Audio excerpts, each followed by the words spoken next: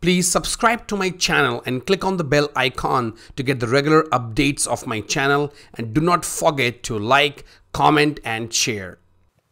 Hey guys, this is Gaurav. Welcome to SaaS with ServiceNow. This is my first video for ServiceNow Developer training. In this training, we will talk about how to perform scripting in ServiceNow. So if you want to become a ServiceNow developer, now this is the right place and right video. I will be posting multiple videos on the multiple topics. As example, client scripts, UI policies, business rules, script includes, workflows, Glide Ajax. These are all the major topics which will make you a good developer. If developer will learn these topics, these functionalities of ServiceNow, then you can become a good developer. And you can see what exactly I have written. Let's learn ServiceNow coding. So let's begin with the training. Before that, let me tell you something about myself. So my name is Gaurav Tripathi. I have around 9.5 years of experience in IT. I have around 6.5 years of experience in ServiceNow architect solutions and project delivery. The picture you are seeing on the screen, it is from the Knowledge 2018 when I was in Knowledge conference. So let's start with the training. Prerequisite. Now, if you want to learn this particular training and if you want to attend this ServiceNow developer training, then there are some prerequisites. If you fulfill these points, then only you should watch these videos, you should see this particular training. The first criteria is you should have at least 6 months of experience in ServiceNow administration. So maybe you have worked in your organization, maybe you have worked personally at your home. You should have at least 6 months so that you have an idea how ServiceNow platform works, what are the different admin functionalities you can work upon in ServiceNow. Second criteria and prerequisite is you should have knowledge of JavaScript. And that's a really important criteria for this particular training. Because we are talking about coding, we are talking about scripting. Now, in order to do development, in order to do coding in ServiceNow, you should have proper knowledge of JavaScript. So if you know JavaScript, that's really good. However, the third criteria I have mentioned here, it's you should be completed Code Academy JavaScript course. Now, this is the first step which I took myself when I started scripting in ServiceNow. And I would say this is a really important step. I used to do a little bit coding in ServiceNow. However, I didn't have much practical experience in the beginning. So one of my mentor, one of my colleague suggested that before starting doing the scripting, let's complete this course first, then you can switch to scripting. And I can tell you with my practical experience that I was able to succeed. When I completed its complete JavaScript course, then I understood, okay, and I was able to do proper coding in ServiceNow. But if you're already working in a JavaScript project in your organization, or you are doing some of the JavaScript work in your personal work, then you don't need to do that. If you're confident that yes, you have proper knowledge of JavaScript, then you don't need to do that. But any person, any developer or any person who wants to learn development and he's new to the system, new to the development world, then he should definitely complete this Code Academy course. How this training will help you. You will be able to do scripting in ServiceNow. So once you are done with this training, you'll be able to do scripting in ServiceNow. You will become a ServiceNow developer. You can develop solutions in ServiceNow.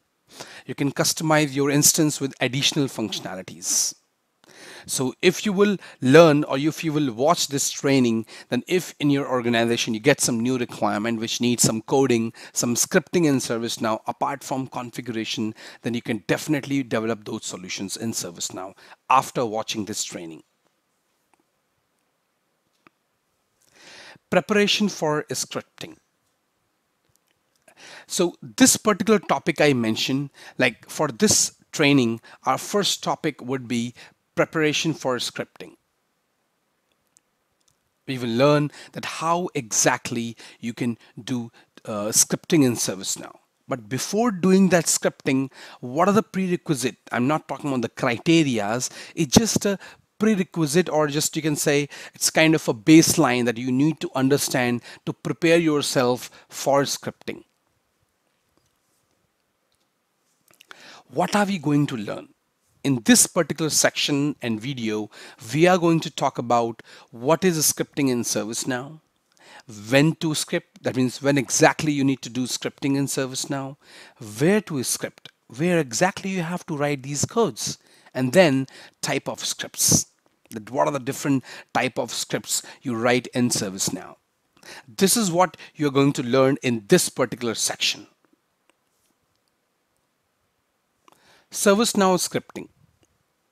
Scripting can be done in ServiceNow to customize the instance with JavaScript. ServiceNow provides classes and methods which can be used to enhance and customize the platform functionality. Now, in order to do customization in ServiceNow, you can do it with the help of scripting. ServiceNow also has its own library, and it has developed some kind of classes and methods which you can call them in your scripting, and then you can customize the platform. And I would say it has given you some kind of easiness so that you can build your solution without any issues. So even if you know little bit about JavaScript code, you're not expert, you can still do coding in ServiceNow. So I just want to give you confidence that any person who is not confident about, even after completion of Code Academy course, if you're still not confident and you still know, I would say, basic of JavaScript, where you can just write a small code, you can still learn ServiceNow scripting. And I can tell you, because I was not in coding world in the beginning, but I learned it and I showed myself. So I can tell you I can give you the confidence. So the people who are watching this video who have never done coding in their life, don't hesitate. You can still do the coding. Now, the JavaScript used in ServiceNow is based on Mozilla Rhino. Mozilla Rhino, it's a different framework where they came up. It's totally dependent on the ECMA. I think it's an organization who has like supported this JavaScript with the version 4, 5. I think currently 5 is going on. So JavaScript used in ServiceNow is based on Mozilla Rhino. I would recommend if you can just do Google and then just search for this Mozilla Rhino, you will be able to learn. You can also learn JavaScript directly from there. So the JavaScript which is used in ServiceNow is based on Mozilla Rhino. When to script in ServiceNow? Now, when exactly a developer or administrator should think that he should perform scripting in ServiceNow? So the conditions are need addition to out-of-the-box functionality. So if any functionality is you're not able to get that solution with the help of out-of-the-box, then you have to write a script. Need integration with other application. When you have to integrate ServiceNow with other third-party applications, then you have to write a script. Need to do automation. If you want to perform some automation in ServiceNow, maybe running some workflows, then you have to script in ServiceNow. You should do scripting. Now, these are some examples which are showing when exactly you should do scripting. So you should do scripting to show an alert if field value changes and push the value of a reference field value. So if you are on an incident form and you want to push some value on any field and you also want to show an alert, then you might need to do some scripting. If you want to copy comments from parent incident to child incident, then you have to do scripting. If you don't resolve the incident if child tasks are open, that means if child incidents are open and you don't want to resolve parent incident, then you have to do some scripting. Where you have to do those scripting, we will talk about it later, as per the situations, as per the requirements. Show assignment group values as per the assignment groups. So you have assignment group values as per the assignment groups. So on incident form, if you have assignment group or you have assignee and you want to show some values as per the assignment group, you can do that. Push the field value on change of other field value. So you are changing one field, maybe a category field, and you want to change the assignment group, you can do that. So in that condition, you should do scripting. Now, out of those examples or out of any of the examples, it might happen that not every time that you have to do scripting, because those are the things can also be fulfilled with the help of just out of the box functionalities. You should not do scripting. Now, these are some examples when you should not do scripting in ServiceNow. Make a field read only. When you want to make a field read only, so we already have a UI policy functionality where you don't need to write a script. You can do it with the configuration change. Hide a field when form loads. When you want to hide a field when form is loading, then you don't need to do that. You can write a UI policy again. Set the value of a field when assignment group changes. You can do it, you can achieve it with the help of business rule. So if you want to set any value on the field when assignment group changes, then you can also achieve this with the help of a business rule configuration. You don't need to write any kind of script. So these are just examples that when you should not do scripting. And as I mentioned earlier, in ServiceNow, there are multiple situations when you don't need to write scripting. You can directly achieve those solutions, achieve those requirements with the help of configurations, and you don't need to write any kind of script. But you have to learn scripting because you might get some of the requirement which cannot be fulfilled with the help of out-of-the-box solutions. So you have to write the script and you have to provide the solution.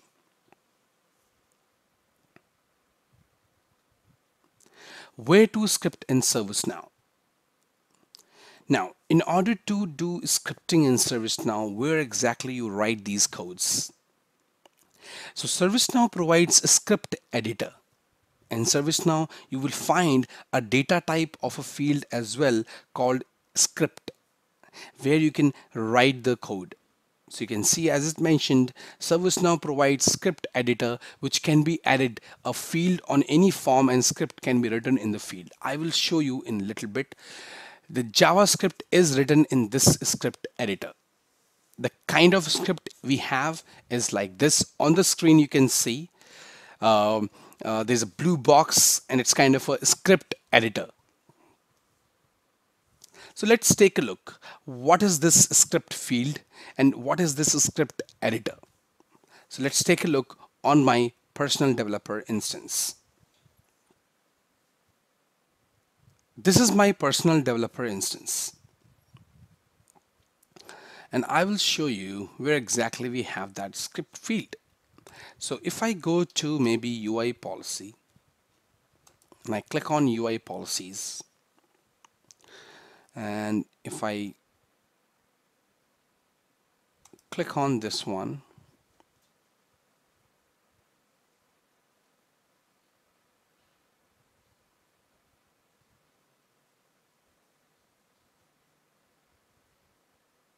okay. As of now, it is not showing you the script field. In order to get that field, you have to click on this advanced view on UI policy form. So if I clicked on that, then I will get that advanced view and I will also see the script field. You can see this is the script field. If I click it, I think form is not loaded yet. Yep, now it's loaded. So if I click here and if I click on run script,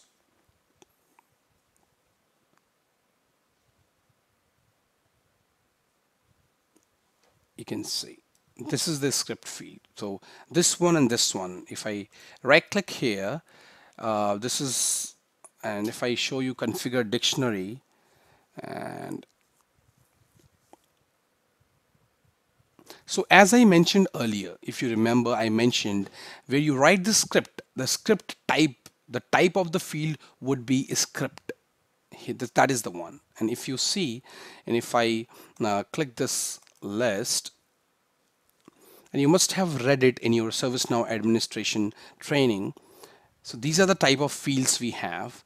And in this type, we also have a script. So we have one is a script and one is a script plain.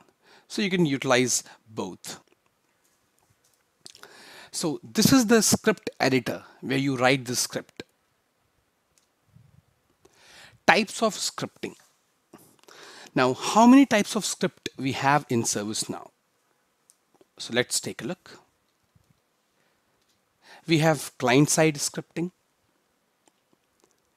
We have server-side scripting. And the third one we have is mid-server scripting. You must have read something about mid-servers in your administration codes. Now, these are the three types of scripting in ServiceNow. Client side is anything which you want to see on your browser, which you want to load on your UI, that will be your client side. If you want to customize something, play something around like showing the field values, hiding the field values, everything is on client side because that is being loaded on your browser. When it comes to server side, if you want to fetch some value from the database, if you want to play with your data, you want to change the data, you want to fetch the data, update the data, that is all related to server side. Even on the form, if you want to push some value from your client to your server, then if you need some calculations, maybe that happens at server side end. That is called server side client script. Not client script, server side script. And the last one is mid-server. So if you want to integrate your ServiceNow with other applications, then you have to do your mid-server scripting in that case. So these are the three types of scripting in ServiceNow. Client-side scripting. Now, what are the examples of client-side scripting? So in client-side scripting, we have Ajax client scripts, UI policy, service catalog UI policy. The UI policy, it runs at browser, right? It runs at the client end. That's the reason it's a client-side scripting. Client scripts, UI actions, UI context menus, validation scripts. These are all, you want to put some validations. Those are all client-side scripting. Then you have server-side scripting. Server-side scripting, and you have like access control list, like ACLs. You create ACLs, you put some access level. Those are all server end, not at client end. Ajax server scripts, when you have to calculate something or you're getting some function call, then you write script include. That is Ajax server script. When you write the server script from the script include, that is the server end script. So for example, if you want to do something on a client, but that needs some server side scripting as well. So you write two kind of scripting over there. One you write on client side because you have to call that script include where you have written the function, and on that function which you're writing, that is the server side code. Then you have business rules. Business rules, they are used to update the data, change the data, insert the data. Those are all server-side scripting. Then script actions, script includes, transform map, UI context menus, workflow editor, UI actions. These are all server-side scripting. Glide class overview. Now, ServiceNow provides JavaScript classes exposed by Glide. You can work with the table using scripts with the help of these API. So ServiceNow provides you some kind of a JavaScript classes. You can call them and just do whatever operations you want to do. They are like inbuilt classes. They have already developed. They have provided you the classes. You utilize them with the help of methods and just call those methods and you can run your script. You can perform database operations with these Glide APIs. So you can perform, for example, Glide Record. Glide Record is a kind of Glide where you can do your database operations. You can fetch the data, you can insert the data, you can change the data, whatever you want to do, you can do this with the Glide APIs. Glide classes.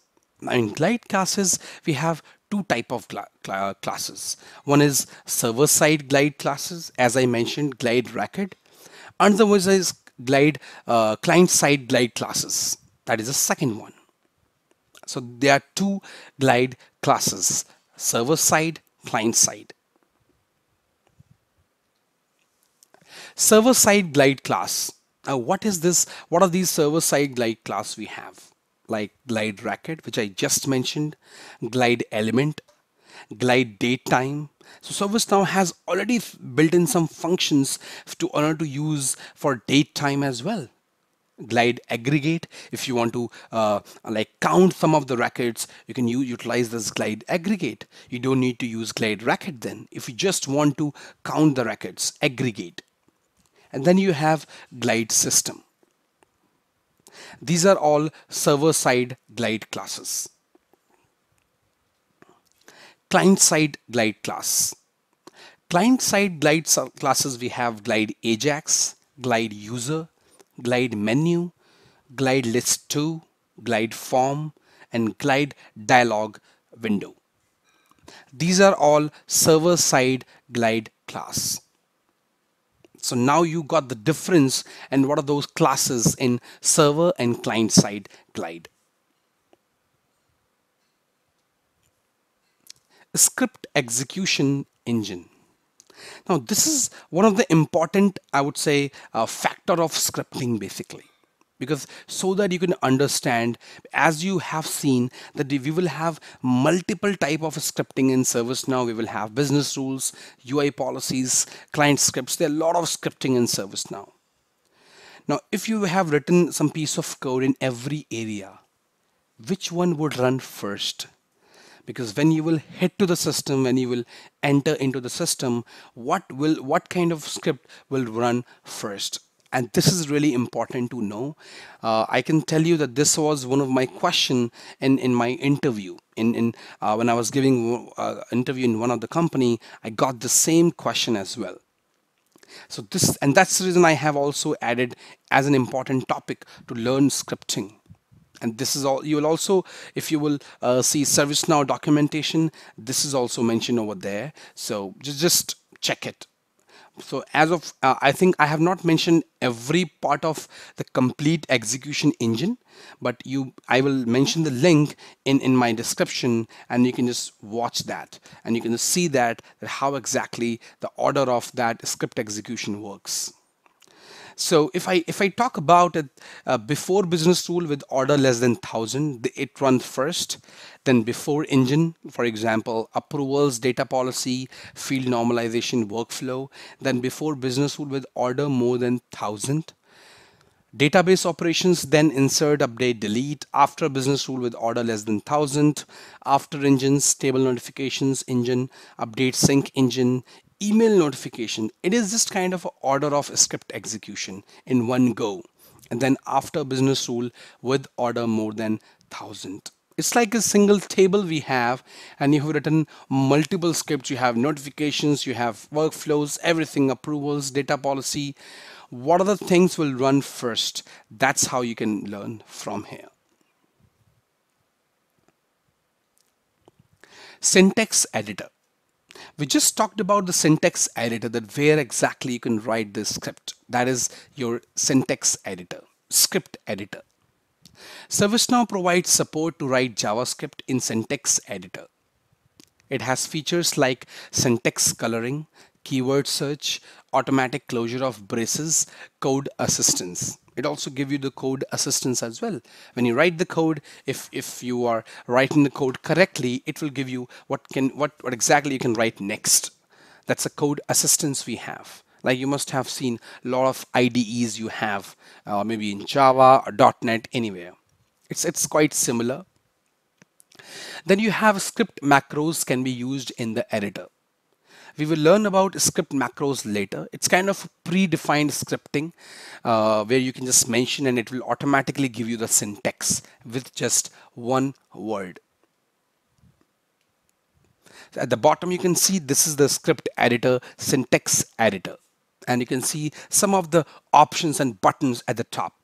We will learn about these buttons as well. Syntax coloring. Now, this is the really important thing to know. When you will write this script, you should know what color shows what functionality, what kind of syntax it is telling you. So you can see at the top we have comments in green. So this is a comment. If anything is in green, that means it's a comment. And we have already started with / that is converting it to comment and converting it to a green color. JavaScript commands in purple.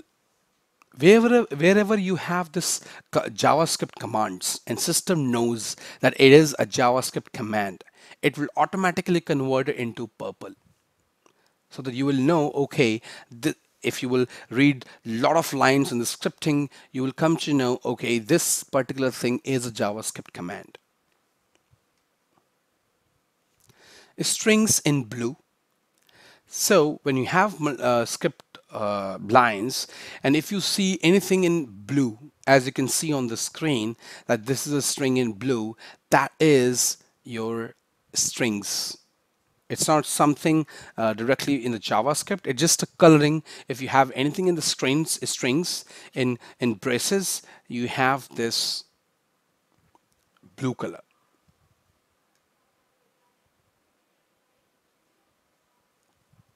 Syntax editor functionalities. As I mentioned earlier, that you have these buttons at the top. Now, they have their own individual response functionalities basically and act in a different way. So let's talk about what are these functionalities of these different buttons we have at the top of the script editor. One is enable disable syntax highlighting. So you can also see without these colors and all, it will just a script editor. That's it. It will not show you these options. It will not show you any kind of coloring. That's a plain editor, like a text editor. So you can enable and disable with this particular button. Toggle comment. If you have a piece of code and you want to convert it into comment, you can do it directly from here. Select that particular code and just click on this button. It will add those slashes in front of those lines. So they will automatically be converted into comment. That's how this functionality works. Then we have format the code. If you have written multiple line of code and it is not in a formatted way, if you will click this button, it will automatically format it as per your code, maybe if, else, these kind of things, it will automatically format it. Replace is something if you want to replace. For example, you found a word and it is mentioned everywhere in your script, in the complete script editor, then you want to replace that word, then you can do it with this particular button. And it will replace once. Next is replace all. If you have a word, it's everywhere, maybe it's maybe 10 times repeating in your complete code in syntax editor, and you want to replace every word with that particular name, you can do it with this functionality. Click it, mention the word, replace with, and done. Search. If you want to search something, if you have a very big code, you want to search for any word, you can directly do it from here. Ideally, I do sometimes from browser, like a browser has its own find. I do it from there, but you can also do it directly from here. Maybe it is more, I would say, better solution. Find next. As I mentioned, when you find something, you can click just find next, next, as we have in, I think in our Word as well, or Notepad as well. It's quite similar functionality. Find previous. This is full screen. If you are writing the code, if you are doing this coding and like you want to make it in a full screen, then you can do it.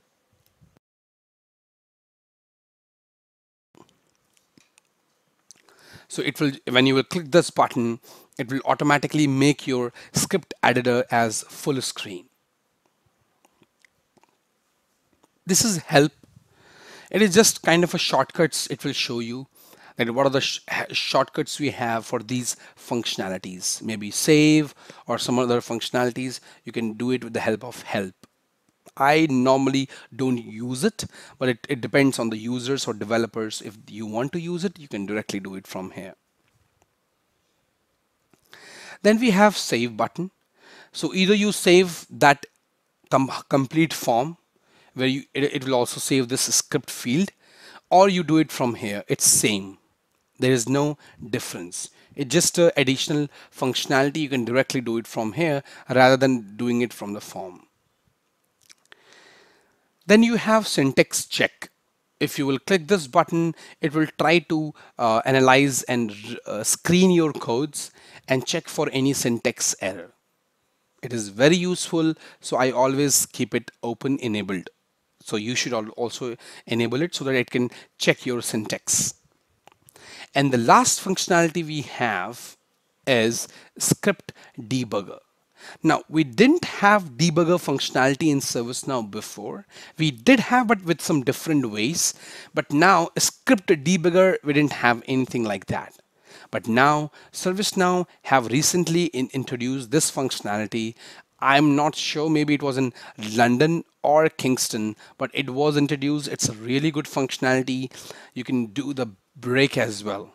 That's a major thing, and I think it's a really good functionality. I think I have rarely used it, but if you want to use it, you can definitely use it. So it's really good for good coders who have really big like big multiple lines of codes. You can use it with this script debugger. Syntax editor macros. We just talked about these macros. And these are kind of a help which give you the syntax automatically. You can also create it, and we also have inbuilt as of now. Few of them from ServiceNow out of the box. So script editor macros. Macros provides shortcut for commonly used scripts. It can be inserted in script editor with the text saved in macros. Let's take a look in my personal developer instance. So you need to search macros. Now don't get confused because you will find UI macros. They are different. They have different functionalities. They are related to UI. And the one which we are talking about right now, those are syntax editor macros, and that's the reason ServiceNow has written over here syntax editor macros. If I click here, and you can see these are out of the box. Let's check one of them as an example, var_gr. Now this is var_gr out of the box macro. You can also develop it. You can also create it if you want, because if I go back, it gives me a new button and I can do it. It's editor macros. And if I click here, and you can see I have this one, var_gr. It is giving me the complete syntax. So if you have any syntax which you utilize every day, maybe every week, you can do it. You can also create it for your complete team. If there is any syntax which is used every day, maybe, or every week for a developer, you can do it directly from here. Now, how exactly we do it? I will show you in the scripting field. Let me show you. So I go to one of the business rule maybe, and I will click new.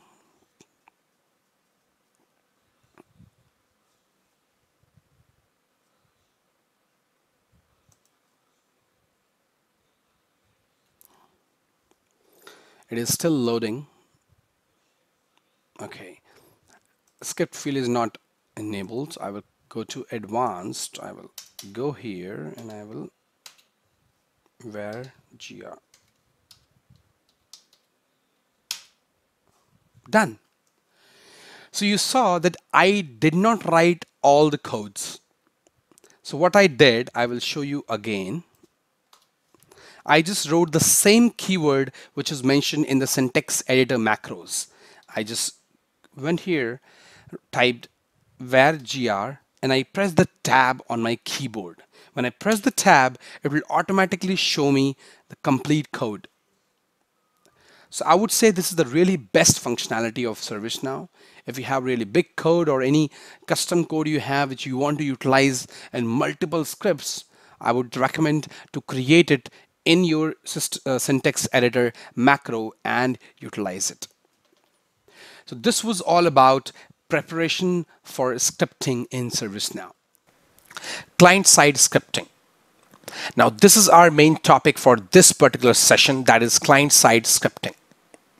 If you remember from one of my video I posted, that is the first part of my developer training, is about 3 types of scripting we have in ServiceNow.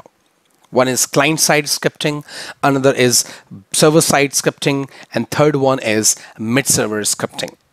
So the major scripting which we use, like as a core platform developer, we use client-side scripting and server-side scripting. Client-side scripting is something we use which you want to change something on user's browser.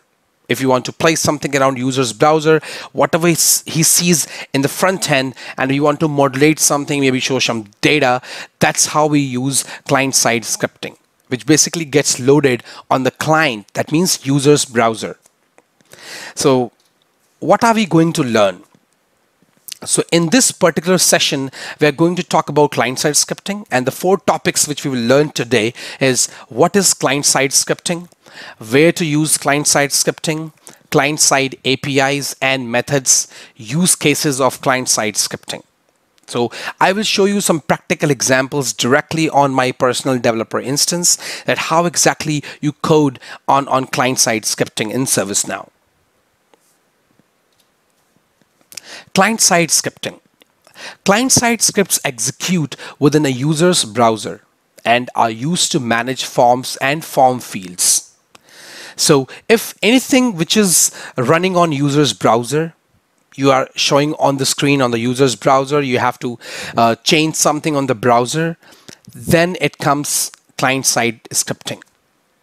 As an example, we have mentioned some of the examples like show an alert when form loads. So if I'm loading an incident form and I want to populate an alert, I can do it with the help of client-side scripting.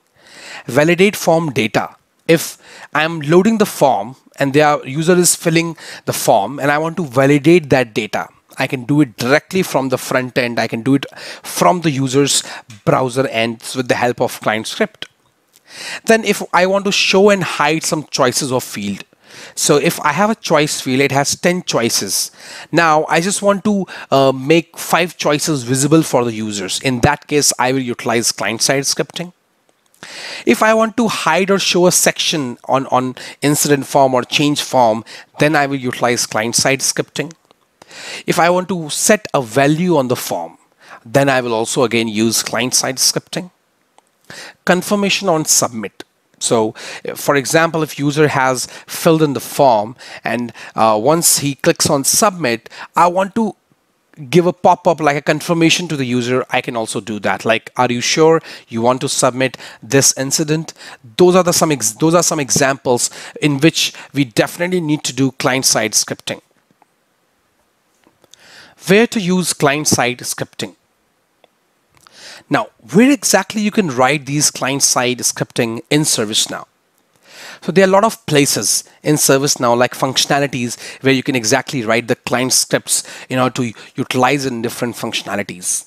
For example, Ajax client scripts, UI policies, service catalog UI policy, client scripts, UI actions, UI context menus, and then validation scripts. Now, these are some places where you can write client-side scripting. I will definitely show you all the examples in one of my video. However, in this particular session, we are just talking about what is a client-side scripting. But overall, bigger use cases for each functionality, like client scripts, UI policy, we have a different section. We have a different session for that. And in this session, we are just talking about what is a client-side scripting. But I will still show you some of the examples that how exactly we use them. Client-side glide classes. Now, ServiceNow provides a lot of APIs in order to use client-side scripting.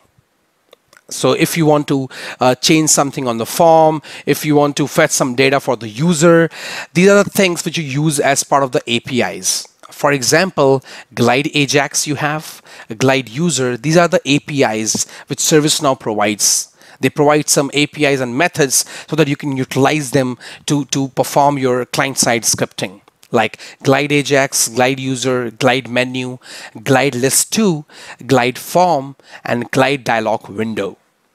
We have some more as well, and I will let you know that how exactly you can see all those APIs in ServiceNow. Client-side API. As I mentioned in my previous slide, these are some other as well, like Glide Ajax, Glide Flow, Glide Form, Glide Model, Glide Dialog Window, Glide List 2, Glide Document V3. These are some other client-side APIs as well. Now, I will mention a URL in my video. In your description, you will find that URL, and you can just see the list of APIs we have for a client in ServiceNow. The first API we will talk about. Now, this API is being used, I think, every time, I would say. So this is the Glide User is used to get information about the logged in user.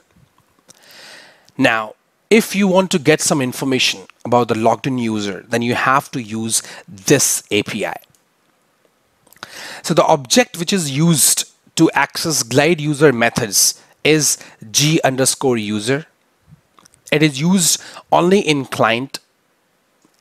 And the syntax we have is like G_user dot Glide User method. And I will definitely show you how to use these APIs. So we will just learn about few major APIs, which I think you will use them in your everyday coding. But I will show you the practical example of each and every API we have for client in ServiceNow. Glide Ajax. Glide Ajax is used to call server-side code from client. That means if you want to fetch some data on the client from the server, then you use Glide Ajax. Glide Ajax instance is called with Glide Ajax constructor. It is used client scripting. Syntax of Glide Ajax is var GA equal to new Glide Ajax script include. Glide Form. Glide Form is used to customize forms and perform some activities on the form. The object which is used to access Glide Form method is G_form. It is used only in client. So only client. You're not going to use it on server end in server scripting. No, it is only being used in your client. And then the syntax we have is like G_form dot glide form method, and we have some parameters. And we will see further that how exactly you use this glide form. So every API has its own utilization, own feature, I would say. So in order to get some functionality fulfilled, you have to use these APIs. Next is glide dialog window. Now, glide dialog window is used for displaying a dialog in current window and frame. It is used only in client. So on the form, for example, you want to put some pop-up, then you can use this glide dialog window. Maybe you want users to put some extra information on the incident form and you want to give a pop-up where they fill something and then you push that data into your ServiceNow form. You can do it with the help of glide dialog window. Now, ServiceNow is also keep on coming up with new versions for these kind of APIs like glide dialog window. I think they came up with glide model then. They also have in list version, they have glide list 2. They also have glide list version 3. So they are coming up with different APIs. Now, how exactly you can access all these APIs in just one list? As I mentioned, I will paste that link in my description of the video. Practical lab and use cases.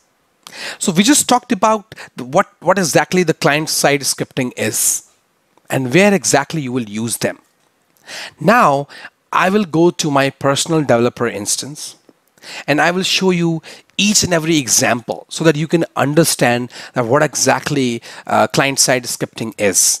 And why exactly we use that, or in what situation, in what use case you have to use client-side scripting, not server-side or maybe mid-server scripting.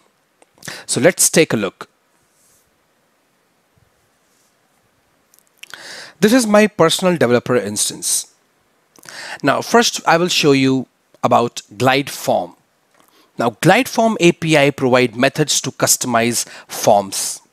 So if you want to customize the form, you can utilize this glide form API. Now, how? I will show you. For example, you have this incident. I will go to open.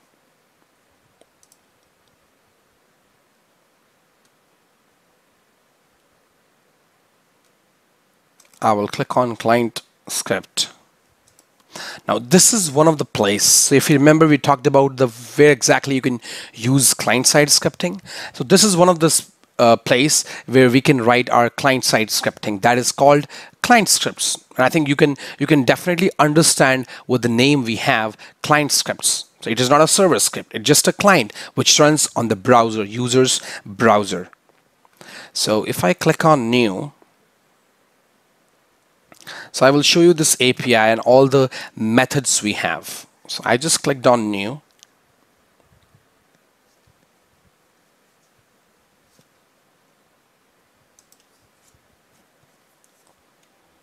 It's running a little bit slow, maybe because of my internet connection. Okay, now it's get loaded.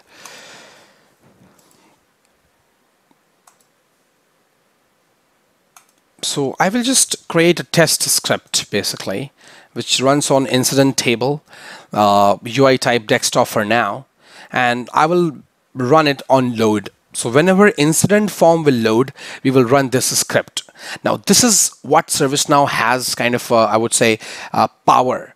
That you don't have to mention something that where or in your code that where exactly it will run. It will automatically run on the client with some conditions, but now you will mention some scripts. Now, as we talked about the G_form, so if you remember, one of the API I mentioned in my slide, that is G_form object. Now, if I type G_form, I'm mentioning this object, and if I put dot, it will automatically show me the methods which I can use for this particular API. So glide form has this object, and this object has all these methods. We can call them and we can have as per the functionality they have. So you can see, for example, add decoration. You can see it adds an icon on fields label. This method is available starting with the Fuji release. We can try to use, let's see which one we can use.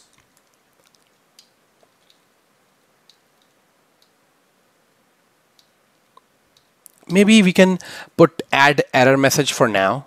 So if I put add error message here, I can put the error message I want to show on load. So this is a test script. Now I'm just using on the form because I'm doing some customization on the form, okay, on the client, user's client. So I'm putting g underscore form, and then I am just putting the method add error message. So it will populate the error message on incident form on load, because we have already selected the load, that on what condition it should run this script. So I have added that. What I will do, I will just click on save.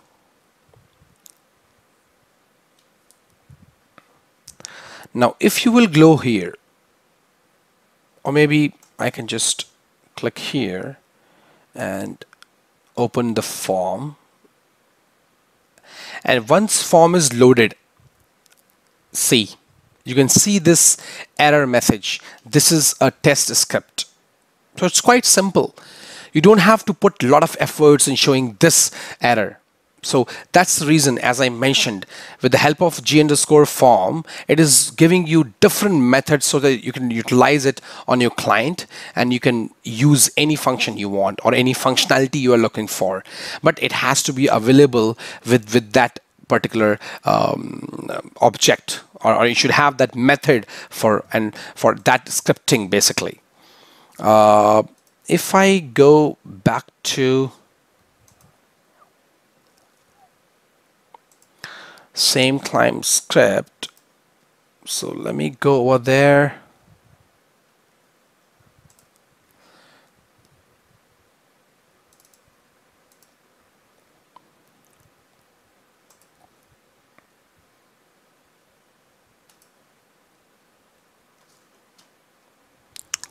This is the one which we created, test one.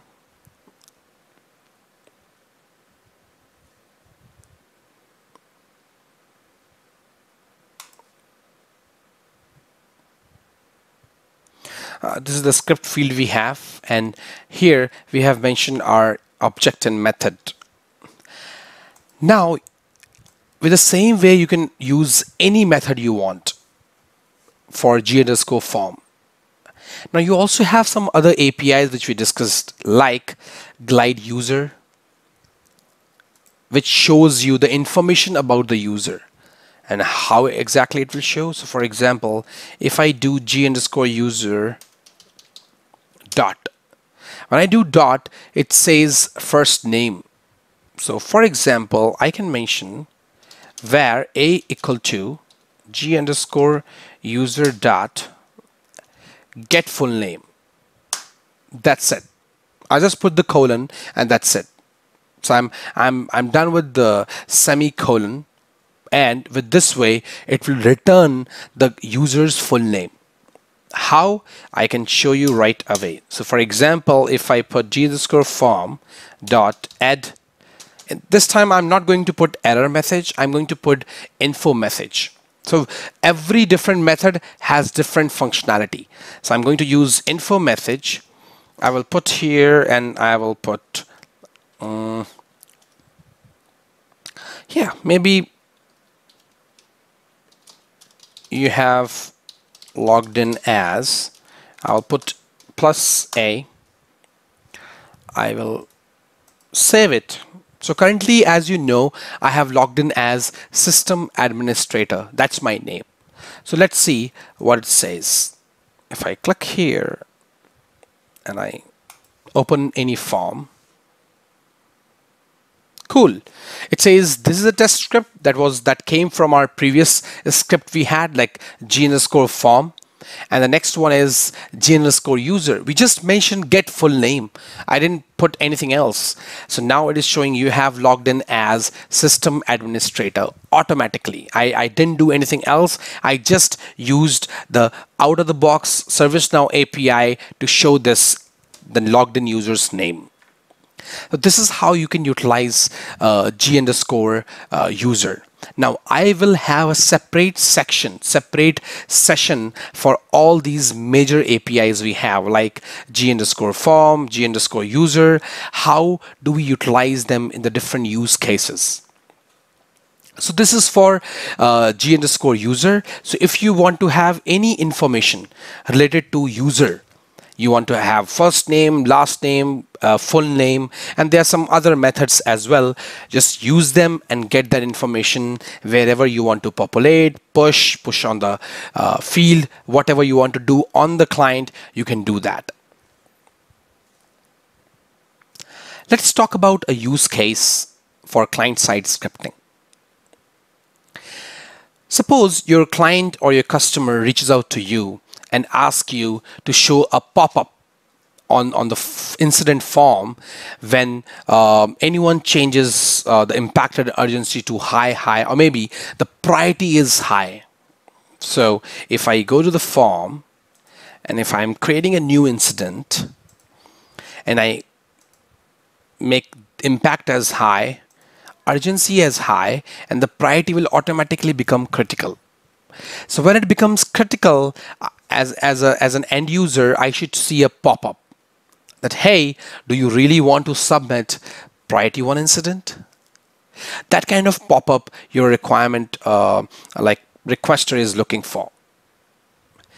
Now, in order to fulfill this requirement, we will only do client-side scripting, because now we have to show the pop-up. And how exactly we will achieve this goal? So let's create a client script. So I will go here. I will create a client script.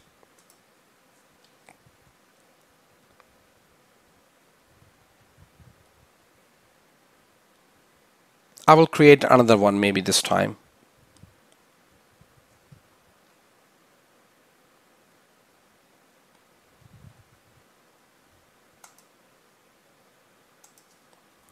So I'm creating new client script and I will give it a name. Show alert on P1. It would be on incident table. UI type should be desktop. Type I will mention on change. Now I'm not going to do it. I can also do it on submit. So for example, if user clicks on submit button, he is going to create the incident. Then also I can do that. But what I want to do it in just first go. So when he changes the priority. So, and the field name I will mention. So whenever you will click this type as on change, it will automatically open a new field called field name. So as of now, I will put priority here.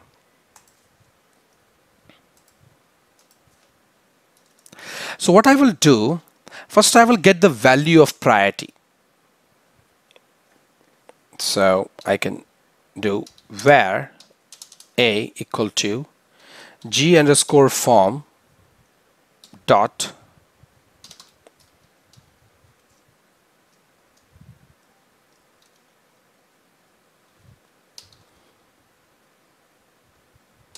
maybe I put get value. And I will, so you can see if I do get value, whenever I do that, you can see it also showing you that what exactly you need to use as parameter. It says field name as a string. So I can mention what field we are talking about, priority. So we will get the value of priority. We can also do it without doing that, like we can use maybe old value or new value. Yes. So, or maybe I can comment it for now. And what I will do, and I will do it on change. So if new value is equal to 1. And I'm sure that priority is 1. Maybe we can check it later, but that value should be, I think, 1. So if I have new value as 1, so new value is the one we are changing it. So if new value is equal to 1, I should see alert. You are going to create P1 incident.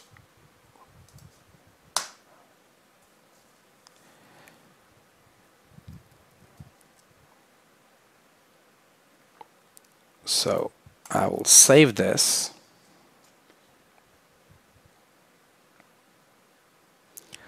And if I click here, maybe I go to this and yep. See, so when I'm changing this to P1, it is automatically giving me that you are going to create a P1 incident. I will click just OK. Yes, that I want to. If you want to make it as a confirmation, you can also do that. So just you have to, in place of alert, you can put confirm. So you will have two boxes, OK or cancel. You can also do that. So this is how you create these alerts with the help of client-side scripting. But we will have proper use cases for every API we have, like glide user, glide form, glide dialog box, glide dialog window, glide model, all these major APIs which are basically used every day in the life of a developer. Like whenever you will like fulfill the requirement of your stakeholders, you will definitely utilize these APIs. So we will talk about those APIs in our later videos, and I will definitely post them. So this was all about our client-side scripting. Our next session will be around server-side scripting. Server-side scripting. What are we going to learn? Today, we are going to learn about what is server-side scripting, where to use server-side scripting, server-side API and methods, use cases of server-side scripting. Let's start with what is server-side scripting. Server-side scripts, they execute on server and database. Ideally, in order to perform some operations, if you get some value from the server, then you use server-side scripting. If you're working on incident form and you have to fetch some data which is in the database, and you want to fetch a value of a record, then you can use the server-side scripting. So following are some examples which shows what is server-side scripting, that where exactly you will use server-side scripting. For example, you are updating a field when record is inserted. So when you are inserting incident record or any change record or problem record and you want to update a field, that you can do with the help of server-side scripting. Setting a value on a field when parent record is updated. If you want to set a value on a field of a child, if for example parent incident or parent record is updated. Validate the role of logged in user. So whomsoever user has logged in, what kind of role it has, that you can validate with the help of server-side scripting. You can generate events. So if you want to generate some events of ServiceNow, then you have to use server-side scripting. Send email. If you want to send notifications to any particular users or group, then in that case you have to use server-side scripting. Where to use server-side scripting? Now, as we saw, there are so many places for client-side scripting. Similarly, we also have some places where you can write server-side code, that is server-side scripting. As an example, you can write these server-side code on access controls, that is ACL, access control list, then business rules, script includes, transform maps, workflow. Now these are some places. There are some other places where you can write both client-side and server-side. For that we can learn later, and I will definitely post one of the video regarding where you can write both the codes. As an example, UI actions. In UI action, you can write server-side code as well. You can write client-side code as well. Even in script include can be written for client-side as well. Ideally, the code will be the server-side, but it can be written for client as well, and just to call any function directly from script include, we will see how exactly you can utilize script include as well. Classes of server side. Now these are some server side classes which you utilize in ServiceNow. As an example, you can see on the screen we have glide record, glide element, glide date time, glide aggregate, glide system. These are all APIs.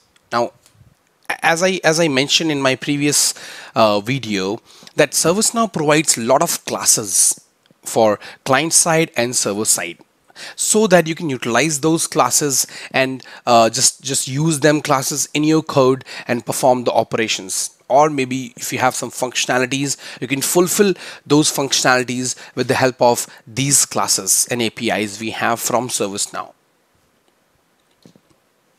Glide record. Now this is, I would say, one of the important API for server-side code, which you will use, I will say, almost every day. If you are a ServiceNow developer, then you will definitely use this API for sure every time, because this record is used for database operations. If you want to manipulate data, you have to use glide record. So anything you want to do as part of your server, you want to fetch some records, you want to insert some records, you want to change some records, update some records, delete some records, you can do it with the help of glide record. In this video, I will just show you few examples of what exactly we say server-side scripting, but I will definitely post another video, or I would say more videos which will talk about all these APIs, even for client side, even for server side, like glide record, glide user, glide form. All these APIs we have from ServiceNow, major APIs, important APIs which every developer has to use every day, almost every day. So glide record, as I mentioned on the screen, that it is used only in server side. Syntax is create instance of glide record class. So we create the instance. How we create it? You create the GR, you create the glide record object, you create a variable that is GR, and you have glide record, and then you mention the table name. Now practically I will show you later that how exactly you utilize glide record. Then we have glide system. Glide system is used to get information about system and current logged in user. It's just if you want to get some information. So ServiceNow has already created this class so that you can, with the help of methods of these class, you can get a lot of information. It is referred by a variable GS. So how you use this glide system? There is a syntax gs.glide system method. You mention the method, and if you have some parameter, that's how you use glide system. Glide aggregate. Now this is also one of the important class of ServiceNow. Glide aggregate is used to perform aggregation operation on the database.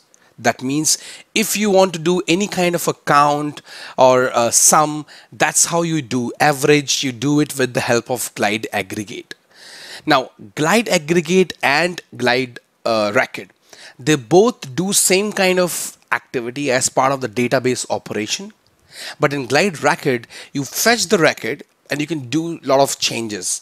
But glide aggregate is just utilized in order to do some functionality, some operations like count, sum, minimum, maximum, average. That's what you can do with the help of glide aggregate. It's an extension of glide record class. That's really important thing to know, that it is an extension of glide record class. The syntax we have for glide aggregate, it's quite similar with glide record. As you can see on the screen, we have var agg, that's a variable we are creating. So new glide aggregate, and then we have incident, and that means it's a table. So in glide record, we mention the table name, in braces, and same here, you just mention the table name. So this is the class where you can do some operations related to count, sum, average. Practical lab and use cases. Now these are not only the one which are the classes of server-side scripting. There are multiple server-side APIs provided by ServiceNow. Now, how you can find those APIs? Even on ServiceNow documentation, there is a site called developer.servicenow.com. You go to that site. There's a I think tab there's a link called API. When you click on that API, it will show you three menus. One is server, client, and REST. REST is for the web services, REST web service APIs which ServiceNow is providing, and the another two are server and client. Client we have already talked about. I have already pasted the link of that particular list of APIs in my previous video. I will also do the same for server-side APIs as well. Now let's take a look for some of the examples and use cases that how exactly you use this server-side scripting. Or when exactly would you think that, okay, now I have to create or write a code for server side? So let's take a look. This is my personal developer instance. Now I will show you how to write server side script. So server side script, as I mentioned earlier, we do like a database operations like client record. So if I go to incident,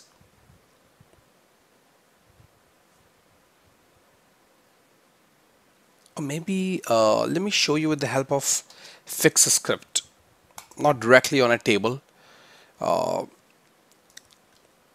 In your admin, you must have read fix script. Now, fix script is just I would say it's a open platform coding where if you have some task, if for example, I will give you a best example that if you want to update 1 lakh records. Now, in order to do that, you have to write a fix script. ServiceNow also provides background script where you can write the code as per you want, but the recommended approach is writing a fix script. So I will just make it a test for demo. Now here, this is the script field where we can write the script. Now, what is a server-side code, as I mentioned? Now, if you remember, we talked about different API classes of client side as well, which runs on form, which runs on form fields. Now here, the code is slightly different because now we work on directly on the server, directly on the system, that how exactly we can fetch the records. As an example, let me show you. So I will start with var gr equal to new. I'm creating the glide record object. Now you can see it says it is automatically showing that what exactly it needs as part of the parameters. It needs table name. So what I will do, I will mention here incident, and this table name is the exact table name. It is not a display name. It is the exact table name we have. So I will put semicolon, then I will do gr. So as I mentioned, there are a lot of methods for this glide record. So we have created the glide record instance. Now I will access some of the methods so that I can create my query to do some operations on the database. So as of now, I just want to fetch 10 records of incident. Let's see that. So I will put add. These are the methods. Multiple methods are there for glide record.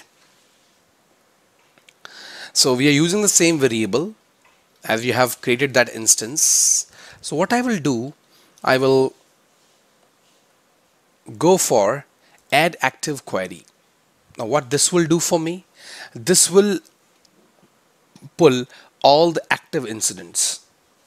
So I will semicolon, then I will do gr dot query, and then I will do while gr dot next. Here I can type maybe gs dot log, and the incident number is, and I will put here gr dot number.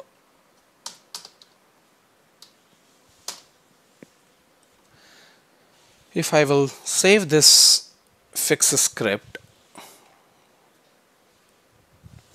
now I will show you, I'm going to run this fix script. So if I run this fix script and proceed, great. Now all the active incidents are showing right here. Now if I want to limit the records, I will do one thing. I will do gr dot set limit. Now this is one of the method which is used for glide record, and you can read sets the maximum number of record in the glide record to be fetched in the next query. So what I can do set limit. I just press the tab and I will put, for example, 5. Now it will just give me 5 incident numbers. I will save it again, and now I will run it.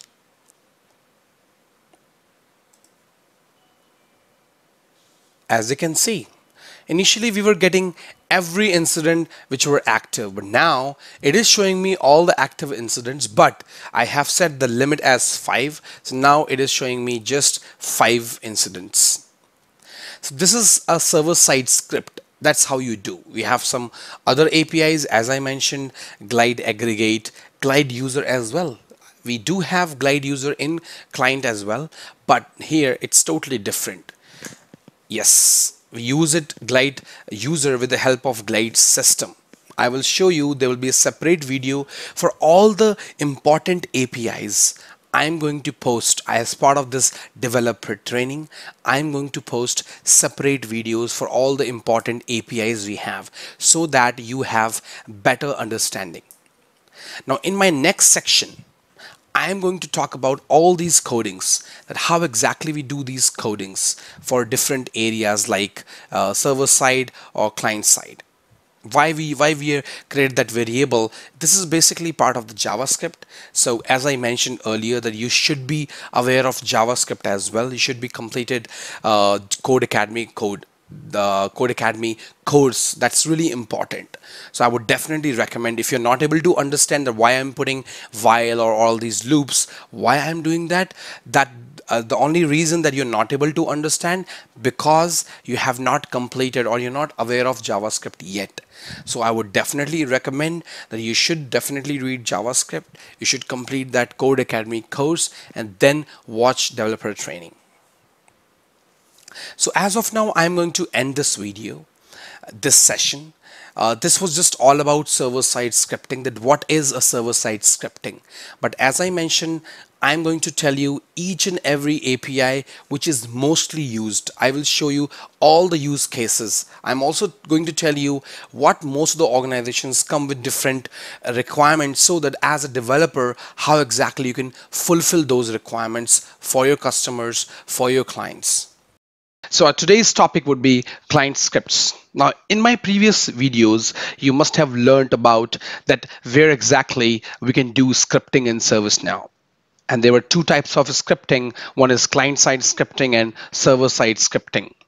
And you also learned where exactly you can use those client-side and server-side scripting. Now, first place where we can do the scripting in ServiceNow is client scripts. So client script is a place where you can do the scripting. It's a functionality provided by ServiceNow where you can write the client scripts in order to do work on the form. So this is a client side scripting. This is not a server side. It runs on client side. So this is overall client side scripting. So let's take a look. What are we going to learn? What is client script? When to use client script form overview, use cases of client script.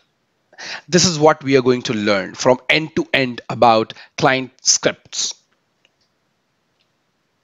Client script. Client script is used to manage forms and form fields in real time. It is executed on the browser. We already talked about client-side scripting. It's quite similar because it will run on client side. And if we talk about the client-side scripting, the major thing or major functionality which you will think in your mind would be client script. And if you get your any requirement which has to be there with the client side, then you will always think of client's script. There are other places as well where you can do client-side scripting, but majorly you will think about client script. So you can see the client script form. We will see it later that how exactly you create client scripts and how exactly it runs on your ServiceNow system. When to use client script. Now these are some examples which shows when exactly you should think of writing a client script. For example, show the alert when form loads. So as an example, your ServiceNow end user opens the incident form. So when he opens the incident form, if you want to show some alert, then you can use client script. Show a message when a field value changes. In ServiceNow or maybe on incident form, if you're changing a field value, when you want to show some message, then you should write client script. Change a field value when another field changes on the form. That is one of the example. Hide and show choices of a field. If you want to show or hide some choices on the form, then you should write client script. And hide or show a section. So you have tabs on incident form or change form, any form. If you have tabs, or you also call sections, you can, if you want to hide or show on some conditions, then you should write client script. Client script form. Now, first, how do you locate client scripts? Now, in system definition, you will find a module called client scripts. If you will click on that module, you will see list of client scripts which are being used in your ServiceNow system. If you have just get the personal developer instance, as of now you have not customized anything, then you will find all the baseline client script. That means in order to build ServiceNow system or all the modules they have created some baseline scripts. So that you will find when you will go to system definition and client scripts. And this is the form on the screen. You can see it says client script. It's a new record. It has some fields, and it gives you an opportunity to write the script as well, which will run on your form. So let's talk about client scripts form fields. What are the different fields? What are their utilization basically? Why we have those fields on the client script form? So client script form fields. The first field we have is name, which will mention the name of the client script. So when you will create a client script, you will just mention the name, any name you want. Your name should always be unique. So if you are writing a client script for different tables, so it should be unique. One more, I would say, recommendation which I want to give is always try to use your organization's name as a prefix, because you will have multiple client scripts. So in order to differentiate the client script's name, that what scripts are baseline and what is customized, then with the help of the prefix, you can know, okay, this is customized and this is the baseline script. So if you're part of any organization, try to just choose that prefix in the beginning. Next field we have table. Table is the table of the form on which client scripts needs to be run. So for example, you want to show something or run this client script on incident form, then you have to select incident table. If you want to run this client script on change table, then you have to select change table. So any form you want to manipulate or you want to run this client script, you have to select that table. Next is UI type.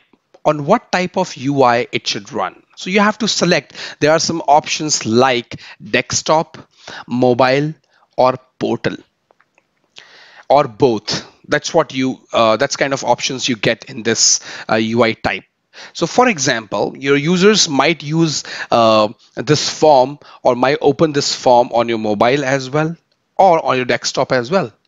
So you can put that option whether you want to run this client script just on your mobile or portal, or you want to just run this on your desktop when user is opening the ServiceNow in just desktop. That kind of options ServiceNow is giving you, because it might happen that there are some functionalities or there are some scripts which you want to run on the form just in mobile maybe, or maybe sometime just in desktop. So it's up to you as per the configuration. If you want to run that functionality every time, then you have to select both. Then we have type of the client script. Now, ServiceNow provides 4 types of functionality in client script. Now, client script has 4 types, that is on load, on change, on submit, and on cell edit. These are 4 types of client script, and we will talk about it later. Then we have application. This is the scope of client script. I think I have never posted any video related to scope. ServiceNow has, I think they came up with, I don't remember the exact version, maybe with Fuji, they came up with scoped application. So as of now, it is global. Initially, I think in the beginning, everything was global, but now ServiceNow has come up with the scoped application as well. So now you have that option called application, and it says global. It's global scope as of now. If your application is running, or your whatever table you have created, if it's in a different scope, then you can select that scope as well. If you want to run this client script in that scope, you can do that. But as of now, as an example, we will just show global scope. Next field we have active, inactive.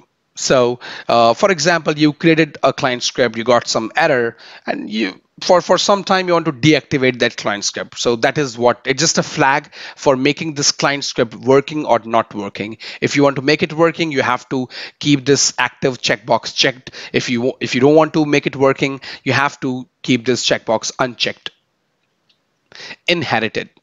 If the client script should be extended. So for example, if you have any maybe you're running this client script on incident table, and there are some tables which are inherited from incident table. Or as an example, if you write this client script on task table, so now most of the tables we have in ServiceNow, like where we work as a task, they are inherited from task table.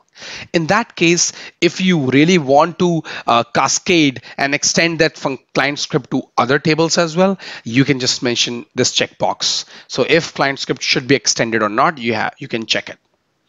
Then we have global. This is just for view of the form.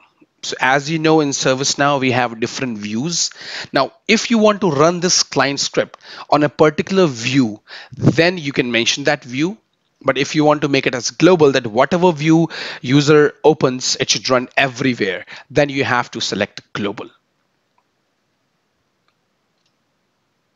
Then you have description field. Here, you just mention the description of the functionality of the client script, that what is the use of this client script, that's what you can mention.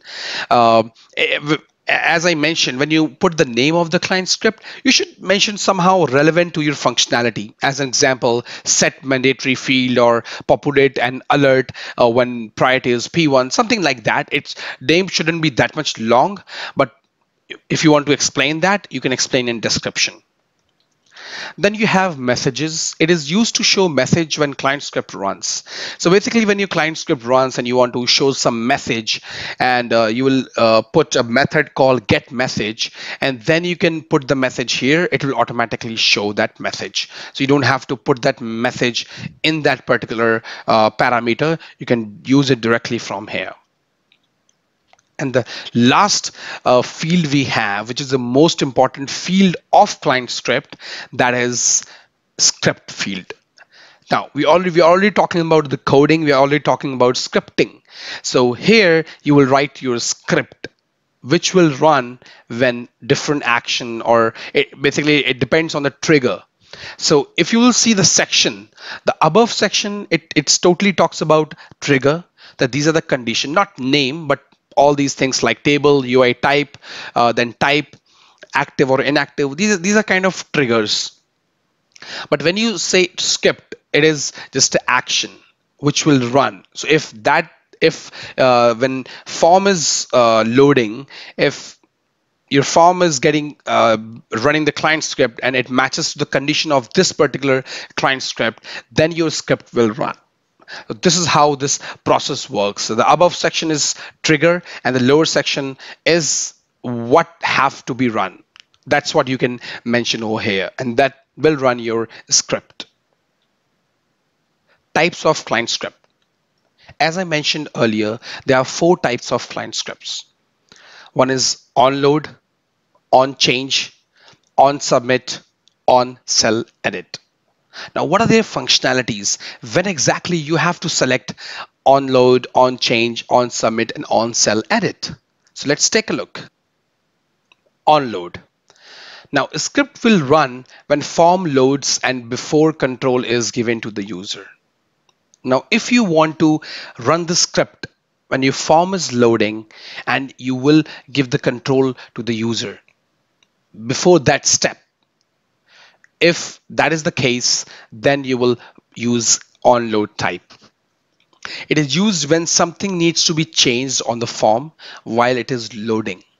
So for example, if you're loading the form and if you want some action to be taken, then you will use the type as onload. Onload function will be automatically populated in the script field when onload type is selected on the form. I will show you later in my personal developer instance at how exactly it does that. On change. Script will run when value of any field is updated or changed. So when you want to run your script, if for example, if any field is getting changed from an end user, if it is used to perform some operation as per the field changed, on change function will be automatically populated in the script field when on change type is selected on the form. It has parameters. So if you remember, in onload we don't have any parameter.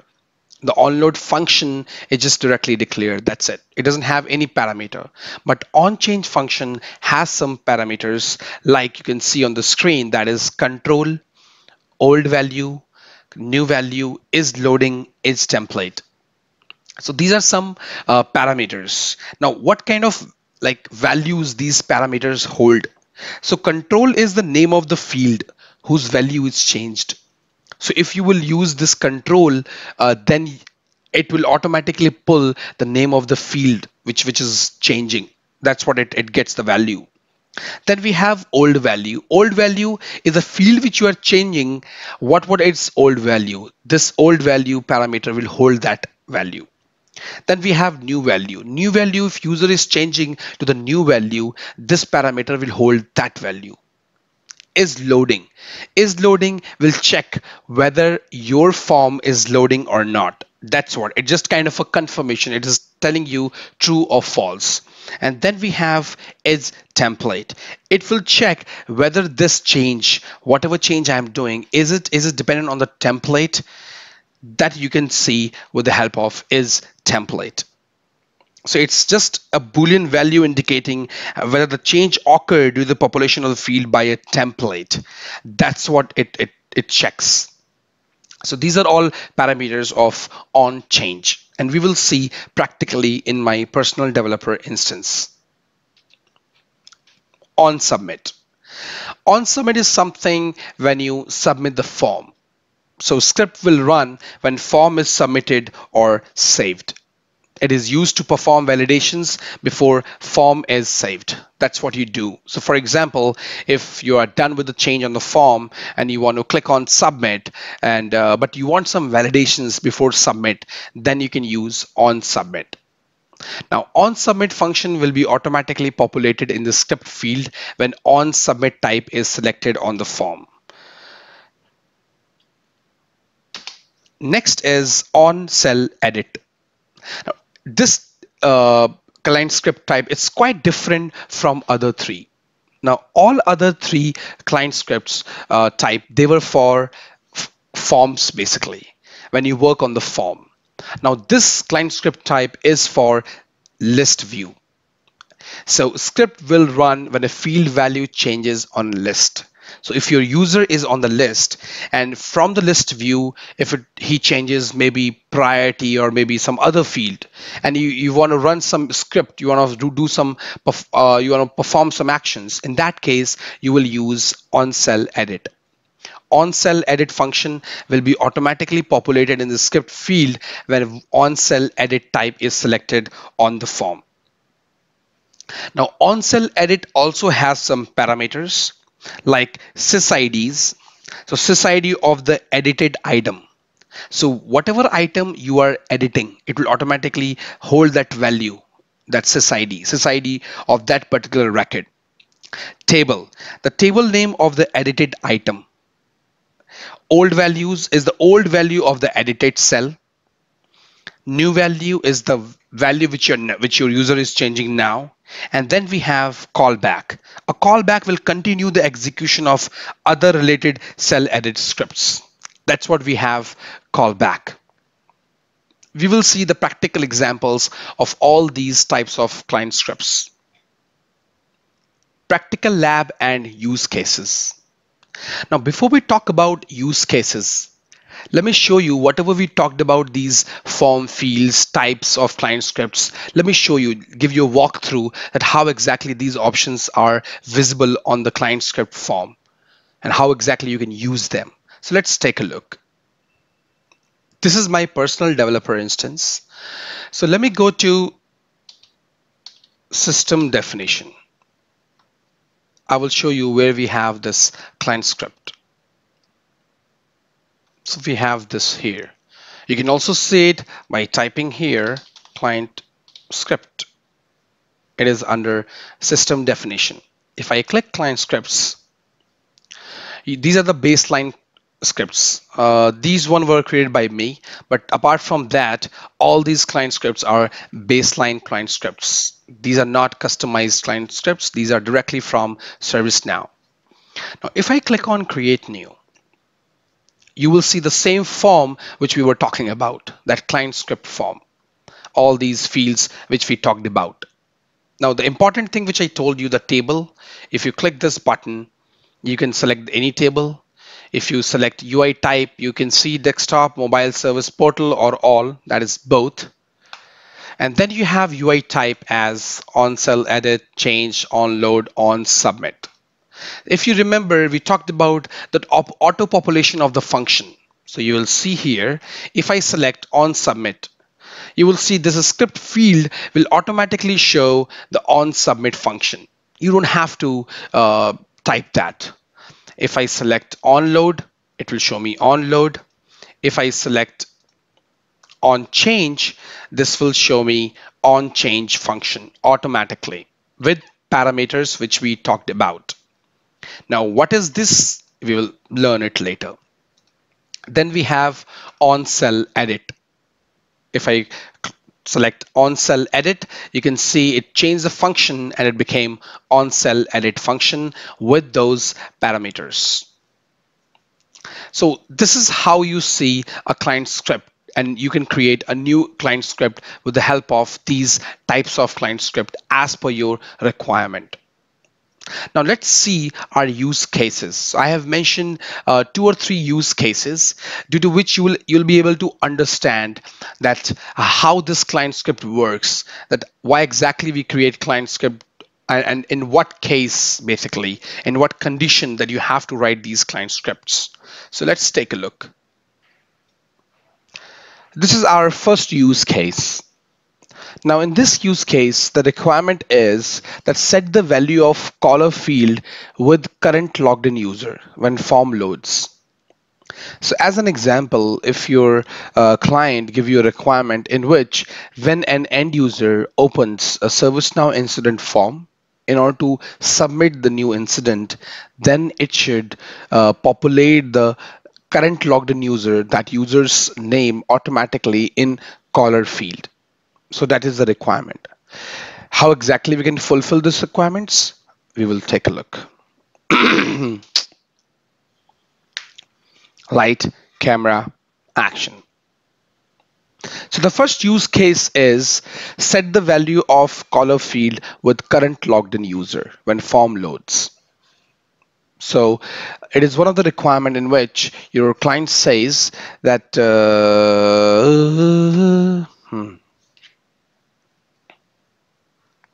light, camera, action. This is the first use case of client script. So the requirement is that we have to set the value of caller field with current logged in user when form loads. So for example, if you have an end user and he clicks or create new button and form loads, then his name should be automatically populated on caller field. As of now, this functionality is not given out of the box. So let's take a look. This is our personal developer instance. I will click on create new. If I click on create new, you can see caller field is not automatically populated. So the requirement is we have to populate it automatically if I'm clicking on a create new button and form gets loaded off incident. So what I will do, I will go to client script.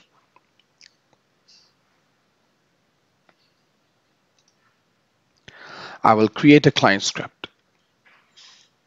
So in order to fulfill this requirement, because this functionality is related to client side requirement, then when form loads, I have to push some value. In that case, I will put set caller. So this is the name of the client script. Table is incident because we want to show it on incident form. UI type, we can keep as of now desktop. Type, now when exactly you want it. Now as per the requirement, it has to be on load. So I'm selecting on load. Now you can see the function on load automatically populates here. So this function is already there. We don't want to put description for now, but if you want, you can do that. So what I'm going to do here, I will first create a variable which will capture the value of current logged in user's SysID. And how exactly we can do that? You can do it. So just create any variable you want. So I'm creating a user variable, and then I will put g underscore user dot. Now this is the API method which you have to use, that is g underscore user dot user ID. When I press tab, it will come over here. I will put semicolon, and here I will put g underscore form. Now we have to set some value in a caller field. For setting a value, ServiceNow provides an API with g underscore form. There's a method called set value. And you can read sets the value, and the display value of a field will display value if there is no display value. So it sets the value on a field. So I select set display value. The first parameter which I have to select is field name. So what I can do, the field name is caller ID. Now this field name is not label name. This is the column name basically. Yes, the real name, the backend name, I would say. You have selected caller ID. And then I will push user, because that's a reference value. So we can push SysID of the user, the current logged in user. Now that g underscore dot user ID will give you the SysID of the user. So if I will make a comment here, get the SysID of the logged in user, just to help you. Now here I am setting the value. I am putting the semicolon, setting the field value. I'm just adding the comment. I think it's a best practice of scripting. And I'm clicking on save. So you must have seen earlier that when I was clicking on new button, it was not pushing that value in caller field. But now when I will click on this create new button, you will see, yes, it is automatically populating the system administrator, because I'm logged in as a system administrator. That's the reason it is pushing system administrator's name. So if any of the user will open this form, his name will be pushed automatically here. Now there's still a tweak here, that this functionality we have written, it will run in every case. That means, let me show you an example. These are all existing incidents. You can see currently David Miller is the caller for this incident. So it means that they will call David Miller must have called for creation of the incident. Now, if I am clicking and opening this incident, what it will do, you can see it changed the name. That means that is a kind of a bug, because you are changing the client script. You have created a new client script, and it is automatically pushing as per the script you have written. Now, what should be the best thing so that it doesn't do this particular operation for all the existing incidents? Because as per the requirement, this should only happen when you create a new ticket. So in order to do that, we will go back to our client script.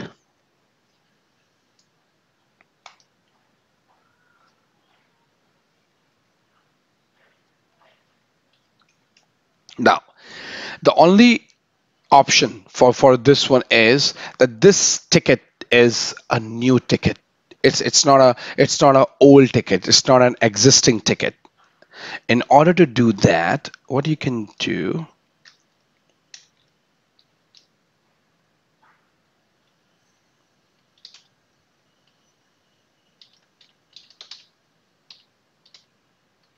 is new record. So if when your form is getting loaded, if it's a new record, then only it should run. So if your form is a new, then it should run in that case. So G underscore form API also gives you method called is new record. Okay, so if this, and I will click on save here, and I will go to my incident. So here we have David Miller, because now you have to like remember one point. We are just pushing the data from the client, from the browser end. It has not been saved yet. Yes. So it's not something that if you are pushing something from client, it will be saved automatically. No, you have to save it. So I'm opening this incident now. This time it will not push the data. Yep. So form has already been loaded, and you can see it is not pushing system administrator. That means the current logged in user name now in caller field. And the reason behind it, because we used that new condition that if this particular form load is a new record, if this form is new record, then only it would push that data, else not. So this is the first use case of client script. Let's talk about the second use case. Show an alert when priority of the incident changes to P1.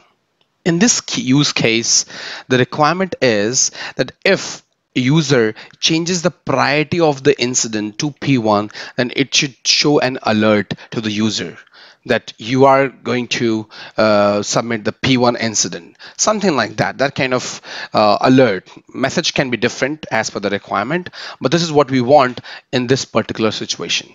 Now, how client script can fulfill this requirement, let's see that. So I'm opening my personal developer instance. Now in this case, I will show you first whether it is showing that message or not. So if I click on existing incident, and this functionality has to work for both the situations, even for new incidents, even for existing incidents. So currently the priority is P4, and if I am changing it to P1, it is not giving me any error. And as you know, that priority is read-only field. It can only be changed by user with impact and urgency combination. So if you are selecting impact and urgency is high, priority would be critical. In order to show that alert, I'm going to create client script. This is the set caller example which we use. So I'm going to create a new client script.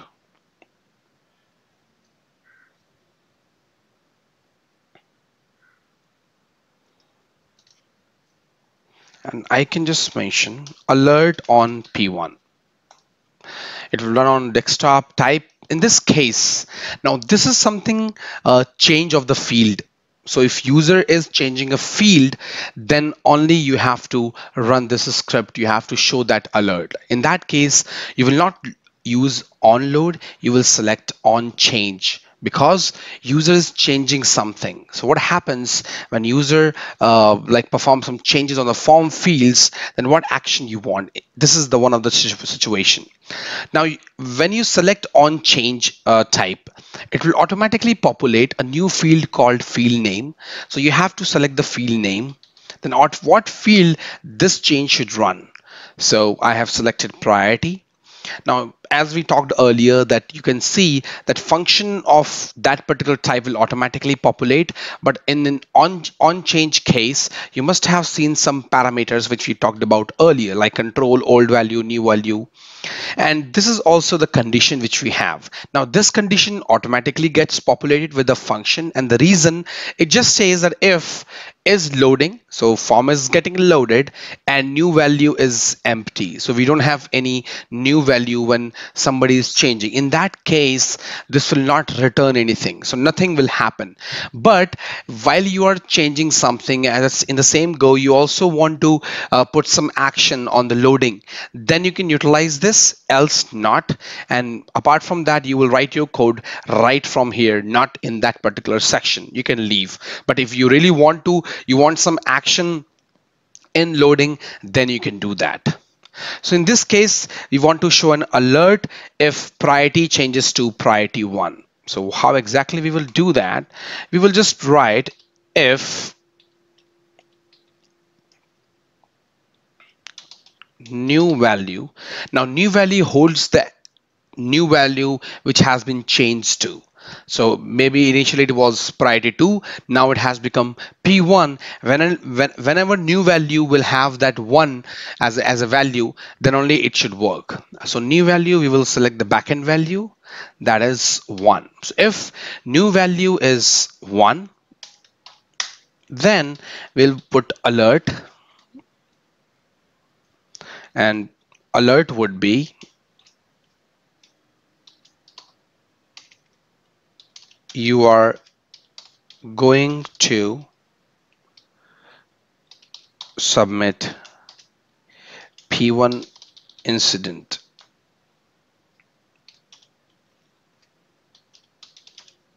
The current priority of incident is, now here you can put the value, and that would be old value. So old value, this parameter already holds that value. So you don't have to declare a variable or something. You just need to put that old value and it should work. So semicolon. So we have this script, and I'm going to save this.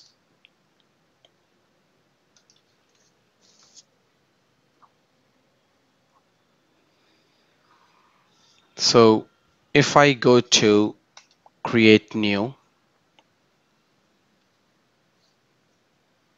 so currently the priority is P5 basically, but if I change it to high, yep, you're going to submit P1 incident, and the current P1, the current priority of the incident is 5. Now why it is showing 5?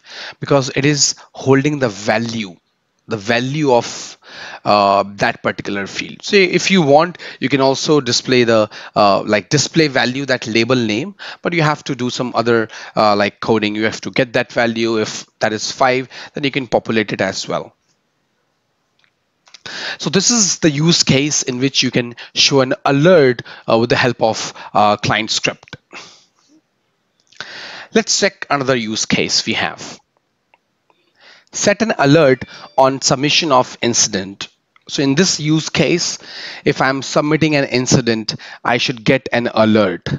So let's take a look. This is my personal developer instance. I am creating a client script.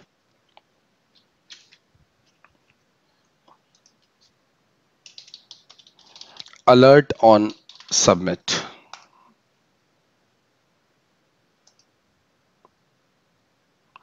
I will make it as on submit, and I will just put alert, and I will type here, thanks for creating an incident. This will be assigned to service desk. Just a message we want to populate to the user.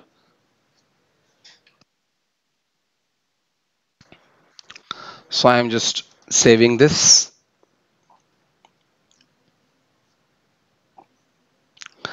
Now I'll go to here and I put a test and I click on save. When I'm clicking on save, you can see it says thanks for creating an incident. This will be assigned to service desk, and I click on OK, and then that particular form is saved. Now let's see what happens for existing. So I'm here right now and I'm clicking on save. If I'm clicking on save, now this is the difference. You can see that I'm still getting that alert because you have not put in some condition whether the submit is just for new record or existing record. So as of now, it is taking for every situation. So submit is whenever you are saving the form, then it will take it as a submit. So don't be confused. So submit is just like a save, but it's whenever you are saving the record, you are submitting the form. In that case, you want to put something, you want to put some validations. In that case, you can utilize submit. As I mentioned in my session, that submit is basically used for validations. So before submitting the ticket, do you want to check some validations? Do you want to do some validations on the form so that you alert the user that, hey, you did not fill this? It is similar to mandatory ideally, but it might happen that sometimes you want to check some short descriptions maybe, or some other fields. You want to put some kind of validations. In that situation, this is being used. This is about on submit. So these are the three use cases of client script. I'm going to post second part of this client script in which I'm going to talk about G_form and G_user methods and APIs we have from ServiceNow. In this session, we are going to talk about common API and methods used in client scripts. In our previous session, we talked about client scripts. Where do we write client scripts? How do we write client scripts? And we also learned some examples, some use cases. Now, I'm going to talk about API which are being used in client scripts in detail. That's what we are going to learn. And I'm going to talk about two major API which we have from ServiceNow. Those are, and that's our next topic, that is, what are we going to learn? And that is glide form and its methods, glide user and its methods. So when your customer or your client will ask you some of the requirement, and in that requirement you think of, okay, this requirement I can fulfill with the help of client script, not any other functionality which we have in ServiceNow, but with the client script. Now, when you will start writing that client script, you have to be aware of some API and methods so that you can write and fulfill the functionality. And that's our goal of this particular session. So let's talk about first glide form and its methods. We will also post the second follow-up session just after this video, and that will be on glide user and its methods. So whatever methods we have for both the APIs, we are going to talk about those methods today. So let's start with glide form. That's our like one of the important API, I would say, and the object which we use for glide form, that is G underscore form. So the glide form API, it provides a method to customize forms, and that's what we learned in one of our previous session. So glideform.js, it is the JavaScript class that containing these methods. And the global object we have is G underscore form that is used to access those methods. So let's start with our first method, that is add decoration. So when you will type on client script, that is G underscore form dot add decoration, then you can see this method and you can utilize it. And the use case we have here is on incident form, show user icon when contact field is filled in. So let's go to my personal developer instance and let's see the example. And that is what I'm going to do today. I'm not going to show you example of all the methods. We will tell you what are the methods we have, but the most important API or methods we have, I'm going to talk about example of those methods. So let's start with add decoration. This is my personal developer instance and have this incident form. What I will do, I will right click here and I will go to my client scripts. So I will create a new client script. And we are going to do this on change basically. And that's a requirement that if caller is empty, if not empty, then it should show that icon. So in that case, you can also show it on onload as well. So what I do, so whenever I fill some data in caller, then I should see it. So in this case, glide form demo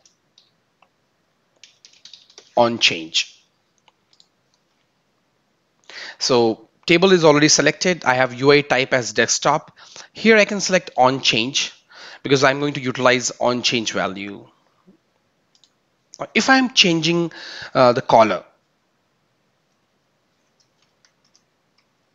so if new value is not equal to null,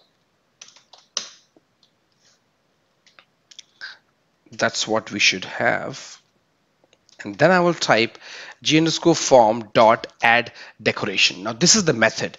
So whenever in syntax editor, whenever you will type the object that G underscore form and you will press dot, you will automatically get access of all the methods you have for G underscore form. So you can see we have add decoration. It also says adds an icon on a field's label.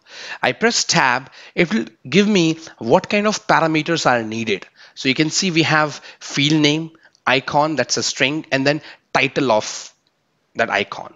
So in this case, what we can do, let's pick the icon. And how exactly we can do that? I will go to my application navigator, search for action icons. Now, this is the list of icons. In this case, I will also do one thing, and I think it will give you a better visibility. I'm going to zoom this so that I think it will help you to see my scripting better. Let's keep it 125. I'm sure that now you can see it better. So you have this add decoration. I'm going to this list. What if maybe I will copy this particular name of the icon. First, I will put the field name, that is caller underscore ID, comma, and then I will put the name of the icon.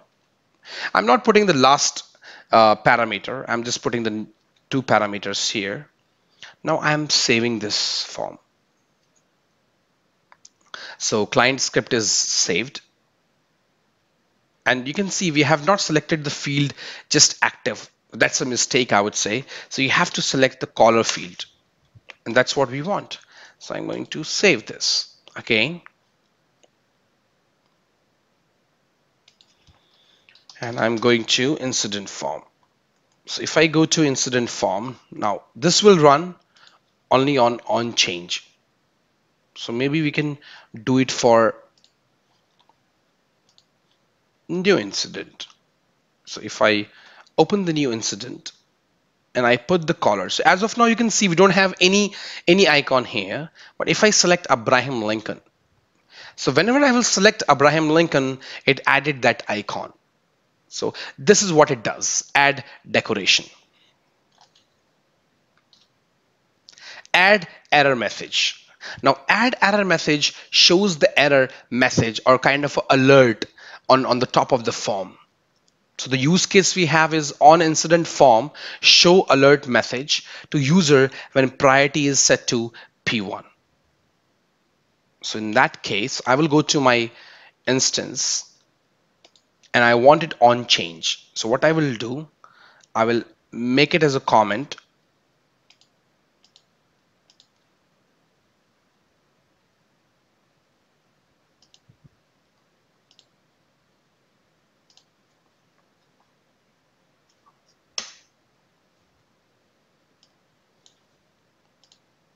So this is comment now.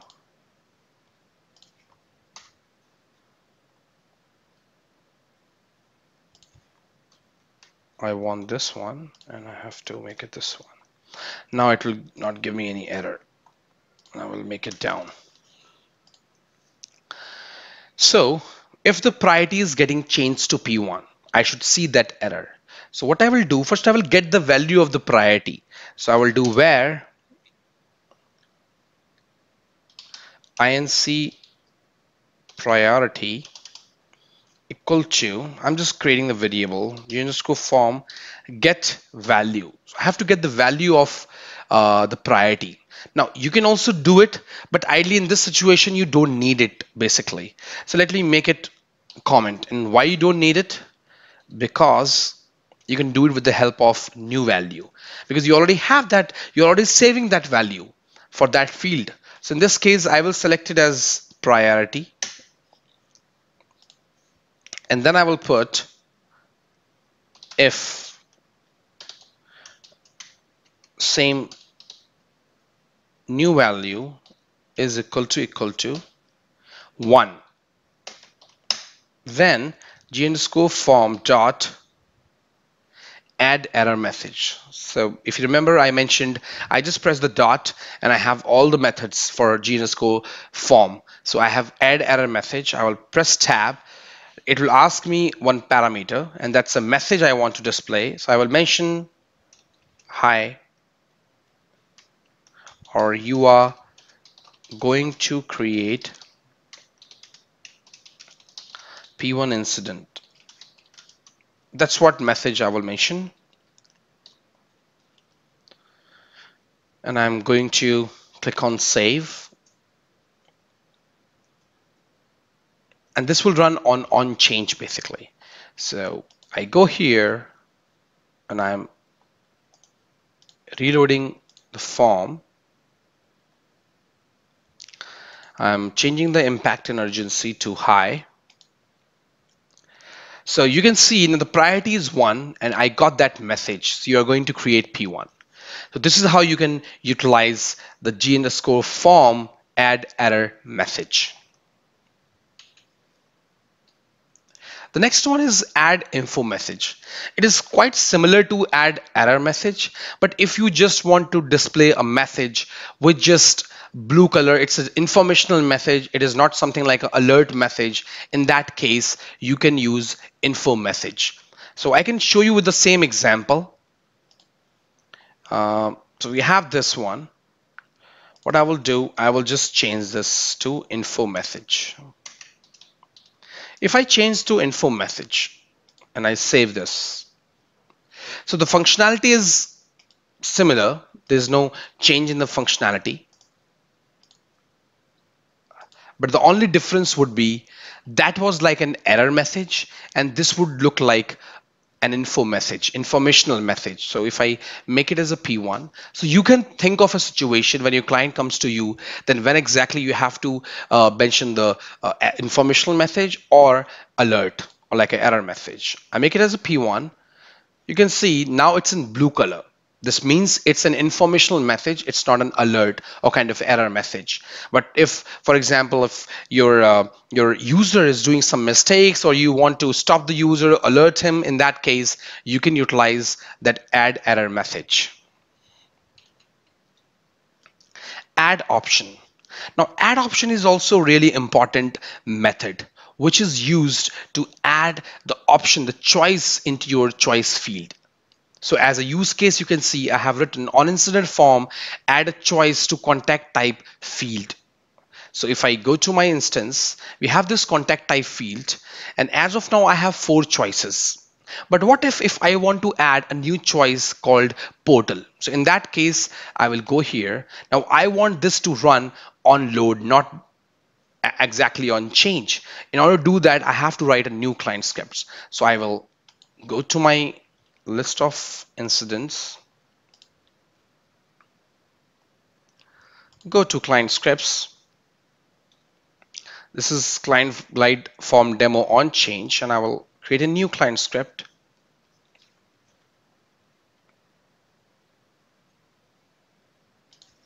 I will write the name, so it will be glide form demo on load. I have here on load. I will select the on load. Once I will select the on load, it will automatically populate the function here, on load function. Now the script I need to write, so we have to add an option. So what I will do g underscore form dot add option. So the parameters which is needed, you can see it says field name, choice value, and choice label. So you know that for choices we always have a value and label. So in that case, what I will do, I will put the field name, that is contact underscore type.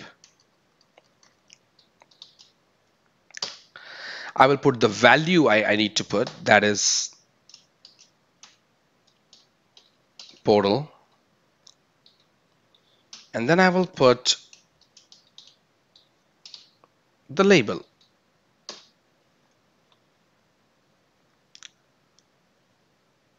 So if I save this and I go back to my incident, I reload this. When I will reload this, then I will see that difference. So now initially you were able to see only 4 choices, and if I go here, now I will see 5 choices. So portal is automatically added. So this is how you can utilize add option. Clear options. Clear options is something to remove all the choices. So one of the use case which I have mentioned is if you want to remove all the choices from any, I have written as a use case from the state field. So in this case, if you don't want users to see any of the choice, you can make it as clear options. User will not be able to select any choice, any option from that particular choice field. Clear value. This is really important method. On incident form, remove text from short description. So what if you want to clear the value of that field on client? So on one of the condition, if you want to remove the short description or any of the field, the value of that field, you want to make it as empty on client. So in that case, what you will do, I will go to onload, and it can be any client script, on load, on change, on submit. It's up to you as per your requirement, because I am just giving you the demo how exactly you can utilize these methods. But the conditions, situation, it's up to you. It's up to your requirement from the client. So I am making it as a comment. I'm going down. What I do, and I do g underscore form dot clear value. When I put this, and I have to put this name of the short description. So this is the field name. This is the only parameter it needed. I'm going to save this. This time we are not going to open new incident because we are not going to put anything in new incident as of now. So I will open the existing incident. I'm going here. So we have this short description, unable to access shared folder. If I open this, so first it will load on the client, that means on your browser. Once it will be loaded, you will not see this short description anymore. You can see it's gone. Now, the important part to know here is it's gone from the client. It's gone from the browser, but not from the database. The record is still saved. Record is still has that short description. It will not be updated until you are clicking on save. So if you're just removing it from the client, that means it is not getting saved. When you will click on save or update, then only it will be updated in your table record. Disable attachments. Now, what if you got the condition that maybe when incident is getting resolved, you don't want users to attach any attachment. And that is what I have written as a use case, that disable attachment when incident is resolved. So if I go to my incident, you can see at the top we have this paperclip icon, with the help of which user can attach any document he wants. Now I want to put a condition that when user does not see this icon or shouldn't be able to attach anything. In that case, I will utilize the state field. So what I will do, if state field is resolved, then I should not see this icon to add anything. So I will go to onload. I will make it as a comment. I will go at the bottom. I will put var state. This is the variable I'm creating. G_form dot get value, and I will put the name of the field as state. I will put here if state equal to 6 if it is resolved. Then I will G_form disable attachments colon semicolon. Then I'm going to save this client script, and I'm going to back to my incident. I'm reloading it. Now why I'm reloading it every time? Because you have updated your client script. Now you have to remember that you run the client script on client. So when you loaded the previous previous form, it still had the previous session. So in order to reload it, it will refresh, and then it will utilize that new client script which you have updated. So now you have this paperclip icon. If I change this to resolved, now you can see it is not changing. Why it is not changing? Because we have mentioned as onload. So in this case, I will show you. So now you got really good situation that you can also make it when you're making it as a result. This will not be visible.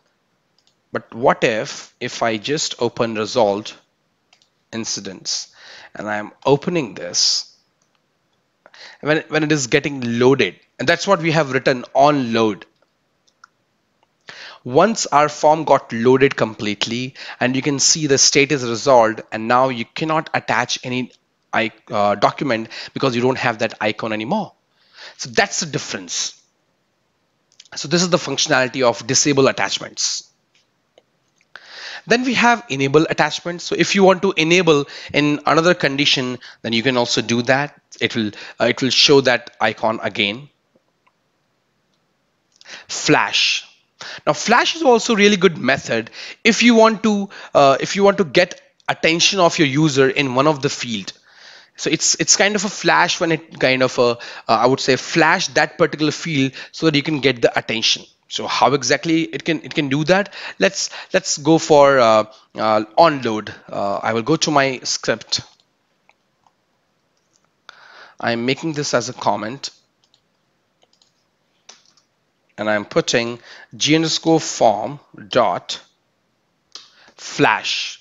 So flashes the specified color, the specified number of times in the field. I press tab, it shows me the parameter I needed. So it shows the widget name, the field name, and the color and the count.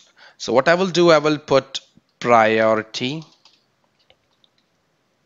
Then I will put the color, and that can be blue. And how much, like count? So I will put 5. If you will put 2, it will, I think, it remove in just 2 seconds, I would say, even less than that. And if I save this, and now I go to my incident, reload this, you will see the difference. So you can see now we have this blue color. So if you want to get some attention, it might happen that you want to flash it if priority is P1 maybe. You want to flash it if caller is a VIP user. In that case, you can do that. Next is get action name. Now, if you want whatever button you have clicked, if you want to get the value of that action, in that case, you can use this get action name. Get Boolean value. Get Boolean value is a method which you can utilize to check the value of a checkbox, whether that checkbox is checked or not. So you can understand, as per the naming convention, it says get Boolean value, whether it should return true or false. So if it's returning true, that means it is checked. If it's returning false, that means it is not checked. In that case, you want to check the value of a checkbox, then you can utilize get Boolean value. And in this case, I have used as a use case that if knowledge checkbox is checked, show an info message at the top of the form. That's kind of a use case. I'm giving an example. So the syntax would be the same, g_form dot get Boolean value. Now you can, whatever value it is returning, you can save that in one of the variable and then use it. Get control. Now get control is a method to get the elements basically. You get the control of that field and it will return the element, HTML element of that field.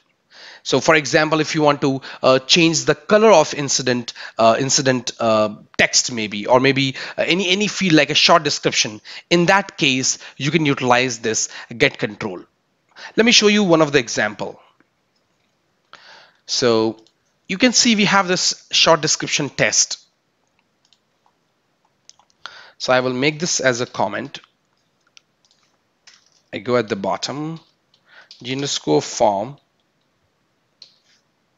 get control. So the control I want for short description,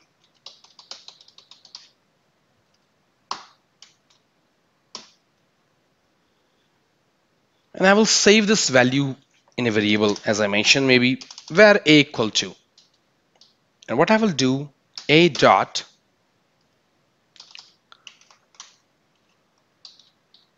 style dot color equal to red. I am going to save this.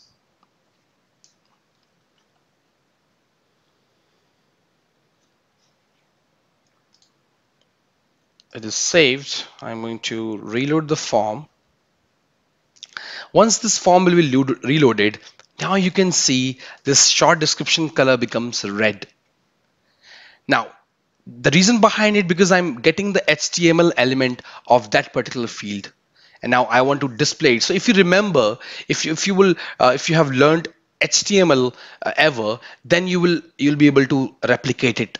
That we use style.color, it's kind of a CSS, and that's what we are doing right here. So it is doing the same thing, but with a different functionality of ServiceNow. Then we have get decimal value. Now get decimal value gives you the decimal value of a field. So for example, if you have any percentage field and you want to get the decimal value, in that case, you can utilize get decimal value. So it's the same, the syntax is similar, g_form dot get decimal value, and you have to mention the field name. Get int value. Get int value, it's similar to decimal value, but it returns the integer value of the field. So in this case, the parameter which you needed, that is the field name. And you can mention g underscore form dot get int value, and you can mention the field name. In that case, you will get, as a return of the data, you will get the integer value of that particular field. Then we have get label off. Now this is also really important method. That on incident form show alert printing the label.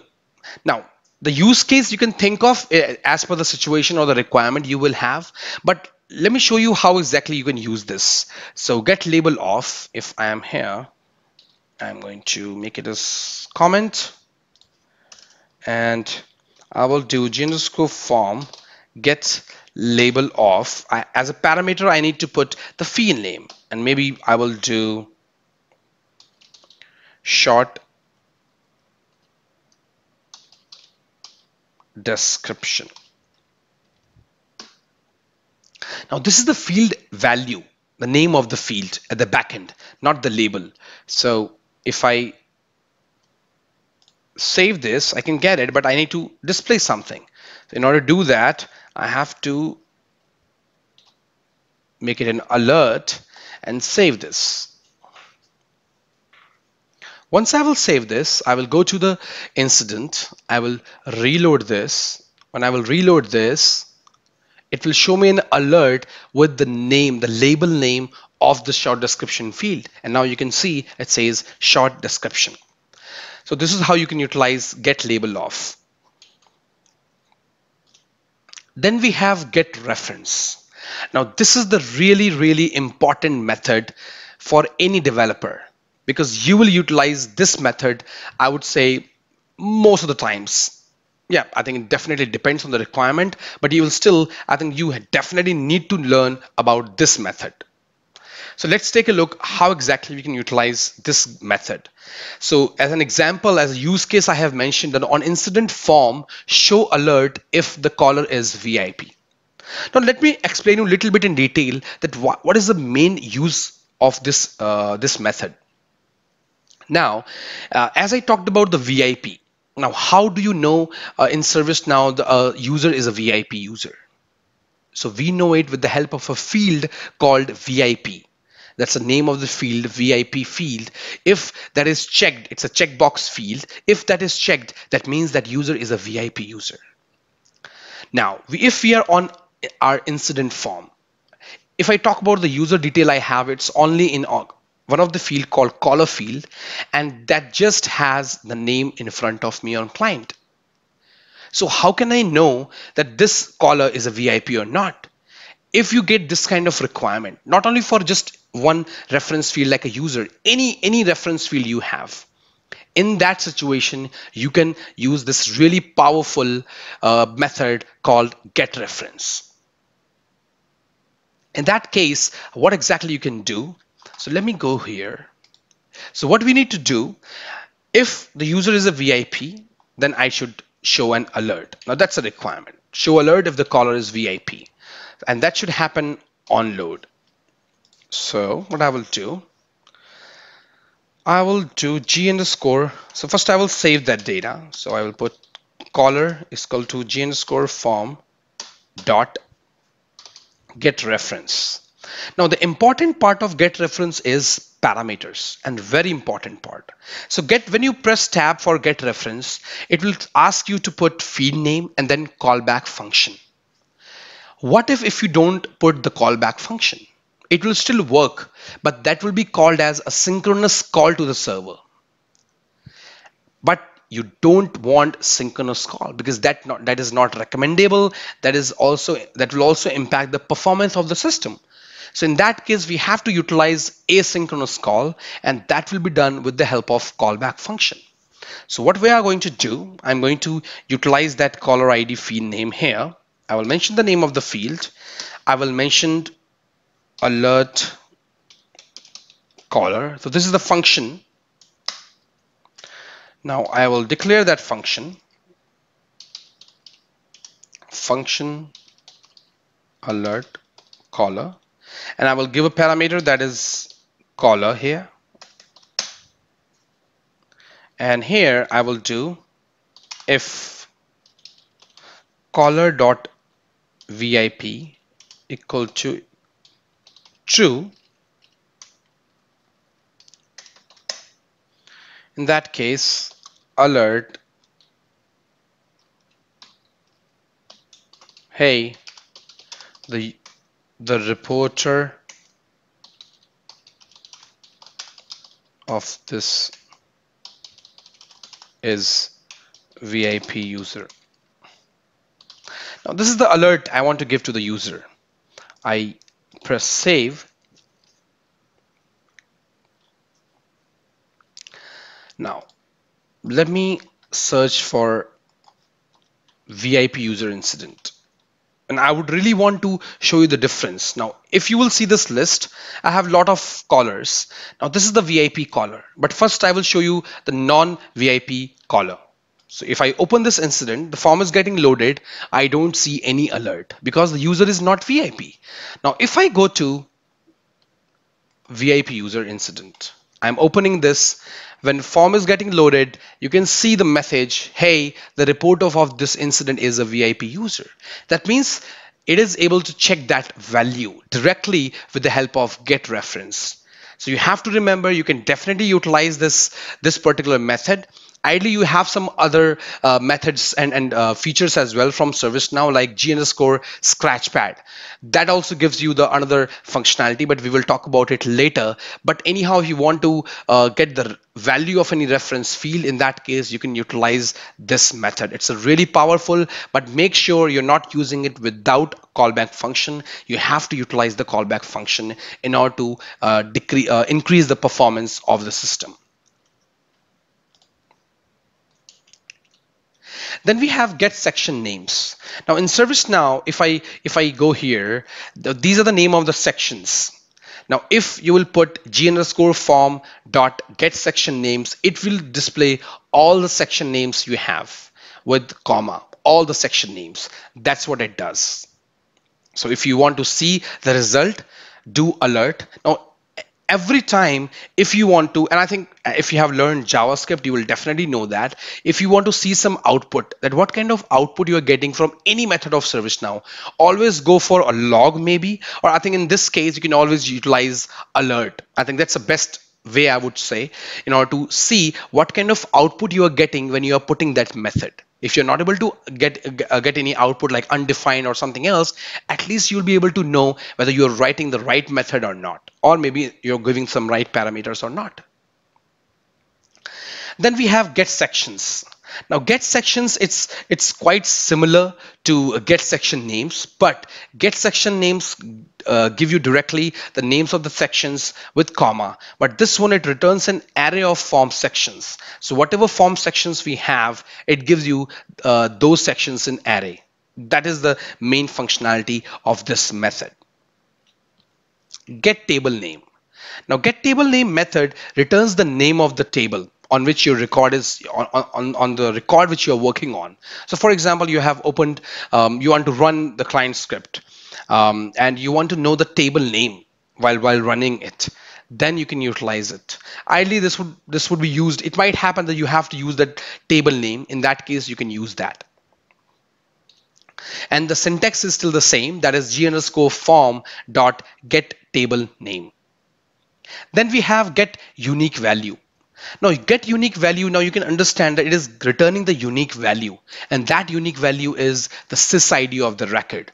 So if you want to, on client end, if you want to get the sysID of that particular record, maybe you're working on incident change, whatever record, and you want to get the sysID of that record, in that case you can use g_form get unique value, and then it will return the sysID of that particular record. If you want to test it, as I mentioned earlier, do alert, put the brackets, and then you can put the g_form dot get unique value. You'll be able to get that on any incident you want, or any change you want, or any of the record of the system.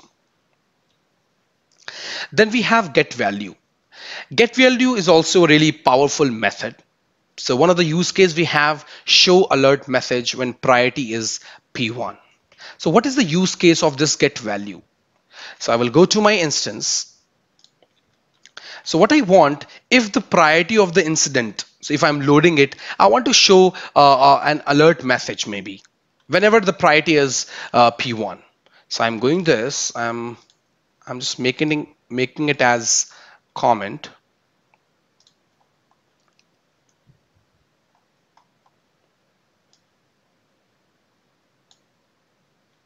So it's comment. I will go a little above. Now, when I'm loading the form, so if priority is P1, I should see that alert message. So what I will do, where A equal to, I will put that in any variable, Ginsco form dot get value. If you remember, in on change we already have that data, like new value or old value. We already saving that data, but here we have to get it. So how exactly we can do that? You press tab, get value, you put the name of the field, that is priority. I go here and I mention if A equal to 1, and then I will put GNSCO form dot add error message. This is a P1. Just an example. I press save.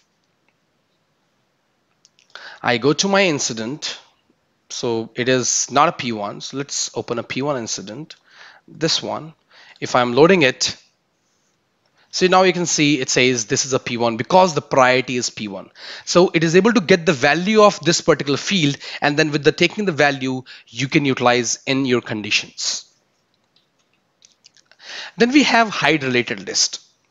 Now you have related list on your incident form. So if I go to this incident, if I go at the bottom, you can see we have these two related lists. Now, what if you want to hide it, you might get this requirement from your customers or from your client that you don't want to show this related list, maybe one of the related list or every related list in some conditions, maybe it might happen. In that case, so there are two kind of hide related list methods you have. One is hide related lists, that is S you have, that means it will hide all the related list of that particular form. Now, if you want to hide just one specific related list, then you can mention it. I have given the use case that show affected CI related list when CI is not empty. So in that case, I'm not going to show you the complete example, but just to show you that how exactly it's work, you have to type the GNSCO form hide a related list. So this will hide all the related list, and this will hide just specified related list on the form. If I press tab, it will ask me the parameter, the list table name. That's what you have to mention here. It will automatically hide that. So I'm going to make this as comment and go to next API method. Is live updating. Now ServiceNow came up with a feature, as you know, that if I think you can see the live changes. That's what they came up with. So what if, for example, if two users are working on the same incident and another user is changing at the same time, maybe some another field or the same field which another user might update. So in that case, if that happens, is live updating. If user is interacting on the same form or two users, and if something is getting updated, now that situation you can get with the help of this method. So if that condition is there, that means if G underscore is live updating, if that is returning true, that means you can put some conditions. So that's the reason we have this particular method that is live updating, and it's really important method, I would say. Then we have is mandatory. Now, as we know, we have ServiceNow UI policy for making the fields as mandatory, read-only, and visible.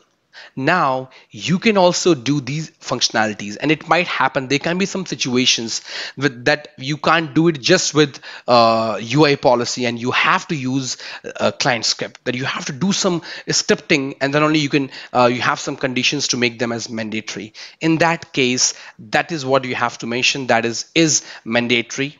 So if you want to make a field mandatory in some conditions with the help of scripting, then you have to mention g underscore form dot is mandatory, and then you have to put that value. So if you want to check this, then you can use is mandatory. You're not setting it, you're checking it whether that field is mandatory or not. So if that field is mandatory, then it will return true. Is new record. Now you can understand, I think maybe I just because there's this different method of we have, that is set mandatory. This one is mandatory. You have to check, is it mandatory, that field? That's what you have to put. The parameter which you will mention here, it's a field name, and that's what you will do. So it will check. So if in your client script you want to check if any field is mandatory or not, then you can use it with the help of is mandatory. Is new record. Now, is new record is also another method in which you can validate whether the current record, it's a new record or not. New record, I mean when you click on create new and you're not saving the form. So until and unless you're not saving the form, it is a new record. So if you want to check it whether it's a new record, then you have to put this condition, put this method, and you have to mention g underscore form dot is new record. It will return true if record has not been saved yet. That is what you can utilize is new record. Then we have is section visible. Now this is another method in which you can check whether that section is visible or not. Now as a parameter, it needs one parameter, that is the name of that section. So if it is visible, it will tell you whether it's true or false. Remove decoration. So if you remember, I think our first method we talked about add decoration. So if you want to remove any decoration as per any different condition, then you can use remove decoration. Remove option. We talked about add option from our choice field. Now in this case, if you want to remove any choice, this is how you can do. So on incident form, remove closed option for the ITIL user. Now this will remove that closed option. They will not be able to see that closed option. And that's what you have to do, remove options. Save. Now on client, if you really want to save the form with some action of the user, maybe if he changes the button, he changes the field basically, in that case you want to save the form without clicking on save button, in that case you can use this and you can save the form. In that case you have to use g underscore form dot save. The next is set disabled. So if you want to make a specified field available or unavailable, so you don't want to show that field, in that case you can use this set disabled, like you have the visibility of the field in UI policy. So it's quite similar, but the recommended option will always be UI policy rather than client script. Set display. Now you will be able to display the fields. Now disable is quite different because you want to make that field available or not, then you will use disabled. And if you want to, as part of the display, whether you want to make that field visible or not, that you can, in that condition you can use set display. So g underscore form dot set display, and as a parameter you can put field name, and you have to put the boolean value comma, like comma boolean value that is true or false. That's what you have to mention. Set label off. Now as we can get the label of the field, you can also set the label of the field. So you already have a label on the form, but it might happen that your customer might look for some different label with some another condition. In that case, you have to put that condition, and then you have to put as set label off. And in that case, as a parameter, you have to mention the name of the field, and then you can set the label. Set mandatory. So as I mentioned earlier, that with the help of UI policy, you can set the fields as mandatory, visible, or read only. but you can also do it with the help of client scripts. And this is what you can do, that is set mandatory. So if you want to make any field as mandatory, you can do it with the help of g_form dot set mandatory and the field name. And you also need to mention mandatory, whether it's true or false, whether you want to make it mandatory or not. That's what you have to mention. The use case which I have mentioned here, when form is not the new CI, should be mandatory. So if form is not new, the CI should be mandatory. That's what it is telling. And how exactly you will find that form is not new? That is new record method. Set read only, it's similar, which we talked about with the UI policy. You make read only, and you can make it with the help of set read only. G_form dot set read only. Set section display.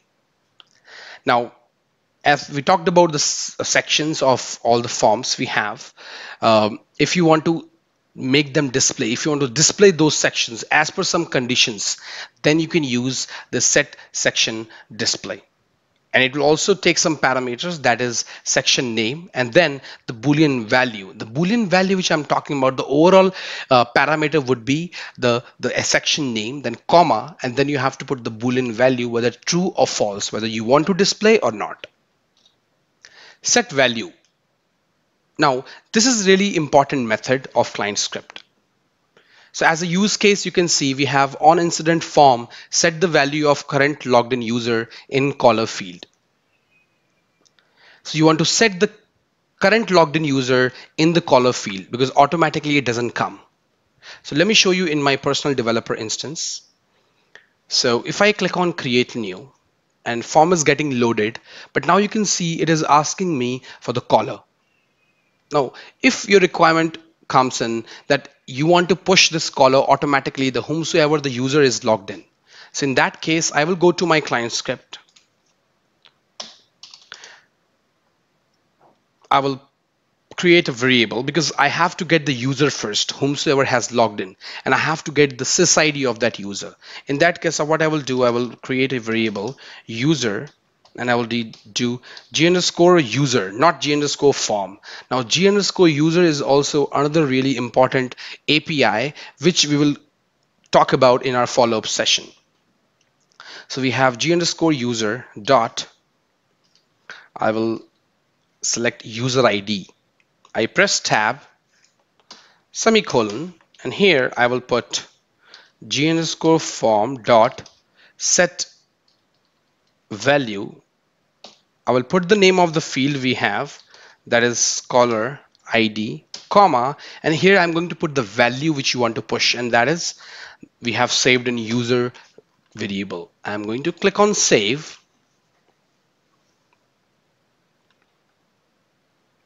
I'm going to my incident form, reloading it. When I'm reloading it, you will see that caller now has system administrator, that is me. I have logged in as system administrator, and that's it is showing my name over here. So you might get this requirement in one of your organization or one of your requirement from your client or from your customers. Then we have show error box. This is also another method that if you want to show the error box, then you can use this particular method. So if you want to display an error message under a specified form field as a box under the field, basically, in that case, you can utilize this show error box. The parameter which it needs is the name of the field. That's what you have to mention, and the message you want to display. So it is not similar to add info message or add error message, because add info message or error message, they're not related to any field.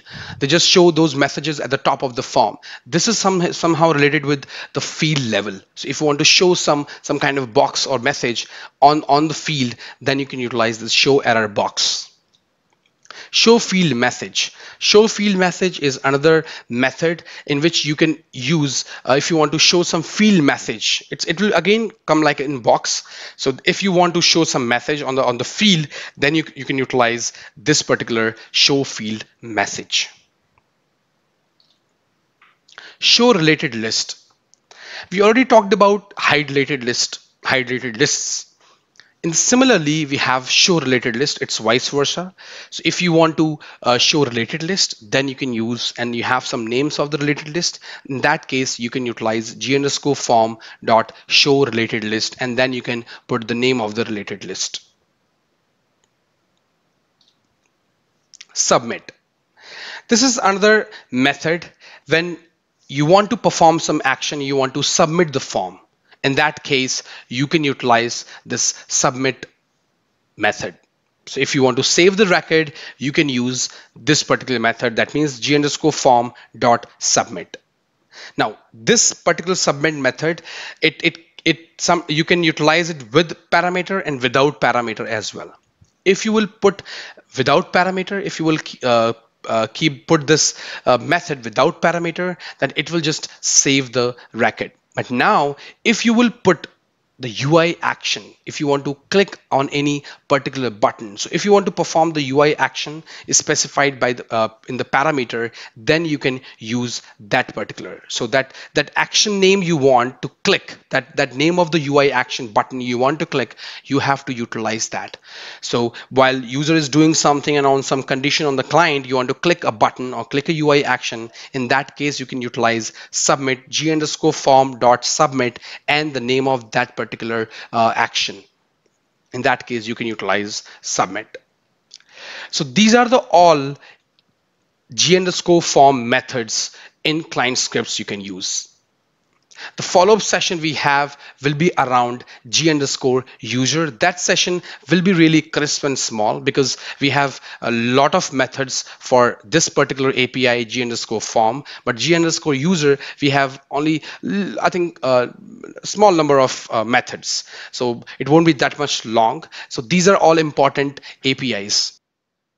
We talked about this particular topic in our last video. That was part 5. We talked about common API and methods used in client scripts. And the discussion we had was about glide form. That was our first topic. Now in this particular video, we are going to talk about glide user. That is the second API we have used, and that's what we use in client scripts. So let's take a look at how exactly you can utilize glide user in your day-to-day development. This is my personal developer instance. Let's go to incident application. I will go to here, open, and then I will just go to client script. I will click here, go to client script, and click here, and I will create a new client script. So client script form is loaded. Now I will just give a name like demo for glide user. So we have already talked about glide form, but in this particular session, we are going to talk about glide user. So I have incident table already selected. Type, I will select onload for now. And I have this onload function right here. So now I will show you that how many API and methods we have for glide user. So if I type g underscore user, now this is the object we use for glide user. So if I have this g underscore user, if I press dot, so now these are the methods we have for glide user. So you can see we have like first name, get client data, get full name, has role. Now I will show you the utilization, that what kind of data you can get from all these methods you have for glide user. So if I start with first name, and how exactly you can get these values. So in order to show you what I will do g underscore form basically. So I will start saving the data first. So let's create a variable a, and I will use g underscore user dot, and this is the first name. Now if I'm going down and if I put here alert, and I just put here the first name of user is, and that is plus A.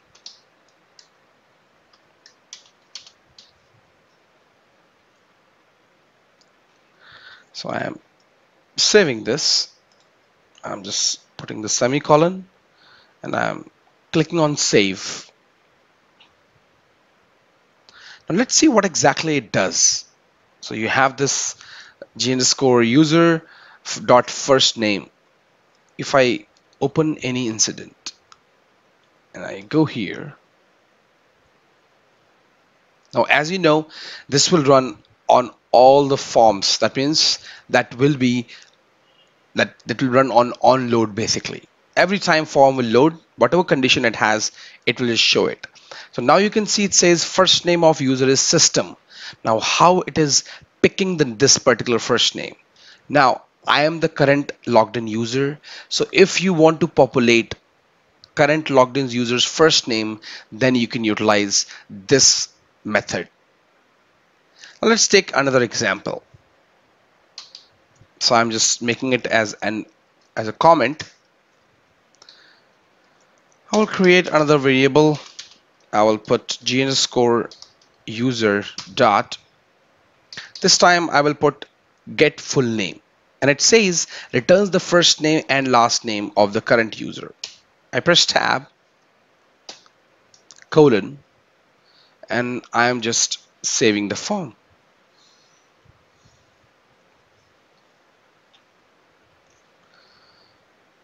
And just to show you in a home, like this is how we have the scripting.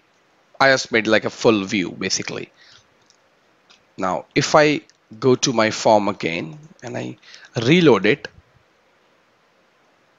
you will see the different value. Now you can see it says first name of the user is system administrator. You can definitely change the verbiage we have right here.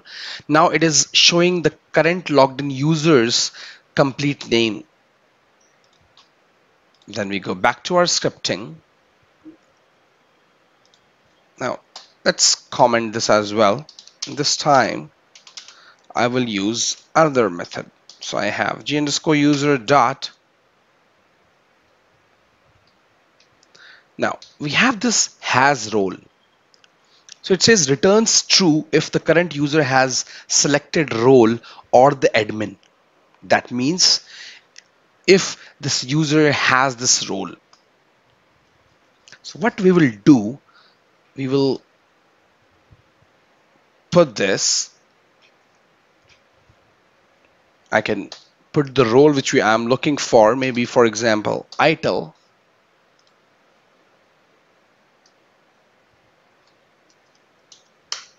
And I can put here if A equal to true.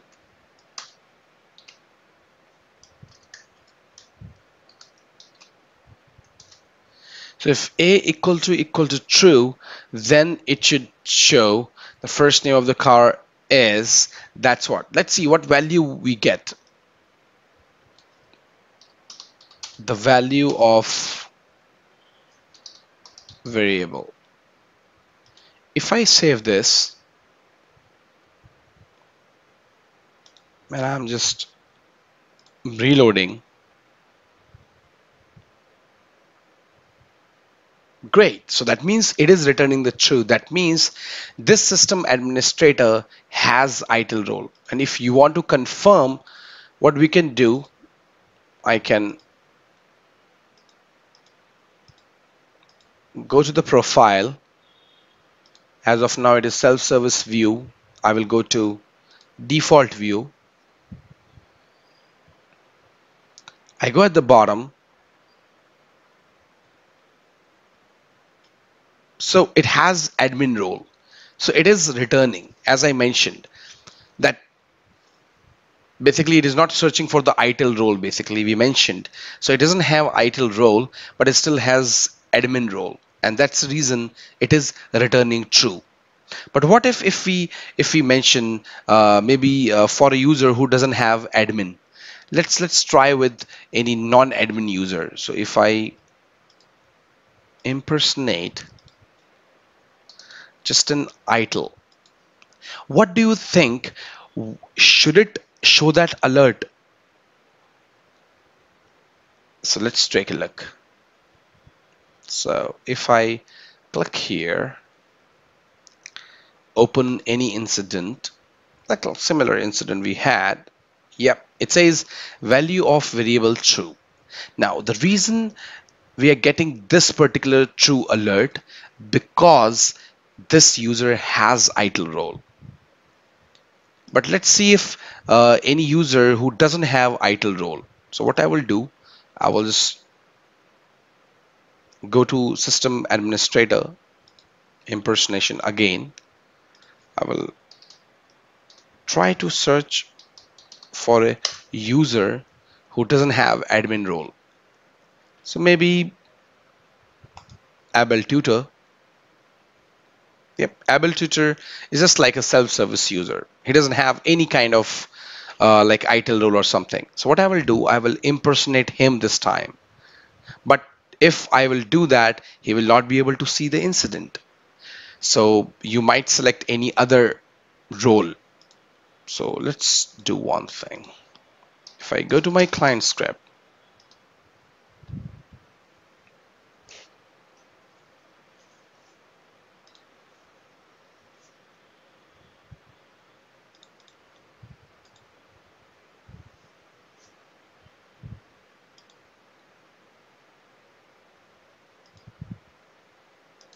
so this is for demo for Glide user client script. So as you know, if it says if it has ITIL role, then it should show that it is true. And you can put any role you want.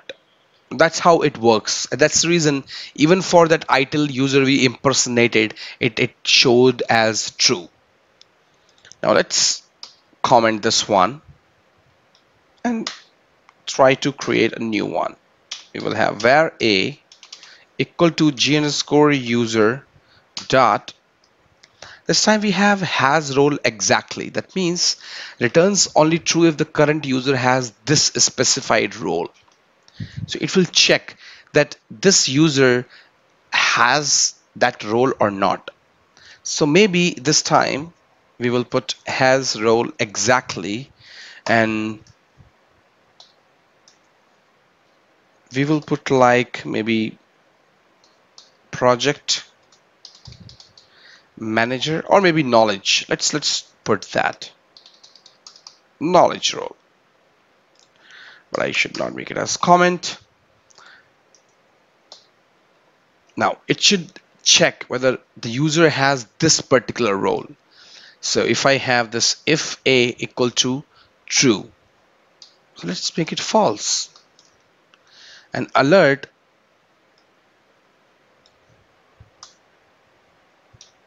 the user does not have knowledge role. So we should definitely get this message even you are an administrator, because you don't have knowledge role. So I'm going here, I'm reloading the form, and yes, we are getting that alert. Now let's try to impersonate a user who has this role. So in that case, what I will do, I will go to role,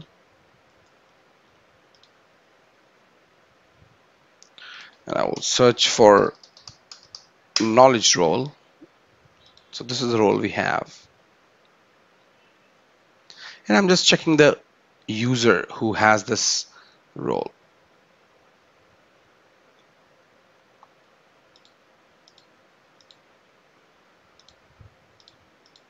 So we don't have that option, but I can add it. I can add the related list as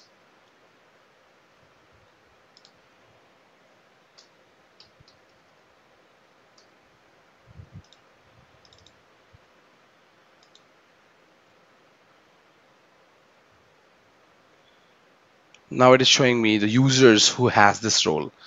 So this problem manager. So let's try to impersonate problem manager. So if I impersonate problem manager,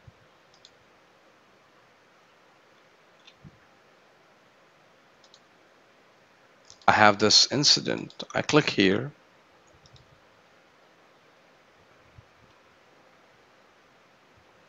Now you can see I did not get this alert message. And the reason behind it, because I have that role. And that's the reason it is not showing me that alert.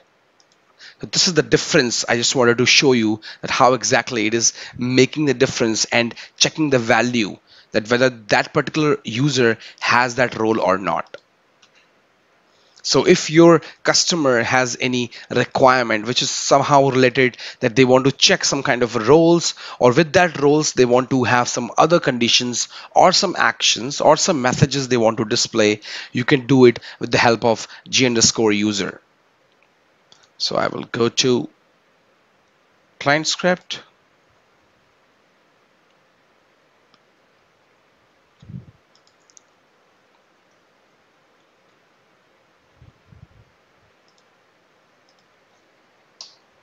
Then we have other methods as well. Let's take a look. That is g_user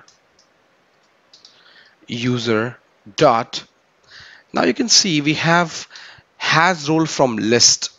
Now this is something you can put the list of roles you want to check, and that's what it is showing.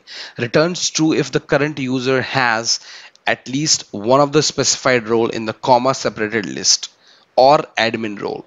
So or admin role will definitely be there. So if the role which you want to check if user has that role or not.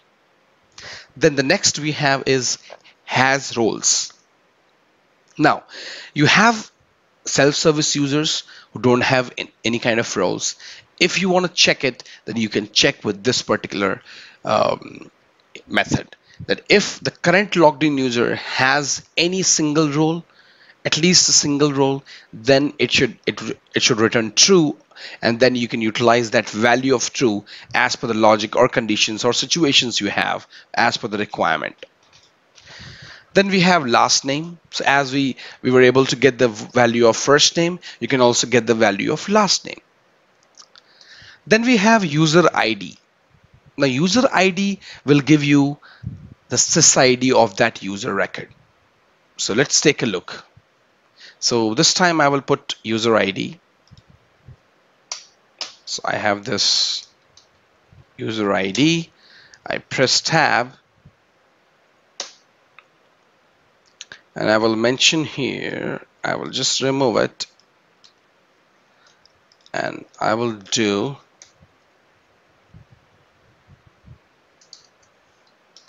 SysID of current user,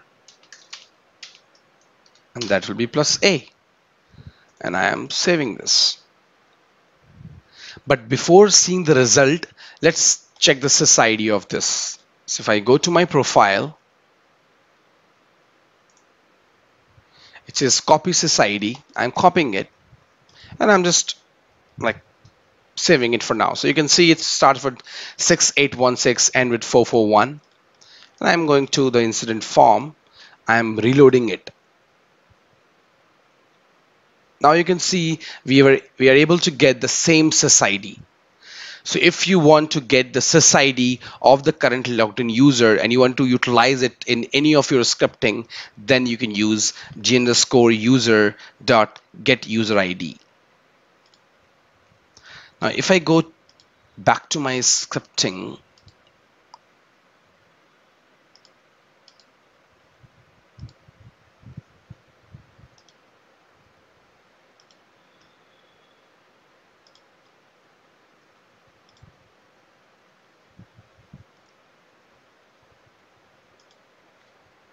and then we can check if we have any other method.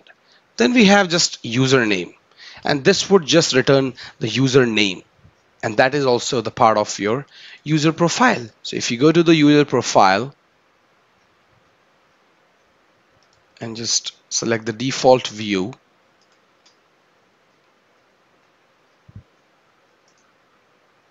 so this is what we have: username.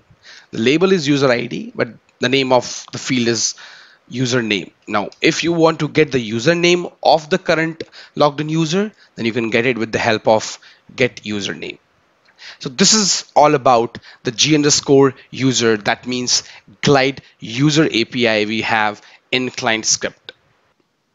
In this video, we are going to talk about debug client scripts.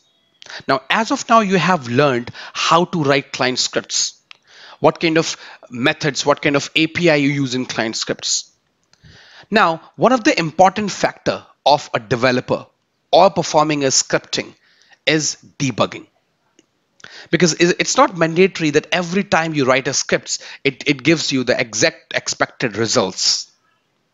And sometimes it might happen that when you are writing a code maybe of 20 or 30 lines and you're not getting the expected results. In that case, you have to check that why I'm not getting the right results. In that case, debugging is the best way to find out the basic reason that why your script is not working. What are we going to learn? We will learn about the tools for debugging client scripts. That what are the tools involved. So when you write a client scripts and if you want to debug, what are the tools you can utilize to debug client scripts? And then how to debug client scripts. We will show how you can utilize these tools for debugging client scripts. So the tools for debugging client scripts. Now, as you can see, we have mentioned 4 tools. Let's start with the first tool we have, that is JavaScript log. So ServiceNow provides you a method where you can use that logging and then check whether your scripting is working fine or not. Then we have field watcher. Then we have response time indicator, that how your form is responding. How exactly scripts are getting loaded, how much time they are taking. That's what you can do. And then we have try and catch of JavaScript. Now, try and catch is not something invented by ServiceNow. It is the global used JavaScript like methods. That's what you use, try and catch. The first tool we have is JavaScript log. Now, as you can see on the screen, this is our incident form. But at the bottom, this is a new screen, which I enabled. So there's an option which I will show you in the practical session just later on. So as you can see, we have this JavaScript log. Now this window or this section shows you all the logs running on this particular form. Now, what if you want to check your code, maybe that's written in maybe 30 line of code, and you want to check whether some part is running or not.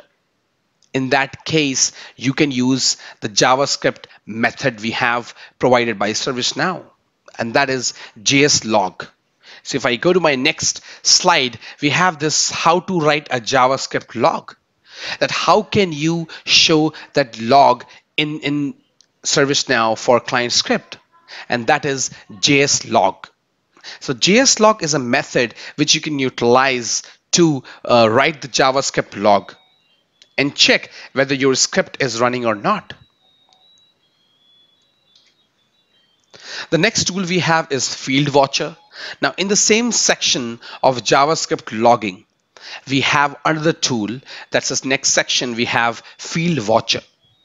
You can see we have this incident form opened, and you can see we have all these elements where you can check different scripting you have in ServiceNow. Like you can check ACLs, workflow activity, business rules, client scripts, data lookup, data policy. But as of now, just to show you, I have just selected client script. And for other functionalities you have like ACL business rule, you will see in later section of ServiceNow Developer training. Then we have response time indicator. Now, ServiceNow has created a section at the bottom of the form. Like every form or every UI you will see this in your native ServiceNow platform UI, that it shows you the response time. Now, how you open this? So if you will open ServiceNow form by default, that you will not be able to see the exact what you can see on my screen in the red section, but there will be a watch over there. So you can see that watch which is highlighted in blue. If you will click on that watch, then it will show all these details like response time, what is the network, how much time you're getting, and then server time. And everything you have, this is in milliseconds. The time which is mentioned, the numbers which you are seeing, those are in milliseconds. And if you will put your mouse in this particular section, you will see some more details. And we will see it in later section. And the fourth one we have is try and catch. That is not something invented by ServiceNow. That is the global which you use in JavaScript. Even if you're writing a JavaScript apart from ServiceNow, you definitely use try and catch for debugging. So let's take a look at how exactly you can utilize these tools for debugging client scripts in ServiceNow. This is my personal developer instance. Now, as we talked about our first tool, that is JavaScript log. So if you remember, we showed you on the screen that with that section which was on incident form. So let me show you how exactly you can enable it. So if I open any incident form, I have this incident form, and I go at the right top, we have the settings button. If I click here, you have to go to this developer section, click on developer tab, and you have this one called JavaScript log and field watcher. If you enable this, you will automatically see at the back end that this has enabled. So I will close this, and now this is open. Now we have to talk about JavaScript log. So this is that section. Now here you can do that scripting and put that method, that JavaScript log which we talked about, that is JS log, that will show right here. So let's try to do some debugging with the help of JS log method. So currently we are on this screen. As of now, I'm just closing this. I'm going to create a client script.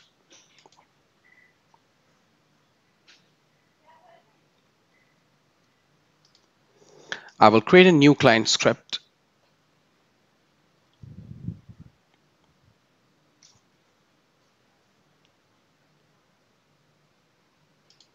And this will be demo for debugging.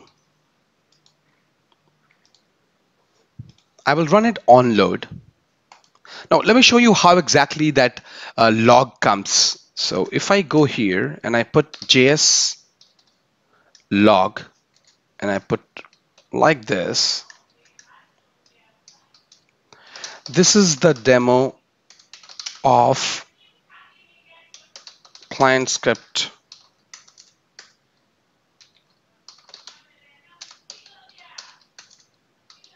debugging. I'm just saving this.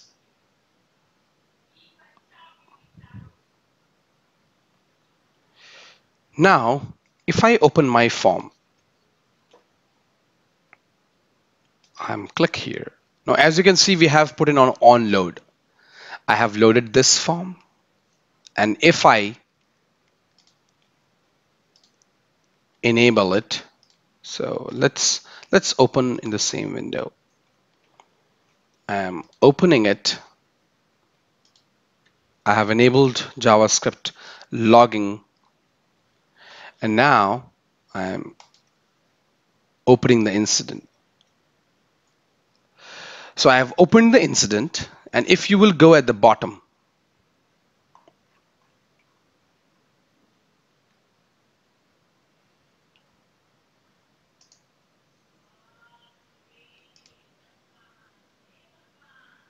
the form was loaded.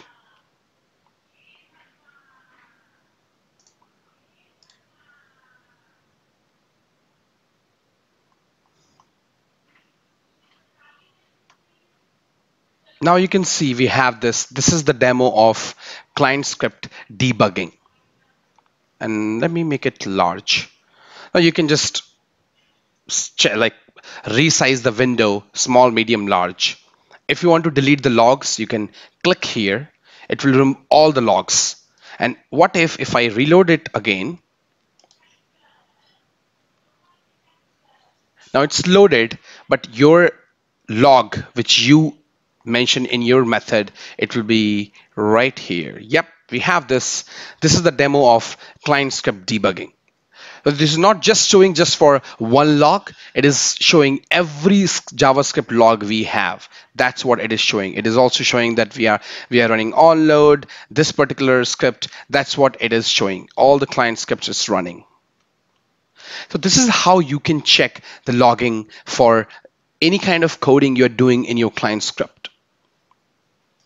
And in that case, even if I go to my client script again,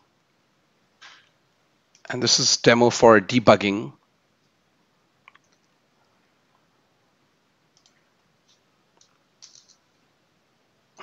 And let's try to write like gs dot, or maybe g_form dot add info message. This is first phase.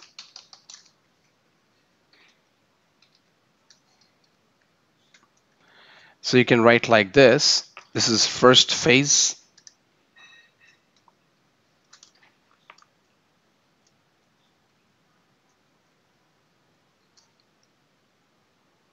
And I will put like log message. Then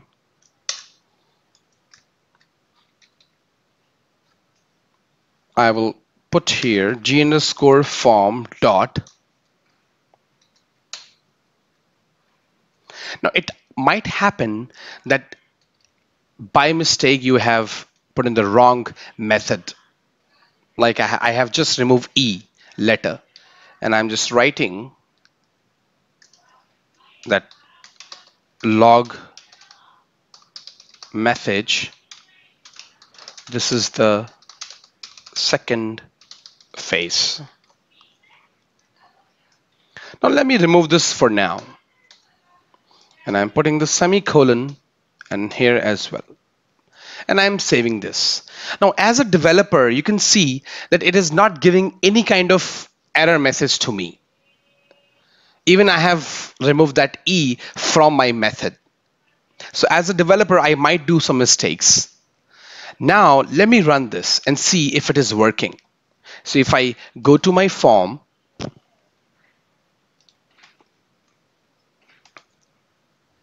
it's running onload. Now you can see it says log message. This is first phase. Now this is running just the first one, not the second one. Now what if you have multiple lines?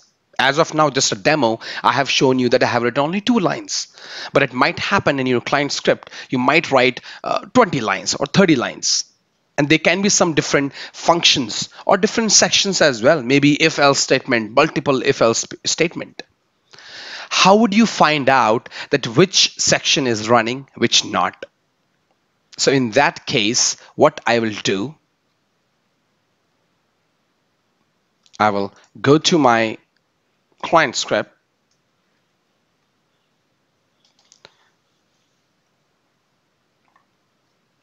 I will divide my scripting in sections. So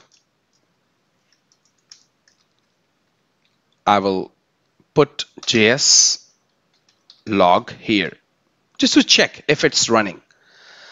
And then I will put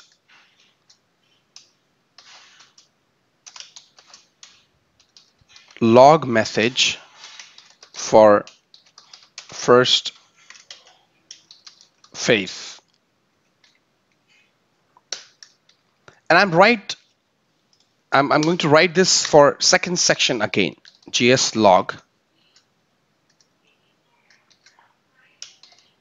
log message for second phase.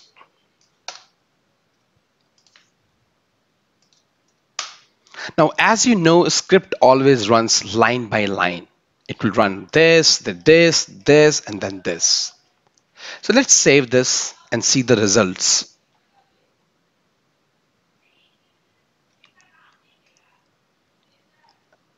So I'm going to my incident again,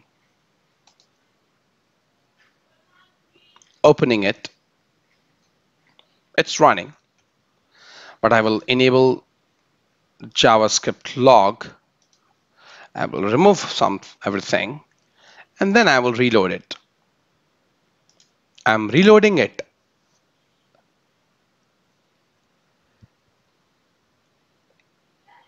So it's showing me the first result, which we have mentioned as add info message, and it says log message for first phase. But let's check, is it showing for second phase? Absolutely not.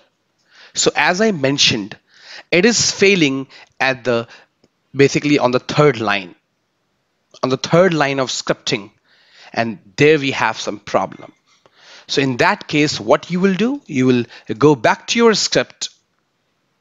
You will go to your script, open it,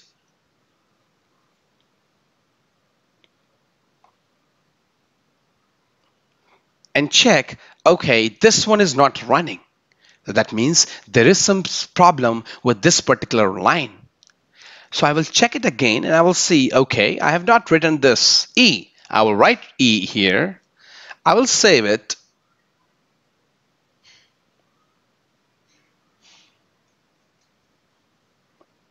And then I will remove everything and I will go to my incident form again, remove, and load it. This time you can see both the methods are running and even the logging message which we have are also running. So this is how you can debug your client script with JavaScript log. So JS log is a really good tool to use, good method to use for debugging client scripts. Field Watcher is another tool for debugging client script. It displays the information about all actions performed by the system on selected field. So you can understand with the naming convention, it says Field Watcher. That means it watches the field which you have selected and shows you the information, whatever action is being taken on that particular field. Now, in order to enable Field Watcher, what you need to do, you need to, for example, if you're watching any field and you want to see what kind of action is happening, or if you are doing something, or you have written some client script, or you want to see whether what action is being taken on that particular field. So let's select this one. So you have to right click on that field. At the bottom, you have this watch priority. So you have to select this watch. Once you will click on that watch priority, it will automatically enable the field watcher. As of now, client script is selected. So let's reload the form and see if something happens. If I'm reloading the form, as of now, it is not running anything. But what if I change something as per the priority? So let's change the priority. I'm making it as high. And you can see I changed the impact. It automatically ran this client script. If I have this one, I have this alert which I wrote a client script. I'm clicking OK. And this is showing the change of value. Now, as you can see this information in this particular screen. Now, what kind of information it is showing? This is the timestamp, then this is the action taken. That means what kind of action is being taken when you are changing or whatever action being taken on that particular field. Then you have caused by, that due to which client script it is being doing, or this action is being performed. So that is this client script. And then we have old value to new value. So if you remember, you had this 3 and you made it to 1. Then you have urgency 3 to 1, but now you have this 1. and that is what it is showing, the change of value. So what was the old value and what is the new value? And if you will open this particular section, you will see the different client script it was trying to run. So it was running this one, every client script we should run. At the end, we have this work notes mandatory on change of priority. And that is the reason it is showing, because if priority is changing, then work notes should be mandatory, and it is mandatory. So in this case, if you have written any kind of client script on this particular field, then you can check it whether it is running properly or not. So this is the feature of field watcher debugging of client script. The next tool we have for debugging client script is response time indicator. Response time indicator is really useful to check if your page is loading slowly or not. It shows you some details about network time, server time, and browser time. Now, how exactly you see response time indicator? On any form which you have in ServiceNow, go at the bottom. If you go at the bottom, there's a clock here. If you click this clock, it will show you the details, and it says response time, and all the timings which are showing here, it's milliseconds. So it says response time is 3098 milliseconds. And in that you have network, it's taking 3, server 2659, and then you have browser is taking 436 milliseconds. And why it is taking a lot of time? Because when you are on cloud, first of all, and you are getting all these data, all the content of the forms from ServiceNow Cloud. Now, all these 3 sections we have like network, because first, when we will load the form, it will go to ServiceNow Cloud, get the data, and how much time it is taking to get that data. So it says 3 milliseconds. Then you have server. Now, from server, it loads all the files or all the contents you have. Then you have this 26559 milliseconds. And then you have browser. That means browser will show it, make that content in browser. That will also take some time to load all the files you have at the backend. So if I just, for example, if I click here again and I just put my cursor on this particular clock, you can still see the same information. But if you will click here, it will show, it will expand it and show you the right results. And you can see it says like colors, like in red, it says network, then you have this server, and then you have this browser. So all 3 different colors. Now, this is also one of the way, because if you are showing the form to the end users, that means they are working on the client side. They will definitely do some action at the backend, that is with server side, but the client side is really important because that is being loaded on the user's screen, on user's browser. So if you will write multiple client scripts, then it will definitely hamper the performance of the user form. Basically, any form, if you are writing multiple client scripts on incident form, then it might impact the performance, because when page gets loaded, it loads all the scripts which you have written. It will try to run every script you have written on the client side. So you have to see, and this is how you can see that if you're getting really maybe high value of these milliseconds, then you can check whether is there any client script which is hindering the performance of any form you have in ServiceNow. So this is all about response time indicator. The next tool we have is try and catch. That is not provided by ServiceNow. This is a global method which is being used by JavaScript. In JavaScript, there's a method which we can use for runtime errors. If you want to catch the runtime errors, that you can get with the help of try and catch. Let's take a look at how exactly you can use this in your client script. So we are on incident form. I will go to client script. I will cancel this and I will go to client scripts. Leave. We have this demo for debugging.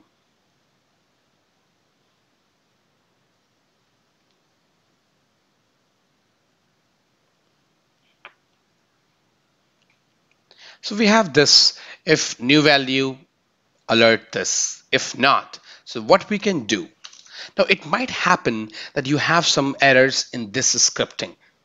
Now in order to save that, what we will do, we will try to handle the error and we will put it into try. So we will try this section, that is if new value is equal to 1, and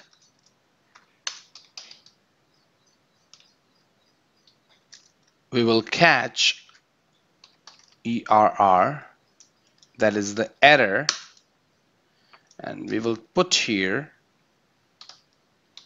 JS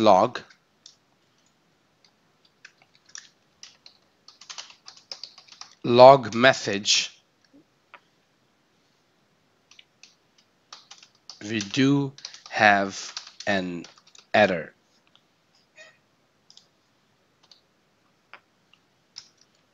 And I will put the error value here, which we have just created over here.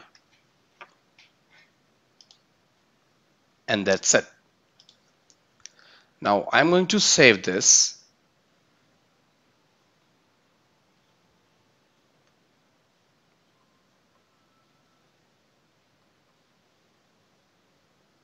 Let me go to incident form.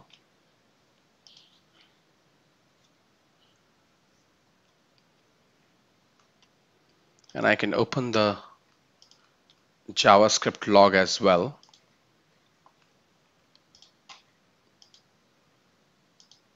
I am changing it to P1.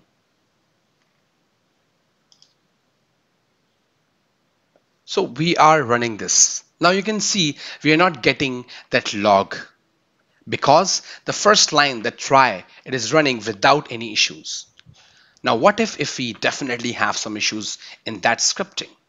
In that case, what I will do, I will go to my client script. I will close this, leave, and I will close this section.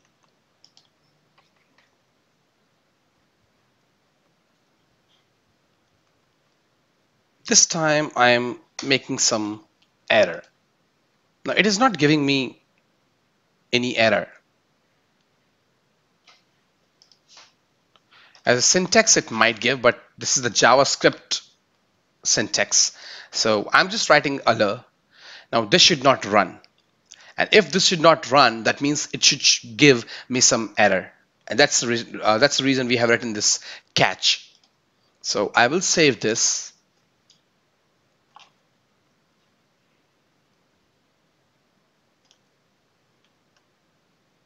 I will go to my form.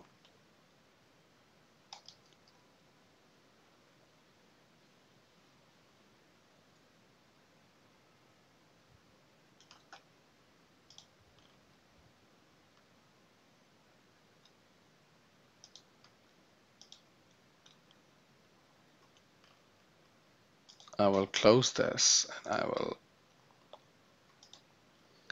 reload it.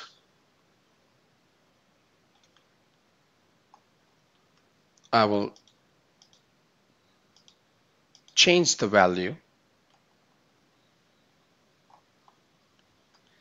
Yep, we got the error. And it says log message, we do not have error reference error. Alert is not defined. What error you are getting, it automatically shows over here. Now this is the best way to debug.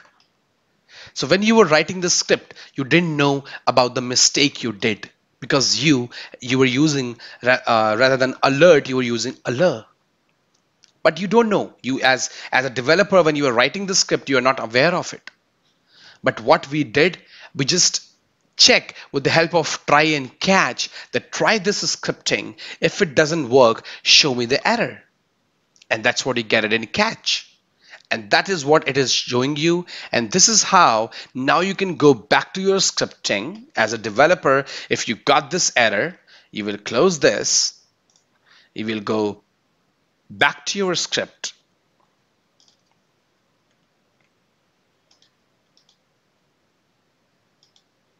And check where we have this error. It might happen that you have written 30 or 40 line of code. So you can check which error it is giving and you can find it. So I have this error and I will just put T because now I know that I have written it in the wrong way, and I will just save it. Once it is saved, I have corrected my script. Now it will again run try, not the catch one, because it will run without any issues. It will not give any error. If try gets failed, then only it will go to catch and shows you the error message. So this is how you can use try and catch method for debugging client scripts.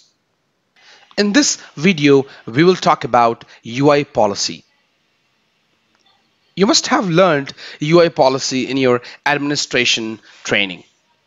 But in this training, we are going to talk about that how can you do scripting in UI policy and why exactly we need to do scripting in UI policy. What are we going to learn? In this session, we are going to learn about what is UI policy, scripting in UI policy, and then creating UI policy. I will show you some examples that how can you create UI policy as per the requirement you get from your customers and from your clients. What is UI policy? UI policy is used to change the behavior of information on the form. It runs at client side. It is primarily used to make fields read-only, visible, and mandatory on the form. Now, what is the important thing which I can tell you that with Madrid version, and if I remember, they came up with, I think, London, that now you can also make related list visible and hidden. That's what they came up with. So as of now, the only action you could take is read-only, visible, mandatory, but they came up with a new feature that you can also play with related list. If you remember, in our client script, we had a API method in which we could use and hide and show related list. But with the UI policy, you don't have to write any scripting, and you can use in UI policy. And we will see it further. No scripting is required. Now, one of the important thing of UI policy is that you don't need to write scripting. Majorly for these three functionalities, like if you want to make something read only on the form or visible or mandatory, or the fourth thing which I mentioned, the related list. But what if you have any kind of a complex behavior, or maybe kind of a complex condition in which you have to do scripting in UI policy? So that's the reason it's written at the bottom that advanced changes required scripting. How to locate UI policy? So in ServiceNow, if you will go to Application Navigator, under System UI, you have this UI policies. And the form which you can see on the screen, this is how this UI policy form looks like.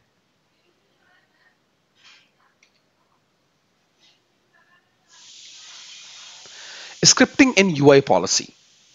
Scripting in UI policy enable a developer to create complex conditions and execute advanced behavior. Any behavior addition to configurable functionality needs scripting.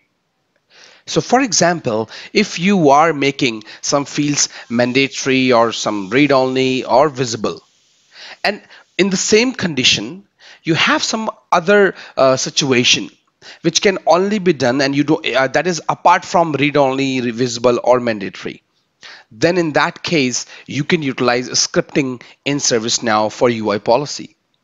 And as you can see on the screen, this is the screenshot of UI policy where we have a section called script, and there you can write the scripting. out-of-box UI policy.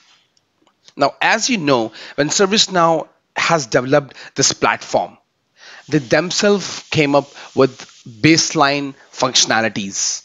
That means whatever functionalities they have, it might be client scripts, script includes, UI policies, business rules. They come up with some baseline functionalities of all these sections which I am talking about.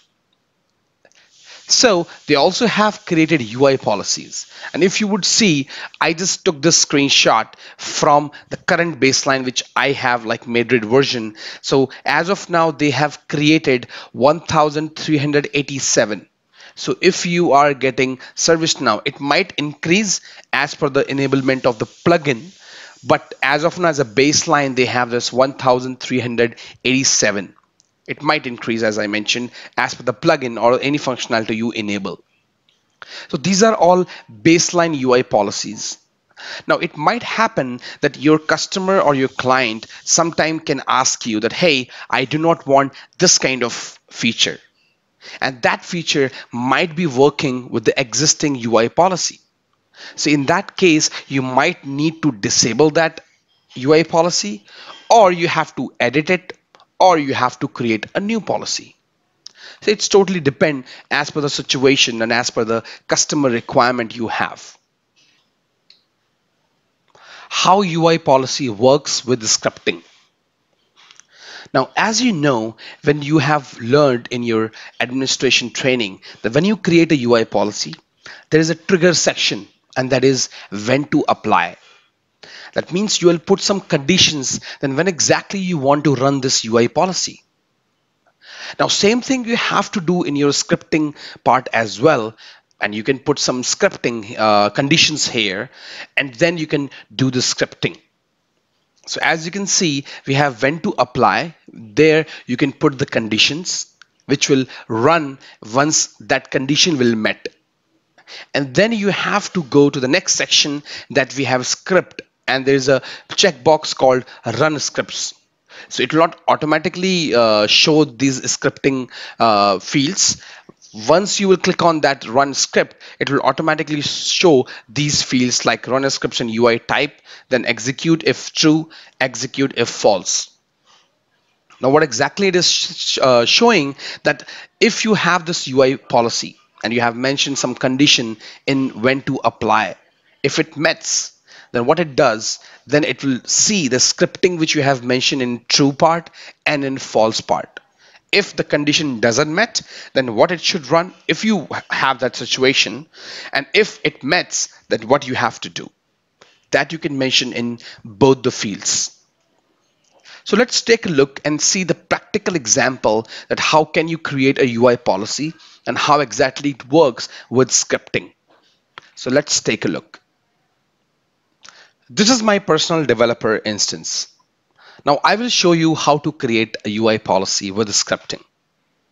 So if I right click on the form, so currently I'm working on incident form. So I'm right click on incident form. I will go to configure and I will go to UI policies. If I click here UI policies, it will show me all the UI policies written for incident, or maybe on the task because it is inheriting. The incident table is getting inherited from task table. So what I will do, I will go to new.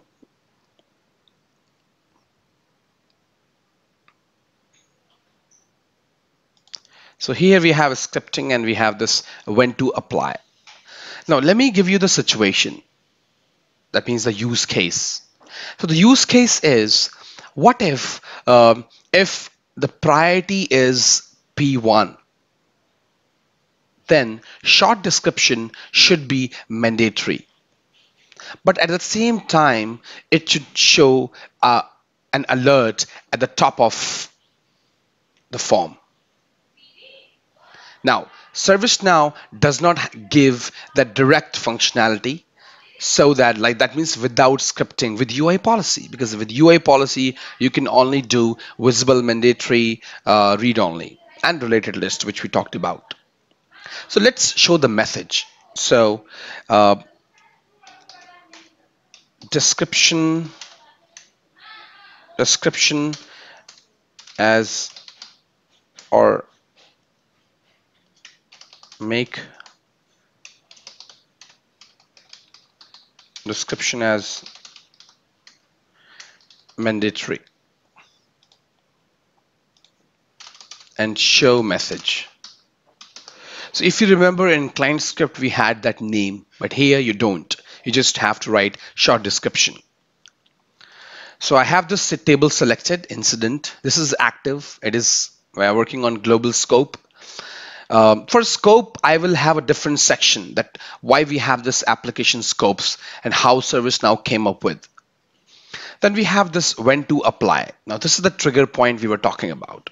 And the trigger point which we are talking right now, it's priority. If priority is 1, if that's critical, then I have to do this. So I will save this first.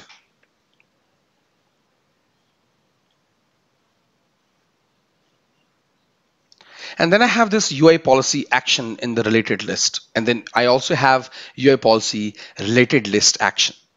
And if you want to do something with related list. But now we will just go to UI policy action. I will click on create new. So I have this new button. I will select the field name. Now which field we want to make as mandatory. So we already talked about it. That will be description and that will be mandatory. So I have this true.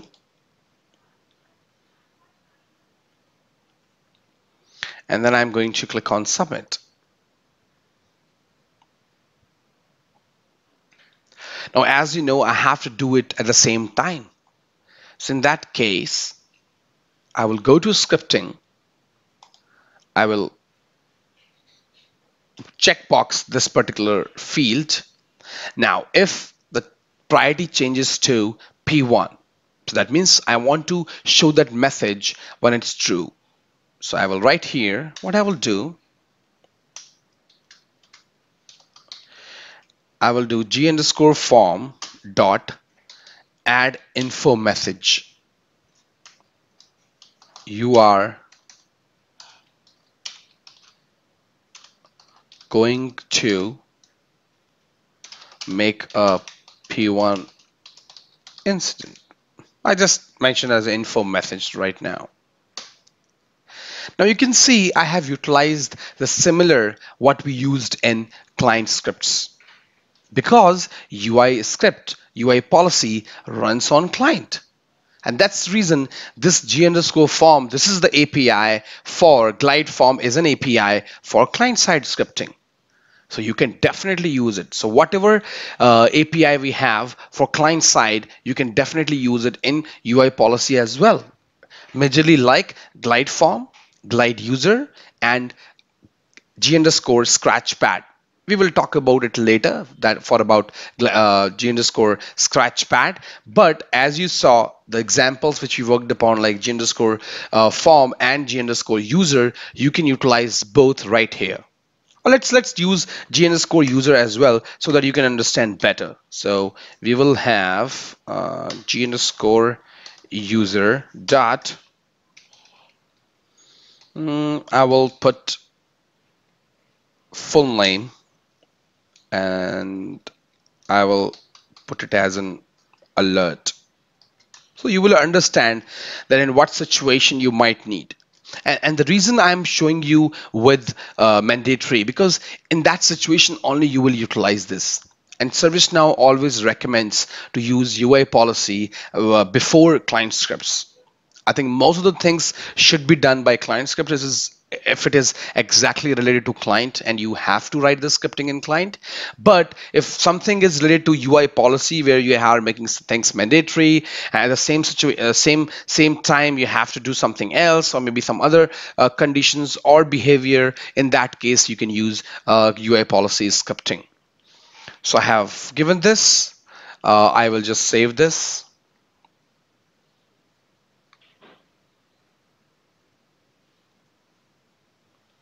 I will go to incident form.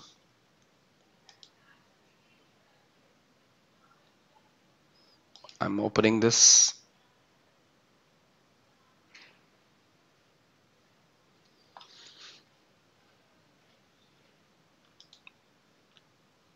Now we have this impact and urgency. So what if I make it 1 and I make it 1? Now you can see it is showing me that alert first. And if I click OK, yep, you can see the description becomes mandatory. At the same time, it is showing me that message which we added, that is you are going to make a P1. So that means it is working. So you have used scripting in UI policy. So if I go back to my UI policy and go right here, I will try to maximize zoom the browser so that you will see it better.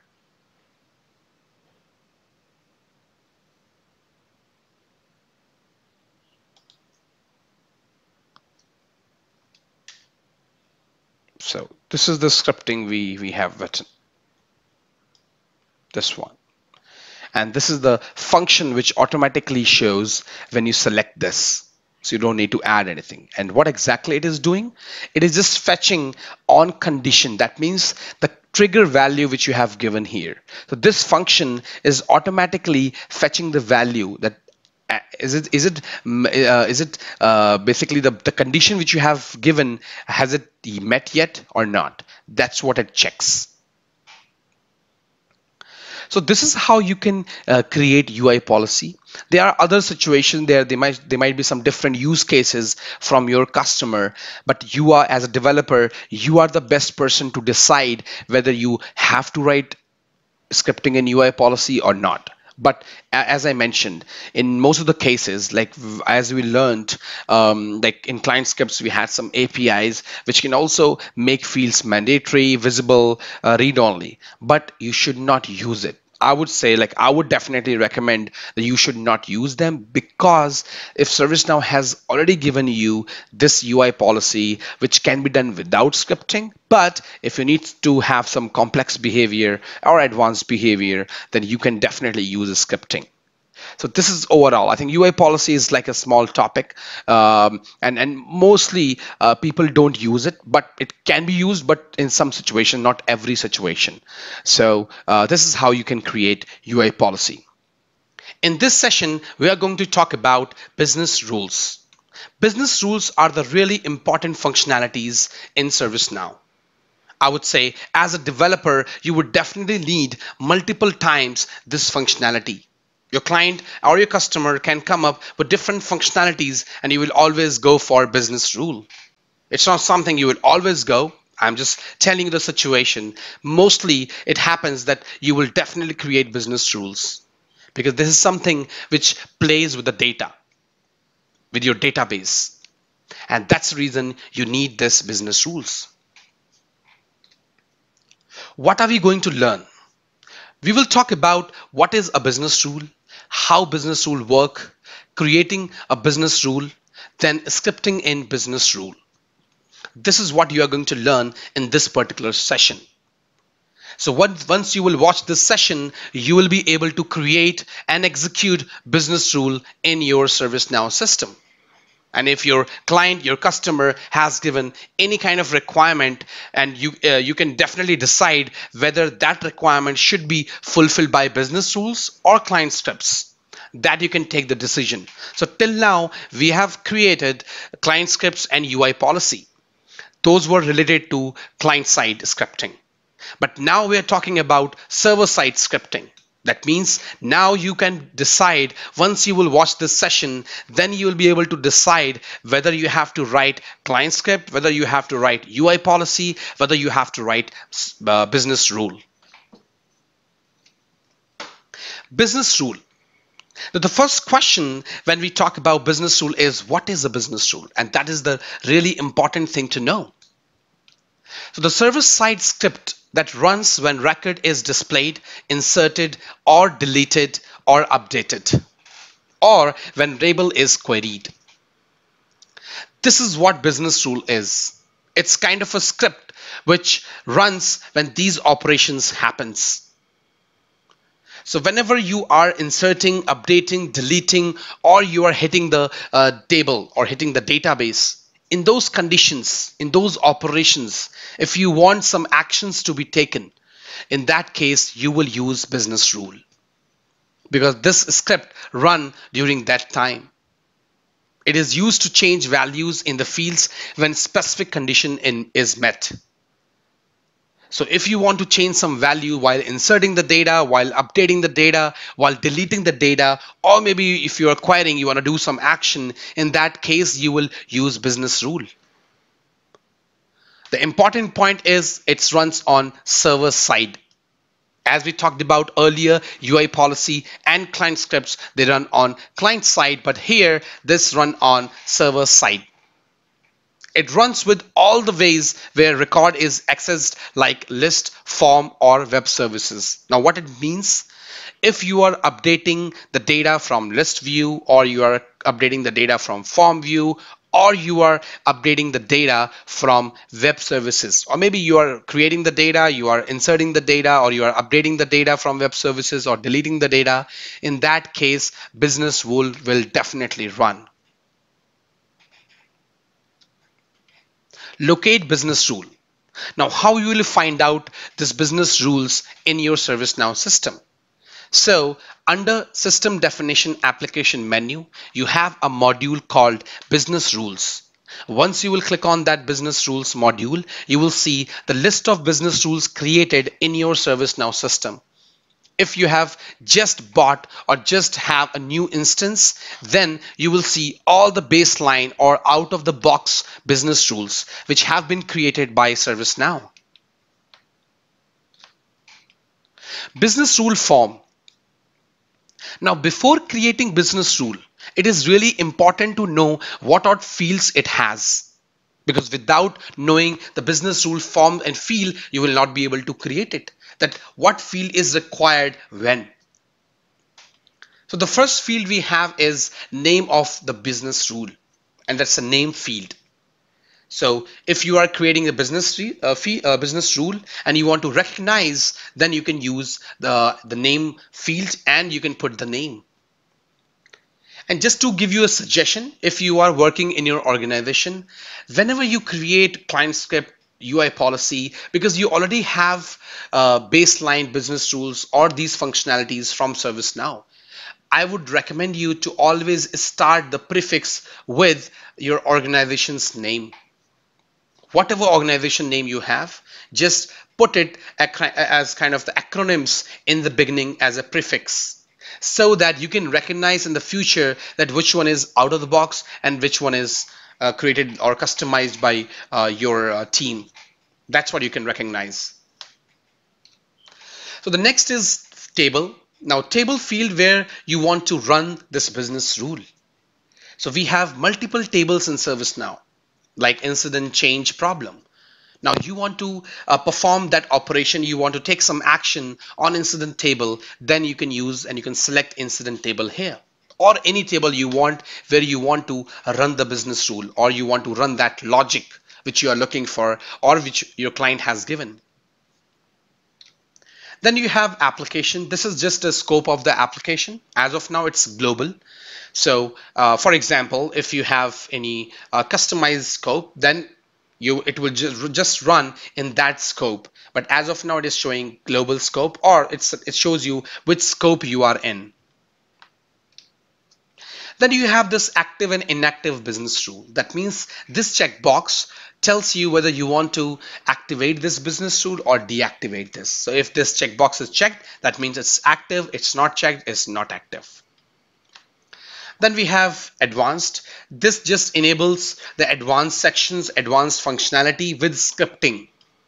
So if you want to do scripting in business rule, then you have to enable this particular functionality by checking this box. Now this is the really important section of business rule, and I say the business rule form as well,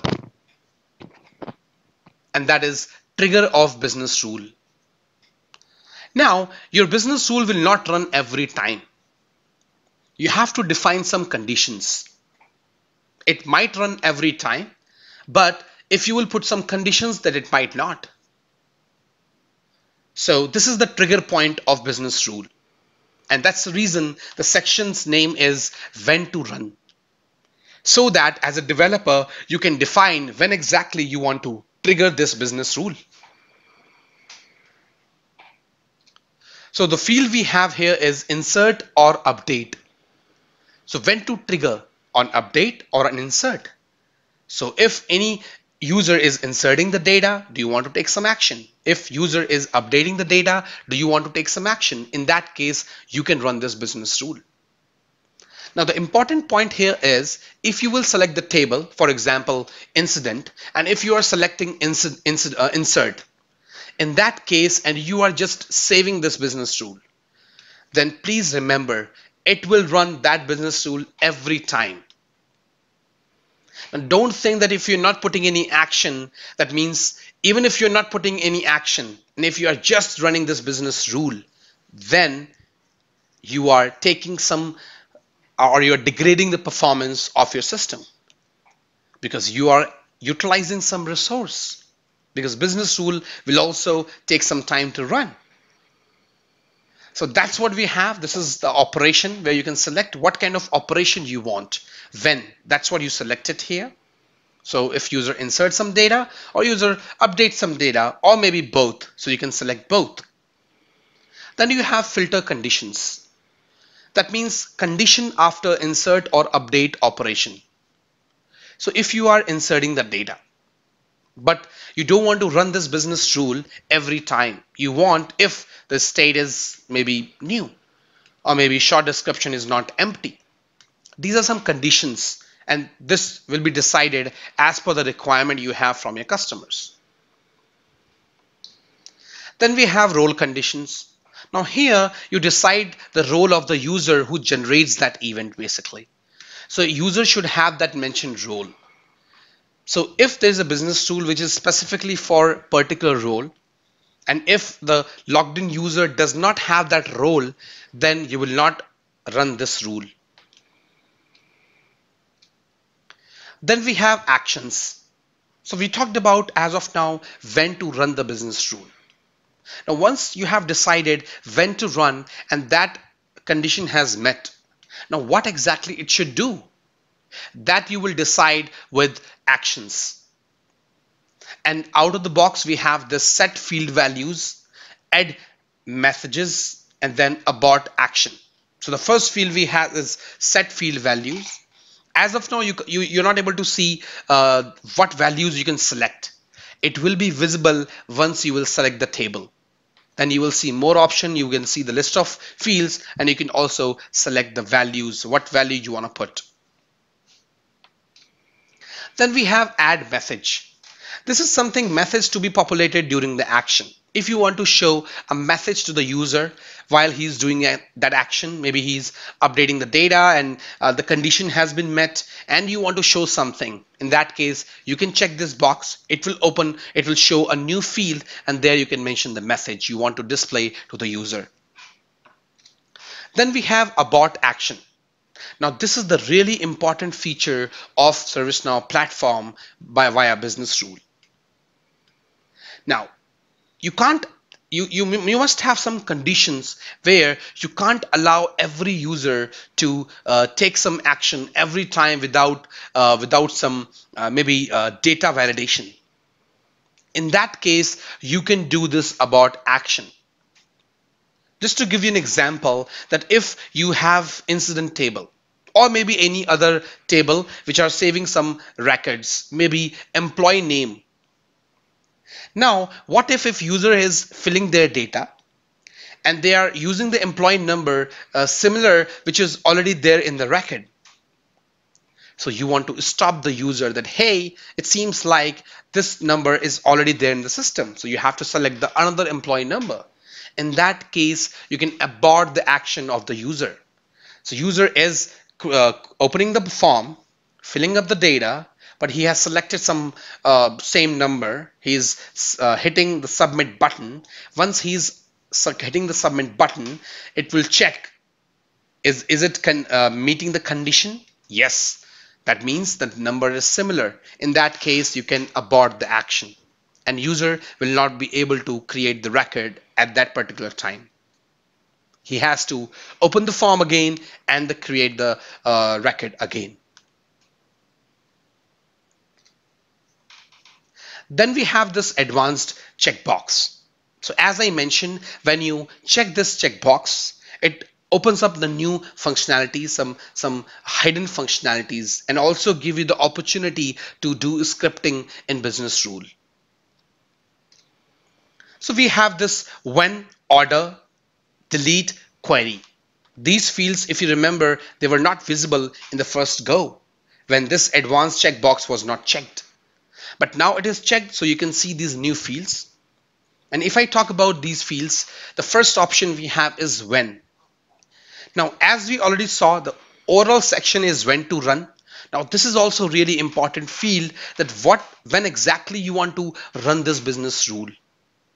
And that says the features, the function choices we have are before, after, async, and display. These are the choices. And as per your requirement, that when exactly you want to run this business rule, you can select these options in when. The next field we have is order. It just the sequencing for running the business rule. So if you have like multiple business rules and you want to run those business rules with some sequence, and you don't want all the business rules to run every time, then you can select this order.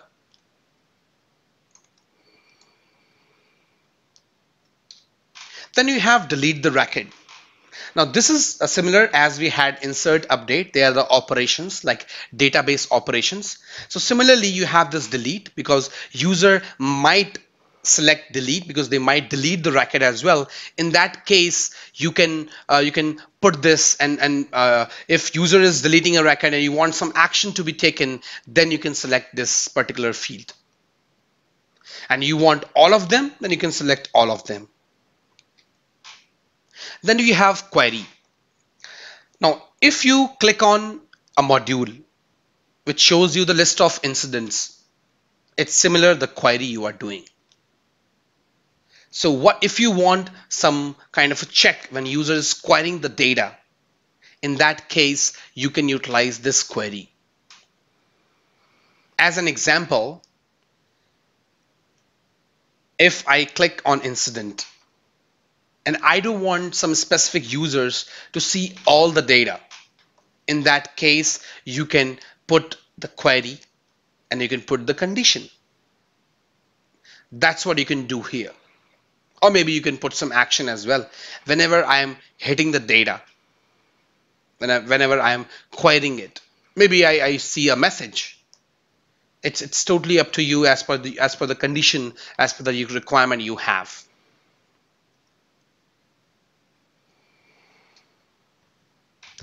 And the last section, which is automatically enabled when you check this box, advanced checkbox, is scripting.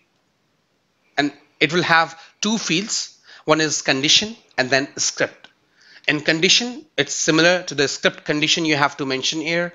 Maybe whatever condition you have, that's what you can mention here. And then you can write the script in the script field.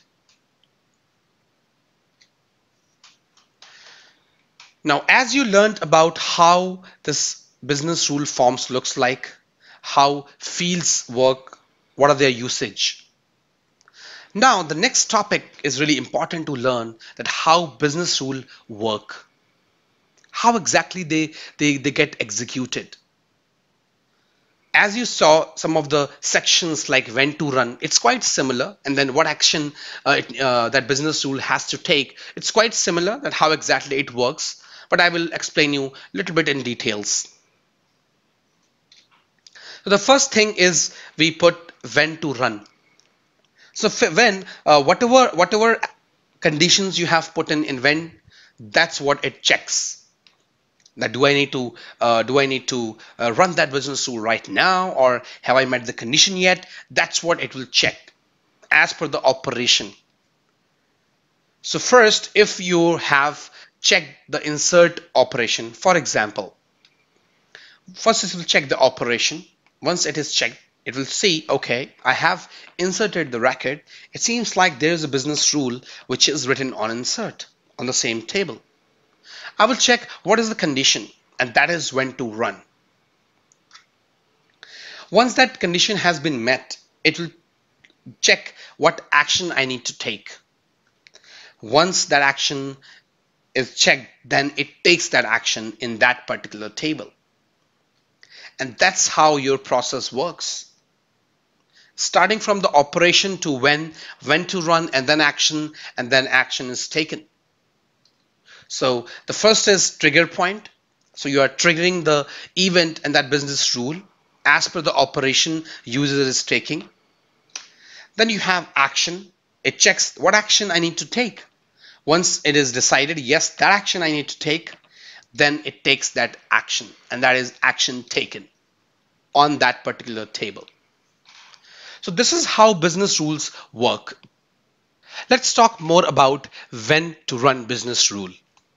So as you saw, there's a functionality when you check that advanced checkbox. It shows you a field called when, which decides or which checks the timing of running of the business rule, that when exactly this business rule should run. So as per your requirement, that's what you decide. Whether it should run after, whether it should run before, whether it should run async, or whether it should run display business rule. So let's start with after business rule. Now, after business rule execute after form submission, when form is submitted and record is updated in the database. So if you are an end user and you are creating a record, you have opened the form, submitting the incident. Once that incident is created, then this particular business rule will run. That's called a timing of this particular business rule. As an example, if you want to copy some fields from parent to child after insertion, after the data is inserted into ServiceNow, record is inserted in ServiceNow incident table, and you want to copy, in that case, you can use after business rule. Before business rule. Before business rules execute when form is submitted, but before record is updated in the database. Now, that's a difference between after and before. So when form is submitted, user will be submitting the form, but that action which we want to take, we want before creating it. And it's similar like a bot, that you want to check something before it gets inserted. So if I'm filling up the fields in ServiceNow incident, but I want some validation, and if that validation does not met, then I am aborting some action. Or even it's not meeting, I am putting an alert for the user. That is what it does. So before creating or updating the record in the database, and you want to have some action, that's what you utilize before business rules. It's similarly like that if you are creating an incident and you want to auto-populate any incident. For example, I can give you the right example like opened by. Ideally from ServiceNow, opened by is already there, so you don't have to do it, but I'm just giving an example. If you have some other field, maybe for example, reported by. You have a field on your ServiceNow incident form that's reported by. And as an end user, when you are submitting it, and like you'll be happy if you will see your name automatically. So when I'm filling the data, I'm clicking submitting the field, it will automatically show my name over there. It's just an example. Ideally, you will always ask user to fill that data. But if user is not filling the data, then you can put himself or herself. That's what you can do with the help of business rule. Then you have async business rule. Now this is also another kind of business rule. Now this business rule runs after records are inserted, modified, or queried. So it's like scheduled jobs basically. It runs asynchronously. So it doesn't have that synchronous job. It's like a scheduled jobs. And where exactly you can utilize it? Like when exactly you will decide, okay, I should write asynchronous business rule. So maybe if you want to notify some users when when CIs are affected by any incident, in that case you can write async business rule. Or maybe you want to do some SLA calculations. It's similar like a scheduled job. So in that case, you can write async business rule. But mostly, if I say, you are mostly write before or after business rule in ServiceNow as a developer. But you would definitely get the requirement for async business rule as well. And then we have display business rule. Now, display business rule runs when data is read from the database and before presenting to the user. So if you are creating or inserting an incident, if you are creating an incident and you want something to be read from the database, in that case, you can use display business rules. Now, display business rules is mostly used with G underscore scratchpad. That's a different global object. It's a variable which is used in business rules. And why exactly use it? Because if you want to populate or fetch some data from the server to the client side, in that case, you use G underscore scratchpad. What operation? So as we learned about when exactly you are going to run business rule as per the timings before, after async or display business rule. But you also need to decide that in what operation that business rule will run. That what kind of operation is user is taking, and then you have to decide that, okay, in this particular operation, I will run that business rule. So maybe if user is inserting the data, that means insert, updating the data, update, deleting the data, delete, or querying. These are the 4 operations which user will take, and then you will decide, okay, this kind of condition should met and run the business rule. So if you want to display a message every time user insert an incident, in that case, you will just select the insert and you will populate the message. So it will run every time on incident table. Now, practically, I will show you some examples, but these are the operations.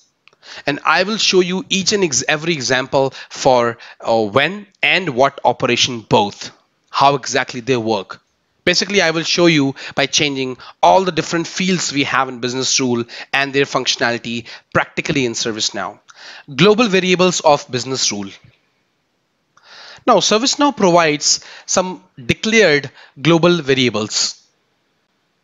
And those are current, previous, G underscore scratchpad, and GS. That is glide system. Now, current is something which stores the current record fields and values. That's what it stores. Previous, if you are changing the data, if you're updating the data and you want to fetch the old values, that it will be saved in previous. And then we have G underscore scratchpad. If you remember, we already talked about this in display business rule. So if you want to fetch some value or field value from database, from server end on a client, in that case, you can use G underscore scratchpad. And then you have GS. Now GS has a lot of methods which you can utilize. That I will show you in my practical session. This video is about create BR with scripting and without scripting. So we will not just create one BR. I will show you by creating different business rules as per your requirement, so that you can think of in the future if you will get the different requirements, different customization needed, which is required from your clients. Then you can think of that, yes, I need to create this kind of business rule as per the examples you will see in my video. So let's start by creating business rules with scripting and without scripting. Before I start creating business rules, let me quickly show you the baseline, the out-of-the-box business rules. In order to see out of the box business rules, you can go to business rules and you can type here under system definition application menu. You can click on business rules. Once I will click on business rules, it will show me the list of business rules I have in my ServiceNow system. Now, these business rules are there as per the functionalities you have enabled in your system. Now here it says like 2373. That means out of the box ServiceNow has created 2373. I have not created even a single business rule as of now in this particular instance. Now this number which you can see on the screen, these are all baseline business rules. That means which are directly from ServiceNow. So to enable the functionality, to provide some functionality, ServiceNow has already created business rules on those tables. Now, this number can increase, can decrease as per your system because this depends on the plugin, this depends on the functionality you have enabled in your system. Or maybe if you have already your system and you have maybe created some business rules in the past, then it might change the number. So do not go with these numbers. It's just the number as per the functionality enabled in the system which you are logged in. So let's create a basic business rule to show you the example. Now as I told you, in this session, I will create multiple business rules with multiple functionalities of business rules. That how exactly you can select different options, like how can you select when or different operations, conditions, then the scripting. That's what we are going to select. We also learned about global variables, and I will show you how exactly you can utilize those global variables like current, previous, then g_scratchpad and GS as well. So let's start creating business rule. So we will start with the basic business rule, and that would be, so I will go to incident table. Now, if you remember this button I showed you, if I click this button, it will open up the business rule form. It will show you the business rule form, and then you can select the table, and then you can create the business rule. But if you want to directly select the table on which you want to create it, then in that case, you can go to the list of that particular table. Because now you have admin access. You can right click on the menu item, this context menu. Then you will go to configure and then go to business rules. If I click business rules, it will show me this list now, and this is showing me all the business rules created for incident table. Now, if you remember, we also have task table, and all these tables like incident, change, problem, they are all inherited and extended from task table. So it might happen that some of the business rules are running directly on the parent table, not on child table. It is as per the requirement you have. It's not mandatory that you have to write the business rule every time on the parent table. It depends on the requirement you have from your customers and from your clients. So let's start creating a new business rule. So I'm just clicking this button, new.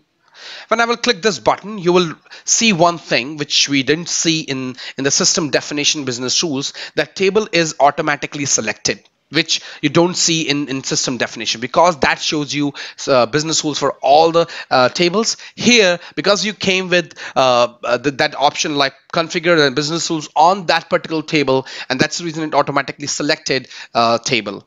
So it's showing incident. Now I will do one thing. I will do auto populate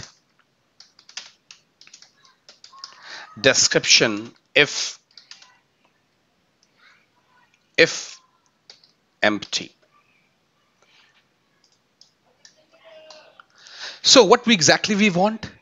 If description is empty, and description is not mandatory on incident form. So if you just want to copy similarly what we have in short description. So auto populate description is empty with SD.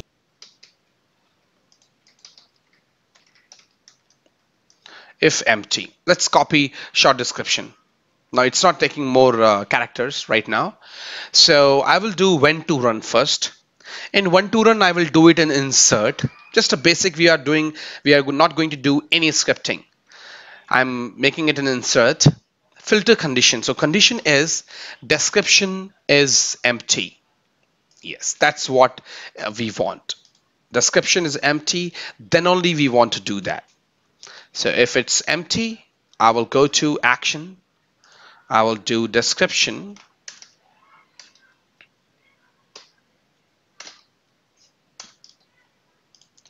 So description is same as, it will be same as short description. Now these are, every time when you create business rules, always see as per your requirement and see what will be the best operator for you. Whether it's two, whether it should be same as what. That's what you need to select. And this is not something I can tell you in one video. It's up to your decision as per your requirement. You have to think what can give you the best result. So as of now, if I will make it 2, that means I want to populate something with by giving some value myself.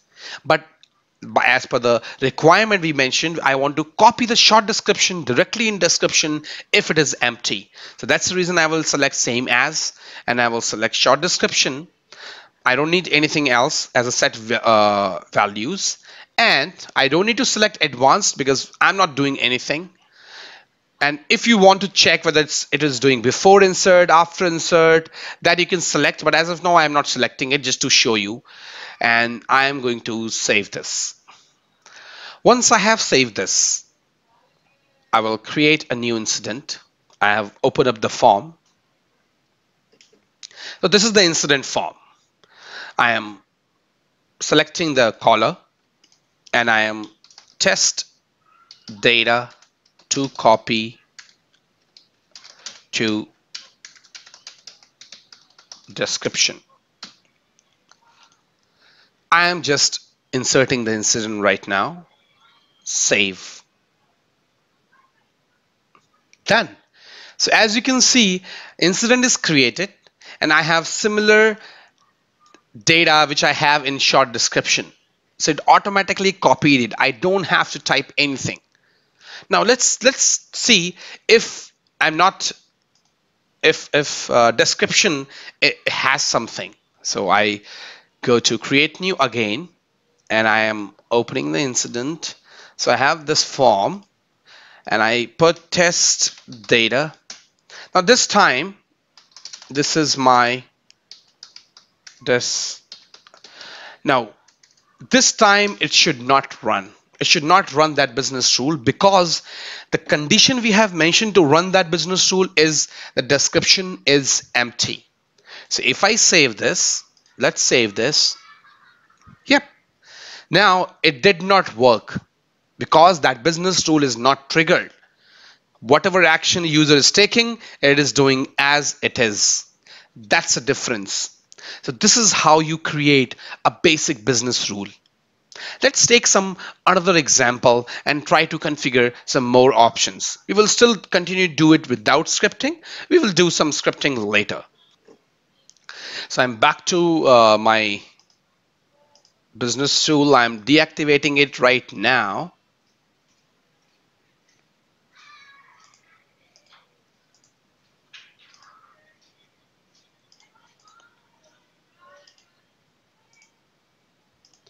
Let's try to create a new business rule. In this case, I will select the advanced button as well, and I will select this. Now here you have insert, update, delete, query. As of now, you understood about like just insert. We just inserted. Let's try to check something about update. So I am unchecking this, and I am checking update. Now here you have to select whether it's before update, whether it's after update, or it's just async or on display. So let's do before update, what exactly I want to do. So in that case,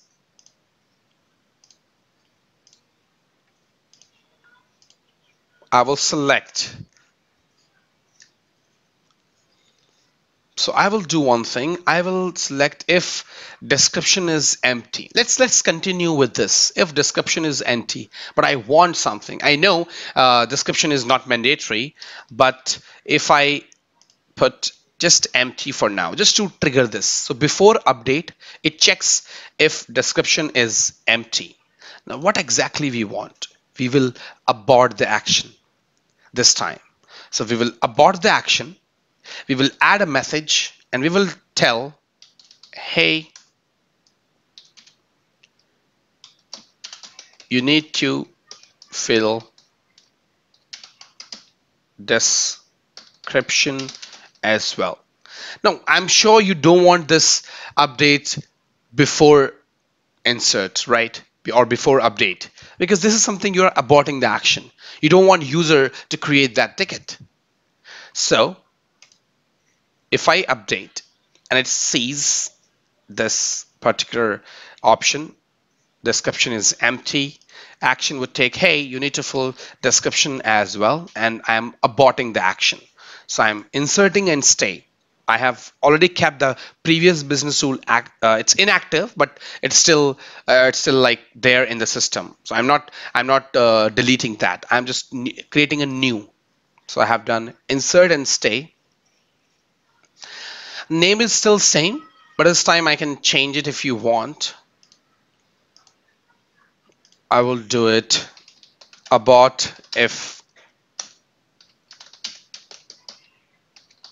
description is empty.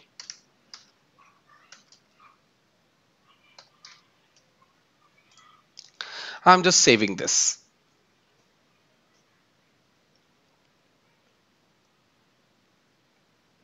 So this is saved. Now I will update the record. So this is just a previous record. So if I am putting this and I have put in the short description. Now I have inserted the record because it's not checking anything, because on insert we have deactivated that business rule. So that's the reason it is not copying anything. But if I will update something, it will definitely alert me and abort my action. So let's try to update maybe contact type. I'm making it as email. When I'm making it as an email, I'm going to save this. If I will save this, you can see it says invalid update.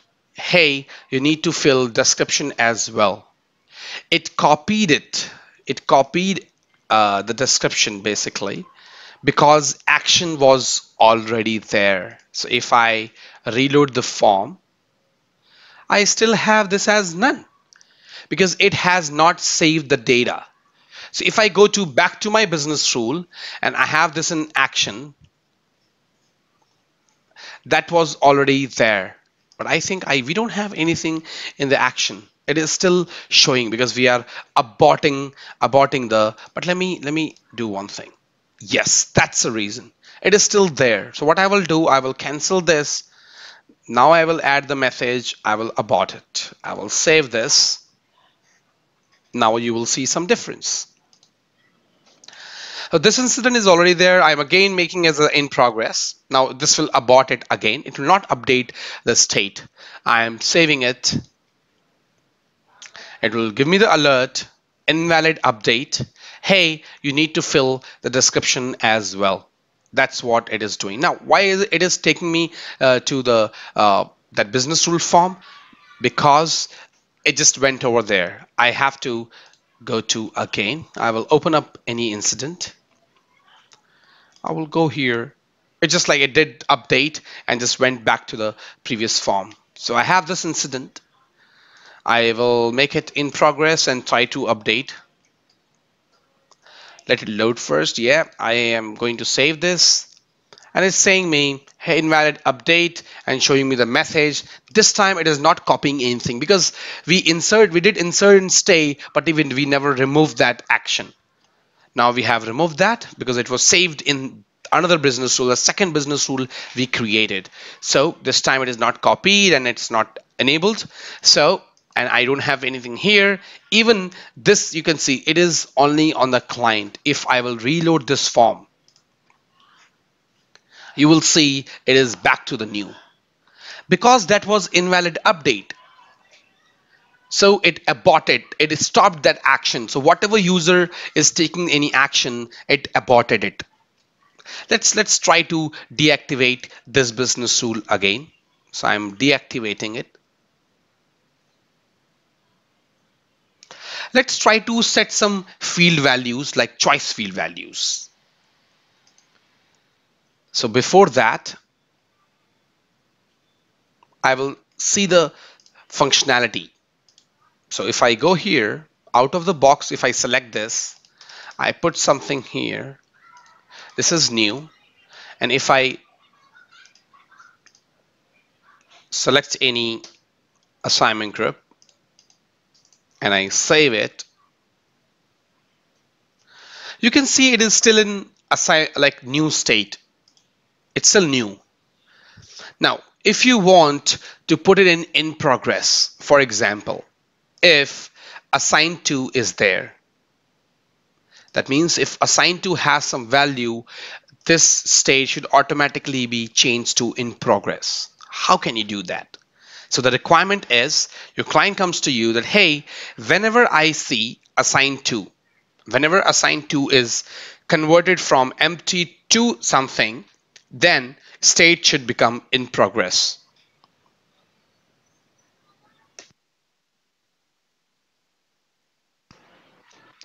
So in that case, you have to write a business rule. So I will go here.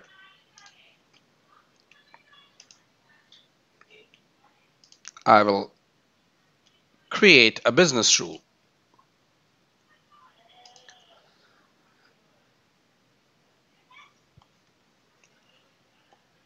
So we will write the business rule as set state to in progress.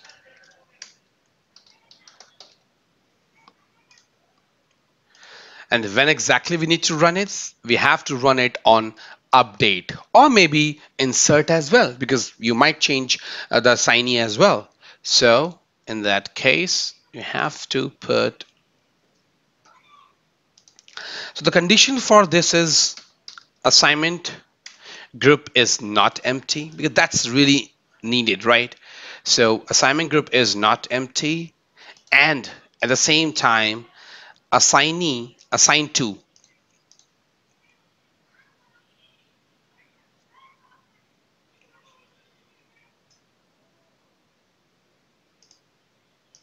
I think changes to will not be good, so we can do assigned to is also not empty. So if assignment group is not empty and assigned to is not empty, what it should do, it should automatically update the state to in progress. But one another condition is also needed, that is assigned to changes. This is really important, because the condition is assigned to is not empty, assigned to is also not empty, and assigned to changes. That is what you have to do. So I am going to action. I am selecting state because I have to set the value of state, and this would be in progress. Now in incident, if you remember my incident management training, I mentioned that in state we not only have just state, we also have instant state. So you have to do both. You have to set both the values to in progress. So I am, or maybe if you want to add a message, state got changed. And when exactly you want this, before insert or but I think it's up to you, but let's do before. And we are not doing anything in coding. I'm just saving this. And this time I'm going to create a new incident. So I'm creating the new incident.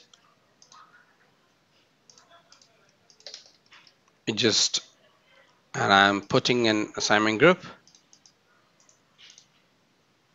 I'm saving this. So as of now, it won't run because assigned to is still empty, and we have put in assigned to is not empty. So it is still checking that condition has not met. Now, if I put something, if I put this person, and now I save this. Once I save this, you can see I got the message which I mentioned, state got changed, and I also see here that state is in progress. And if you will reload, so this is not something just on client. That's what you have to remember of business rule. That if you remember when we wrote something, some scripting on client scripts, when you push some value, so there was a API which was like ag underscore form dot set value that pushes the data only on the client. That means on the browser, on the form. It does not save it until user clicks that button to save it. But here there's a big difference.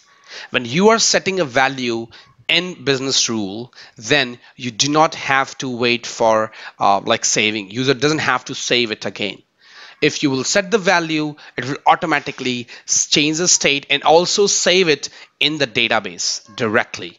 That's the difference between client script and business rules. Let's take an example of another operation, that is delete. So I will uncheck this. And if you remember, we checked insert and update both. So that means it was working on both. Even if I insert the data, even if I update the data. Now delete. Now this operation is something if I am deleting a record. So as of now, we were inserting, we were updating. And what if I am deleting a record? What exactly you want to do? In that case, let's do one thing.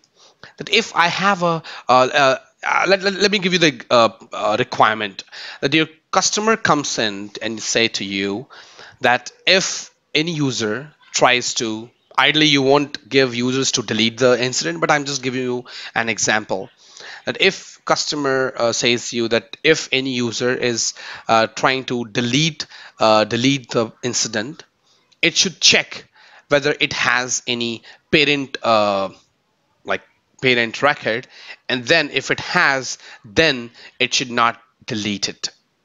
That's what you have. So I will do one thing. I will go to list. I will go to business rules, and the one thing I will do, I will make it disabled, and now I'm going to create a new business rule.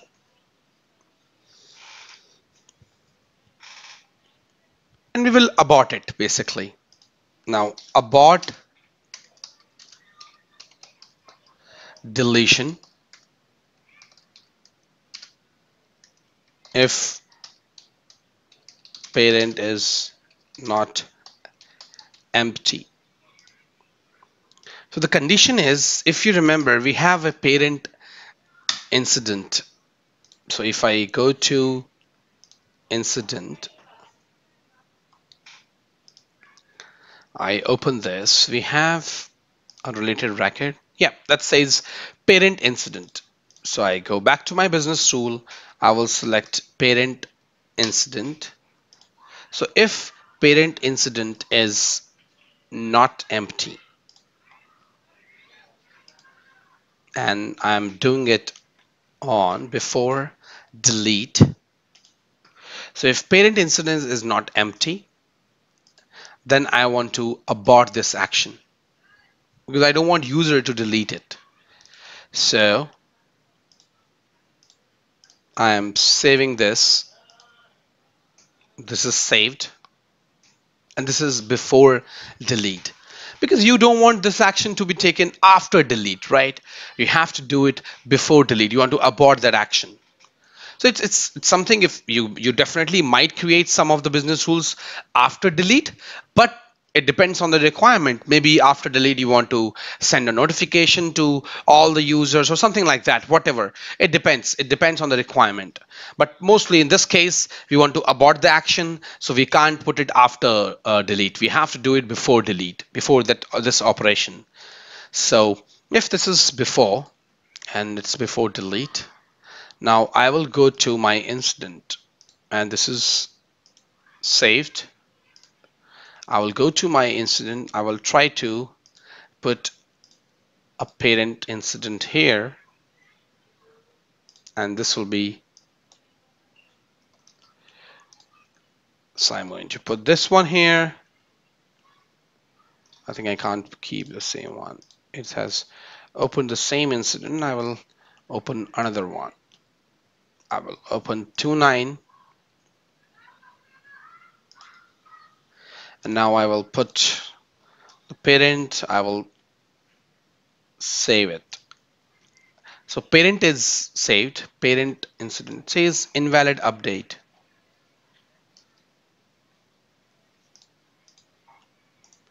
If I Yep, it's not giving an invalid update. So now this incident is a child incident and it has this parent incident.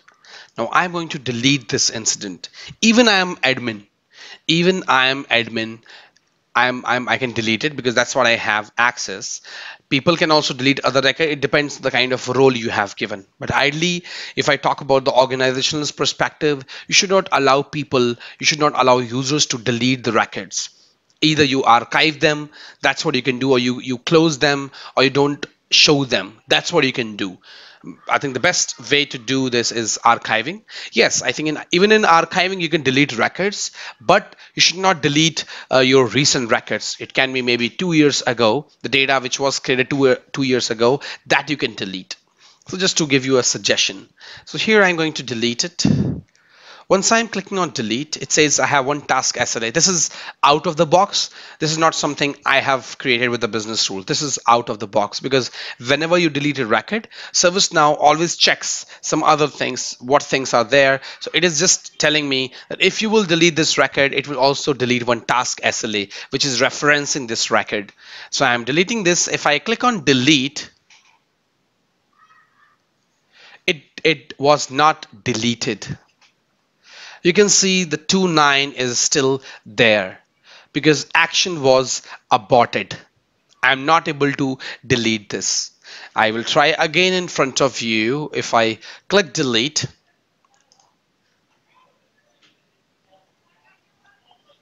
it aborted my action and I am not able to delete it. Now let me deactivate that business rule. So I'm deactivating this business rule and now I am saving this.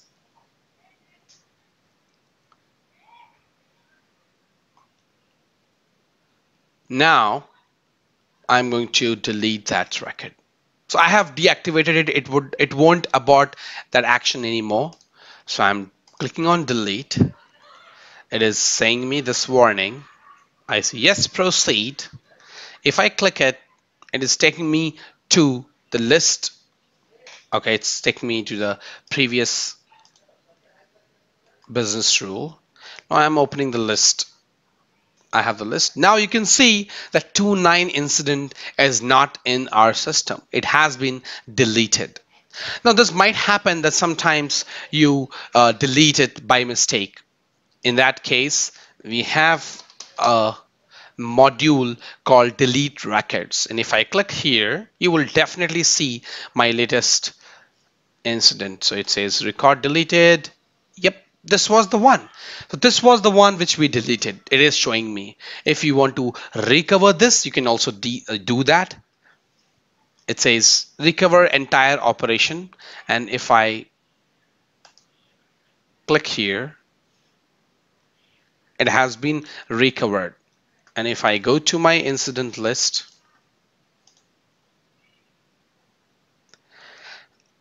so it's not there. Okay, let me go back.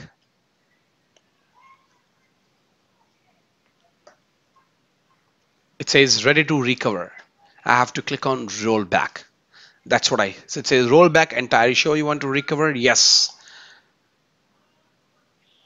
Okay, it didn't do because I did not select yes. I have to select yes, and now I'm clicking on OK. Now it's recovering. So it's done. If I go to my incident, yep, I have my incident back. So I deleted it, but now I have my incident back with all the information which it had. So this is how you can create the business rule on delete operation as well. Let's try to put a business rule on query. And then you will be able to understand all these 4 operations, that what kind of requirement you will get, and then what exactly you need to select, whether incident, delete, update, or query. Query business rule.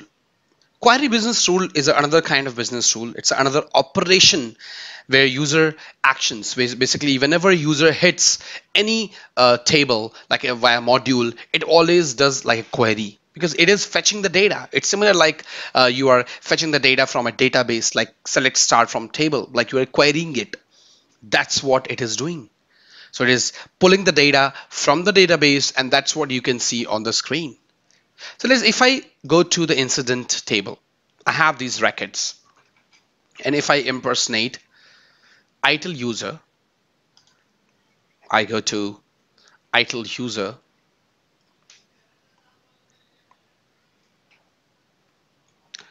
and I go to all.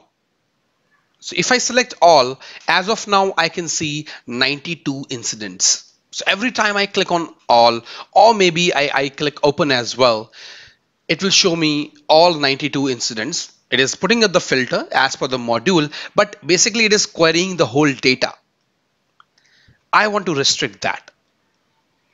So one of the requirement which I can tell you that if your customer comes to you and says that, hey, I don't want users to hit my incident table for the records which are more than 1 year. I don't want them to hit that query. Even if they are closed, even they are open, whatever state, regardless of that, ideally people will not ask you, but I really want you guys to understand how these functionalities work. So I'm just giving you the random example, not the real life example. It can be, it depends on your customer requirement, but it might happen they add some more conditions that you have to decide. That's the reason I'm just giving you a random requirement that if your customer says that ITIL users should not be able to hit the incident table for the records which are older than 1 year. So if I go here and I go to open, or maybe let's go to all as an admin view, I have 92 records. And I go here and I see the records which were created not on or on last year, or not on last year, anyone you can select, which will give you some data last year, not on last year. As of now, I have 92. If I run this, I have 68. So I just want users to see this data, not whole data. They should not be able to query whole data. In that case, now this example, this querying example, I think if I give you example of users table, another scenario where you don't want your ITIL users to see inactive users, just active users. As an admin, you can see any record you want, but for ITIL users or some other users, you don't want them to see inactive users. In that case, you can utilize this functionality as well. And this functionality is out of the box, but the one which I'm showing you right now, it is not out of the box. I'm going to create it in front of you. So as of now, showing me 68, what I will do, I will just copy this query because we will use some scripting in it. I will go to configure business rules. I will create a business rule.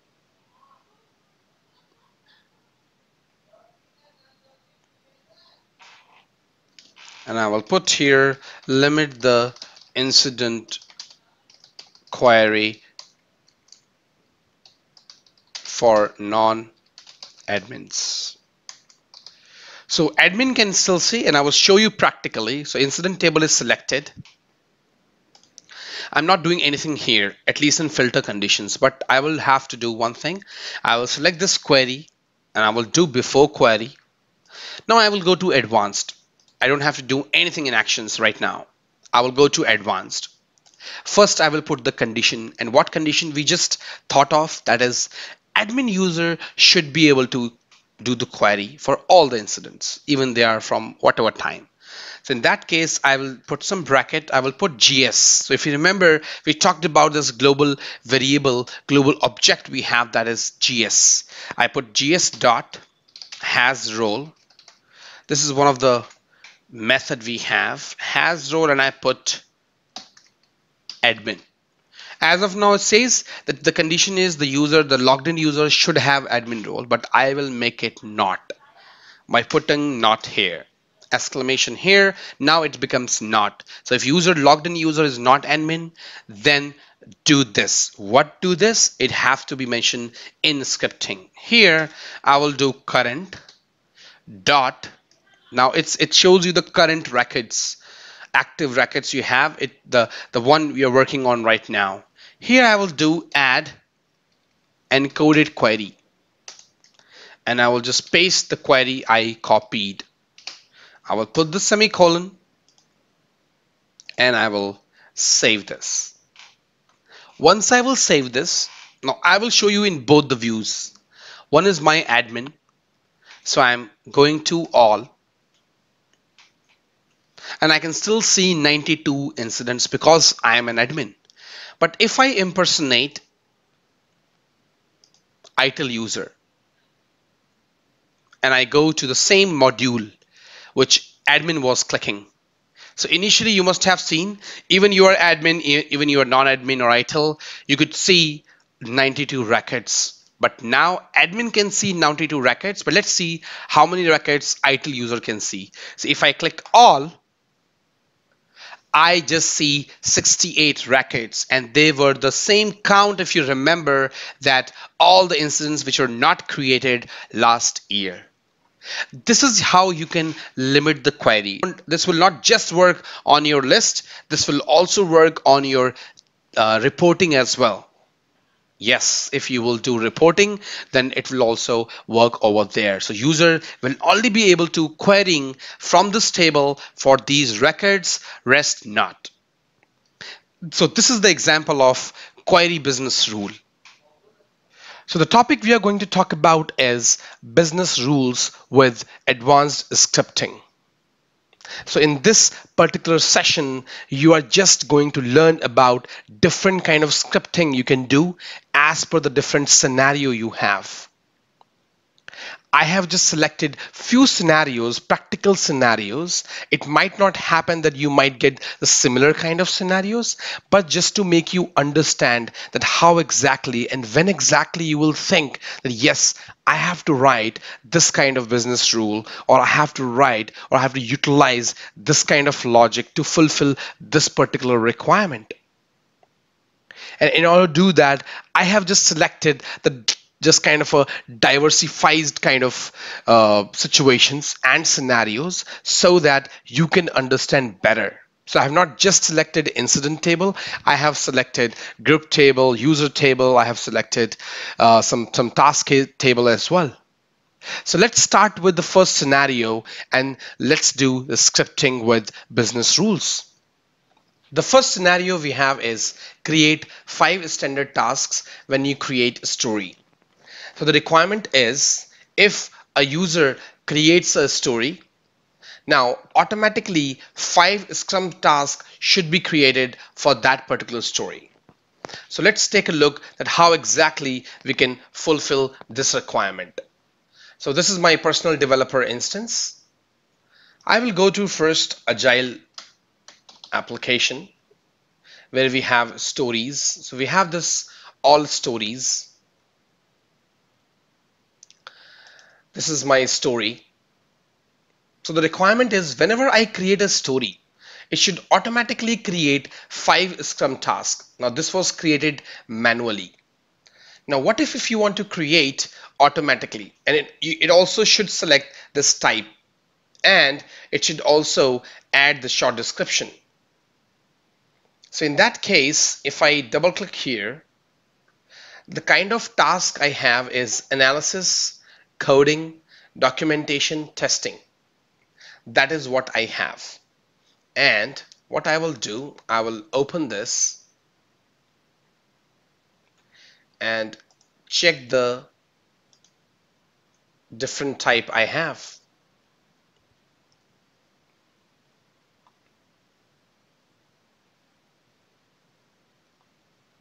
So if I go to choices, I have 1, 2, 3, 4. So that is analysis, coding, documentation, and testing. So let's go to stories. Now, in order to fulfill this functionality, I will create a business rule, and that is also with scripting. So I will right click here, Basically, it's always left click. Like if you will right click, it will again show the same options. But I always say right click, but I always click left click. So, but yeah, if you will do left click here, it will show these options. Now you can go to business rules and then click on create new.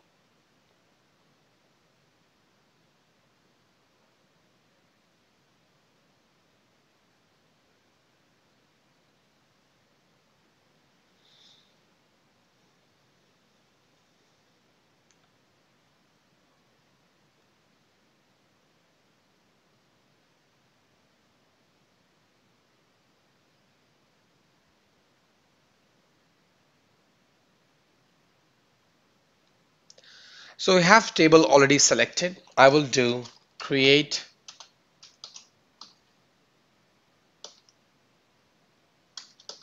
Scrum tasks. In I will click on advanced and I will do it on insert, and I will do after insert. I don't have to put any condition. I will go to advanced now because I need to write scripting. So I will go to story because now I need to check the table of the Scrum task. So I will go to story. I will go at the bottom and see the table we have for this Scrum task. So the name of the table is this one. Now, in order to create record in ServiceNow with the help of scripting, you always need to use glide record and you have to initiate that record. In that case, you can create a record in ServiceNow with the help of scripting. Let's take a look how exactly you can do that. So I will start with var gr equal to new glide record. I am putting the table name here. Now I will initialize this. I'm initializing. Then I'm putting gr. Now I will set the values. So if I start with gr dot, I think we had type. So if I put equal to 1, if I put gr dot short underscore description equal to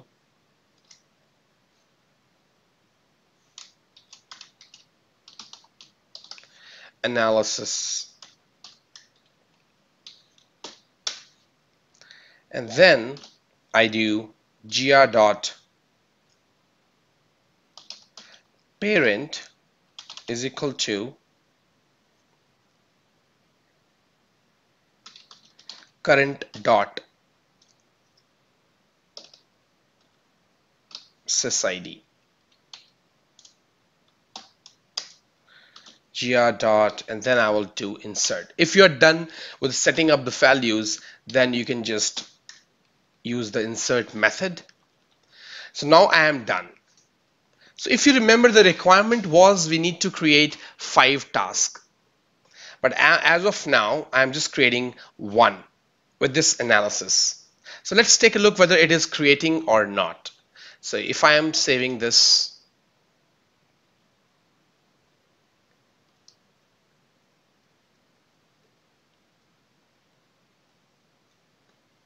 and if I go to my story list,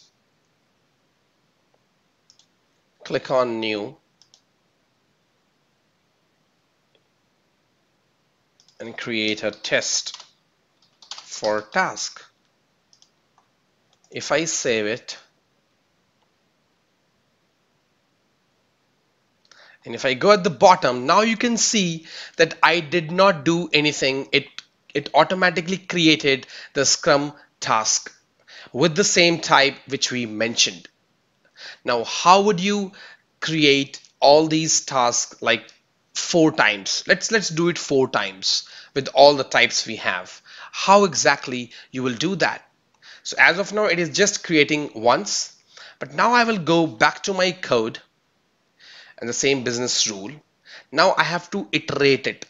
So iteration means I have to repeat it. I need to do a loop so that it should check that it should create 4 records for me as 1, 2, 3. So in that case, what I will do, I will do for, I will use just for loop. So I will do I equal to 0, or maybe I will start with I equal to 1, and then I will put I less than 5, and then I have I plus plus, and then so this is something I have loop. Now in that case, what I will do, I will also do one thing. I will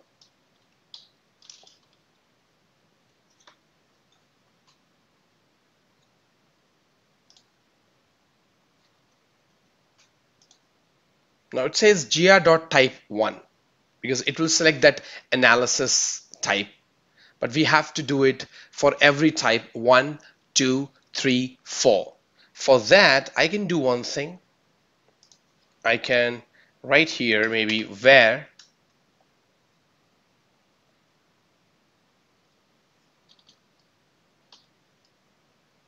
type equal to I. That's what I can put. Now every time it should do I plus plus. So type is equal to I dot to a string.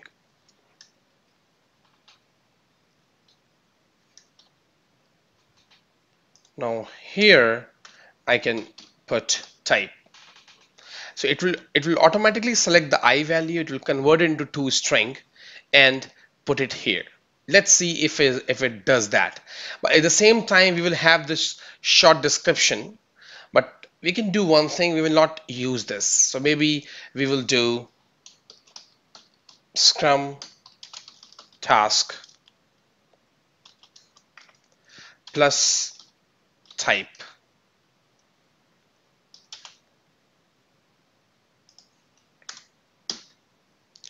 That is what I have. I have this gr.type, this type, and I am saving this. If I am saving this, I'm going to back to my story. That means I will go to the list again. And I will create a new story.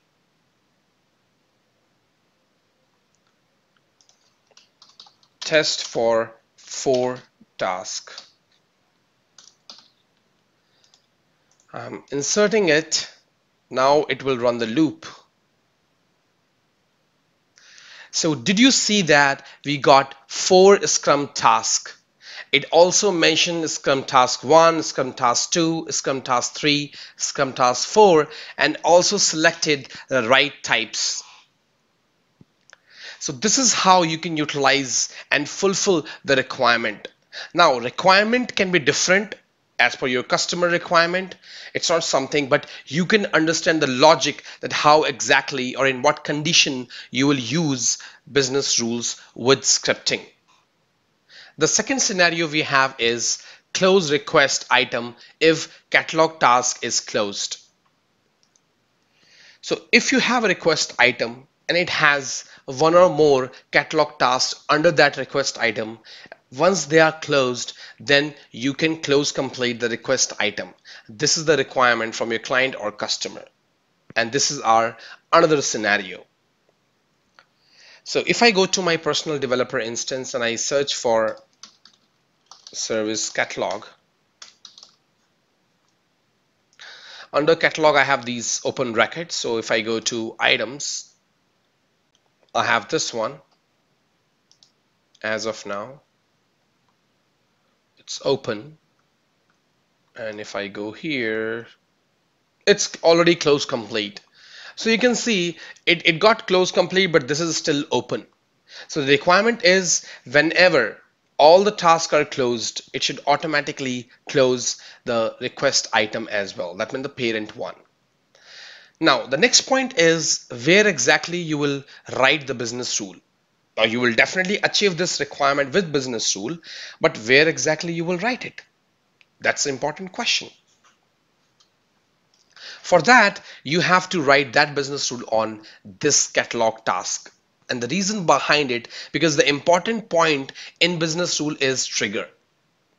Now, you are not touching request item idly because you are updating the catalog task. You're updating the state of the catalog task, which will lead to close the request item. So what I will do, I will write a business rule on catalog task. So if I will go here, I will go to business rules, click on new,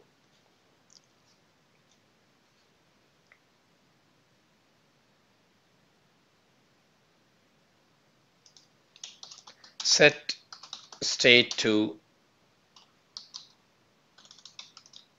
closed for RITM. I will check on advanced and I will do it after insert, or no, we will do on after update because I'm not inserting anything right now. I'm just changing the state of the task. So when exactly I would run it? Now, I want to run this and I want to do a check whenever I'm updating the catalog task.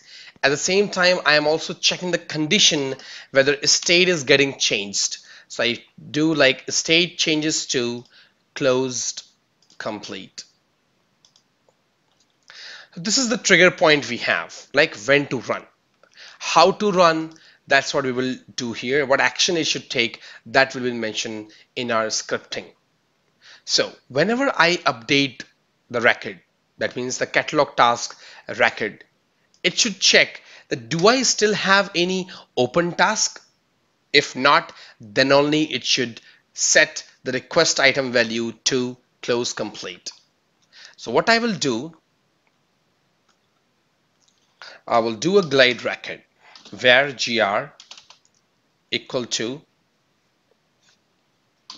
new glide record, and the table I will select is the catalog task because I need to check for the open items right now. So I will do gr dot add active query. I will look for all active records. So ideally, I think if I will do a close complete to catalog task, it should become deactivated. But that we can see if we have that option. So in that case, I will go to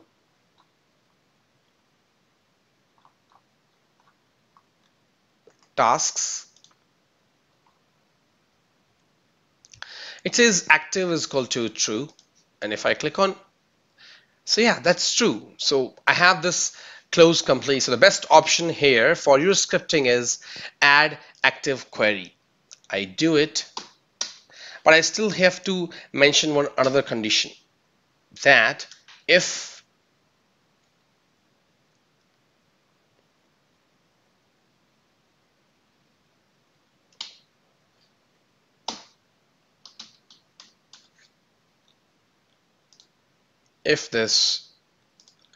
this particular field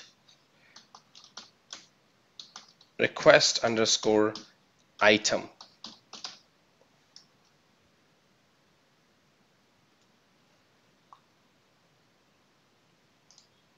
now I need to check whether I have active or not. So I will do one thing. I will check it whether gr.add query, and I will check the request item. Now I will do the parent. Basically the parent I have is add request item, add query. I have to check if I have any open for that particular request.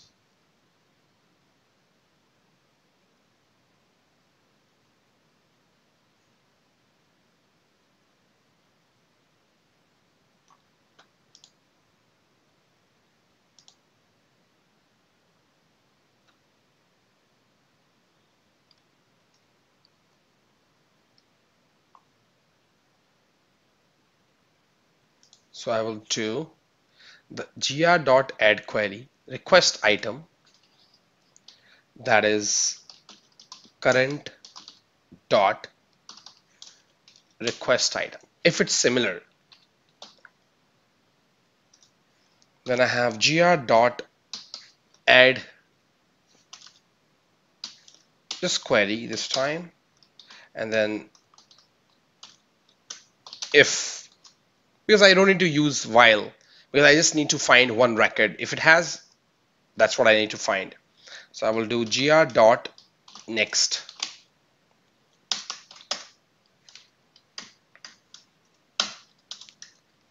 So if I get any record, but what I want to close complete. So the main point is if I don't get any record.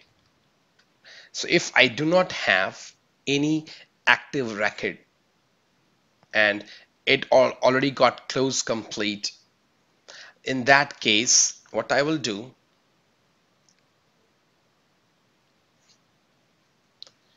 I will do another glide record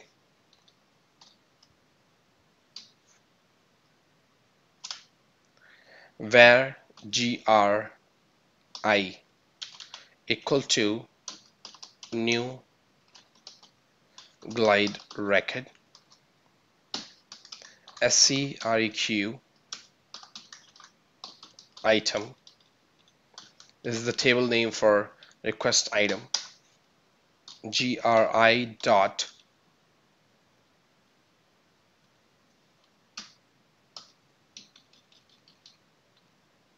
add query that we have. Society is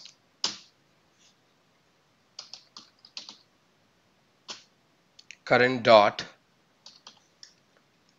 request item.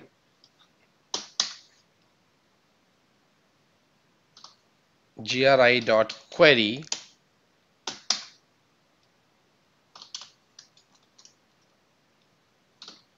GRI dot next, and that will do GRI dot state equal to, and if I remember, it's 3. The close complete is 3. So, and I will do GRI dot update. That is what I will do. So I'm clicking on save.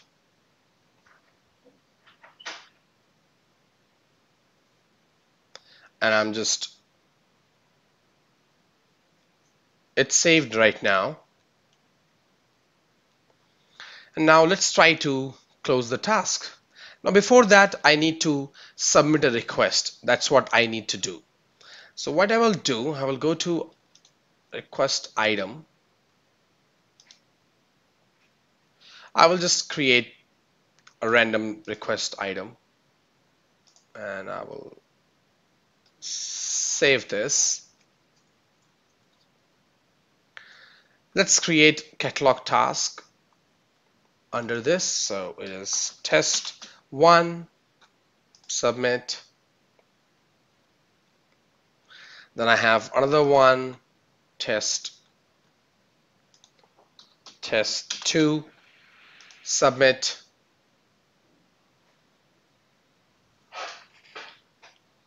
So I have these two.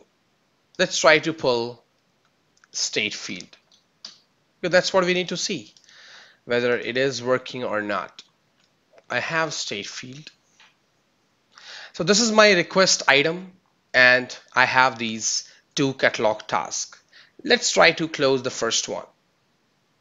If I close it, close complete,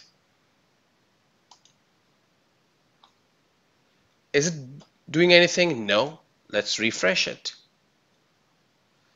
And the reason behind it, I still have another task. Let's try to close this one. If I close it, as per our business rule, it should automatically close this request item. So I go here, close it, and if I see, now you can see it just changed the value and it got changed to close complete. And you don't have to even save the record. You can just reload the form. Yes, you don't have to click the save button. It automatically updated that record directly in the database. Both the tasks are completed and my request item is also completed. So this is how you can write another business rule with scripting for different functionality. This is our third scenario. So the scenario is if assignee updates the incident, then change the state to work in progress. And I would say, I think you might get this kind of requirement in your organization as well, or maybe from your customer or clients. So let's take a look at how exactly you can fulfill this requirement. So if I go to the incident form, so the requirement is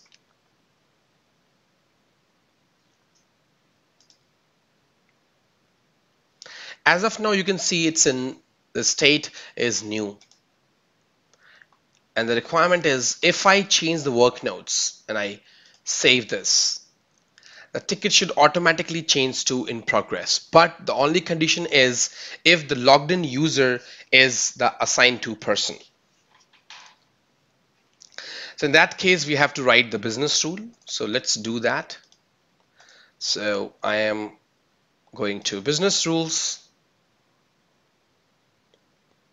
create new,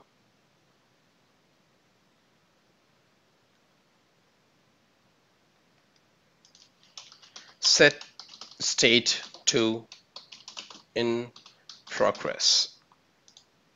And when exactly we want to run this, we want to run on update, and that is also when work notes gets changed. So whenever work notes gets changed, that's the reason we have to check this particular condition, and that's how it will trigger. So if I go here in advanced, now I have to change the state to in progress if the current logged in user is an assignee. So in that case, I will get the assignee and I can get it with the help of current. So what I will do, where C user, that is current user. So that will be current dot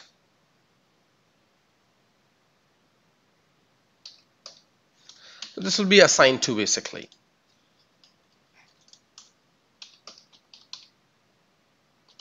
Assign or maybe assign.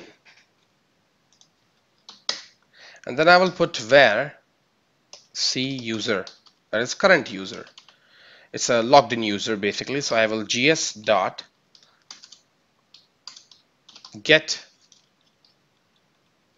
user ID. I put dot semicolon. Here I do if assign equal to C user. That means if they are same, if the assignee is similar to the logged in user in that case, and work nodes gets changed, then I will set the current dot state equal to I have in progress. And if I check what is the value of in progress, so I need to go to configure dictionary.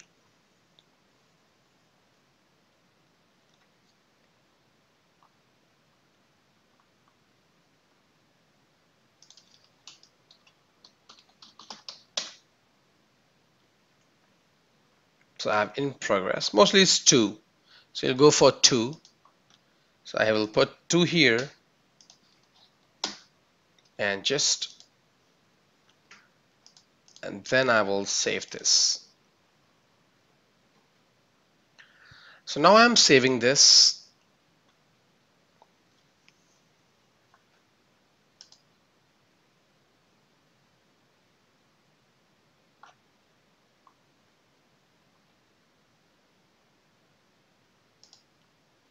Now I will do one thing. I will impersonate to ITIL user.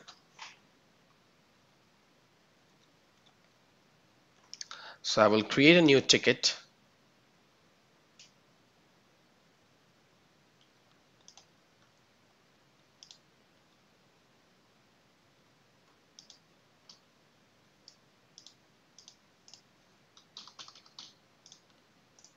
Saving this.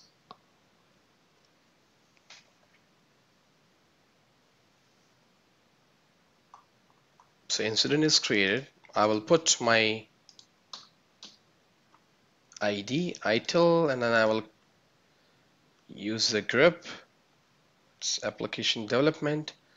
So let's see if I have that ITIL.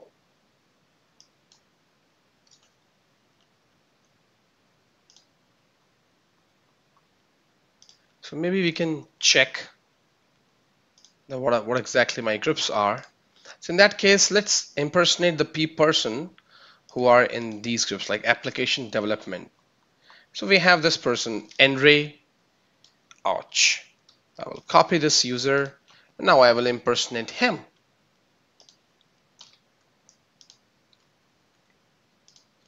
Because I was not able to find the right group for ITIL user, so I will do with this particular user. I'm going to open if I have any. It's not assigned to me, but now I can select application development, and then I can put my name. I'm just updating it. Now, as of now, you can see it's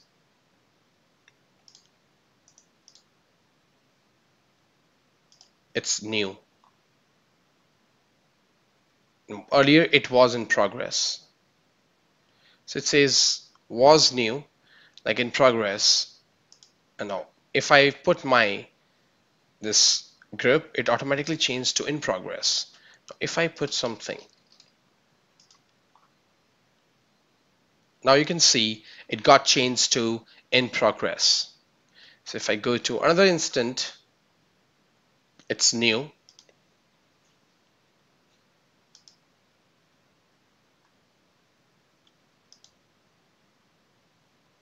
I will put my name, put the assignment group, save it. Now this thing which we are seeing, like it is automatically changing to in progress whenever I am putting the assigned to. Now that's it. That is something different. That if you are putting some assigned to and it is making it in progress.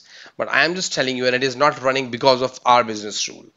I will make it new again, and this is running because of another business rule. Because our condition is totally different.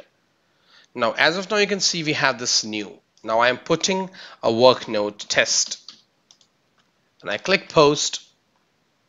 It automatically changing the state to in progress because the logged in user is the same one. Now what if I remove this and now I save this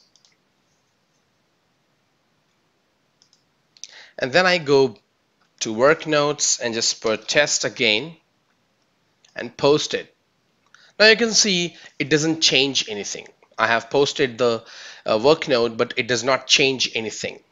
So this is how you can fulfill this particular requirement with the help of scripting. So if you remember, I showed you 3 scenarios where you can write and you can utilize scripting and business rules with different situations. Now there are n number of situations or different requirements you can get from your customers, which will, you will decide that how exactly you have to write, where exactly you have to write, what trigger you have to mention, what table you have to select. That's what you have to decide when you get the exact requirement from your customers. In this session, we are going to talk about business rule with Scratchpad. In one of my sessions, we learned about that what is business rule and what are the global objects of business rule. Now, one of the global object of business rule is G underscore Scratchpad. So this is what we are going to use in this particular session.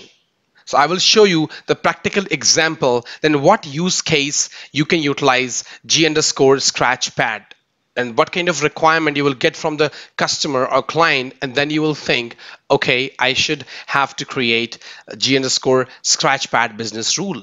So let's take a look how exactly you can do that in your instance. So I will go to my personal developer instance. In order to do that, let me tell you basic use case.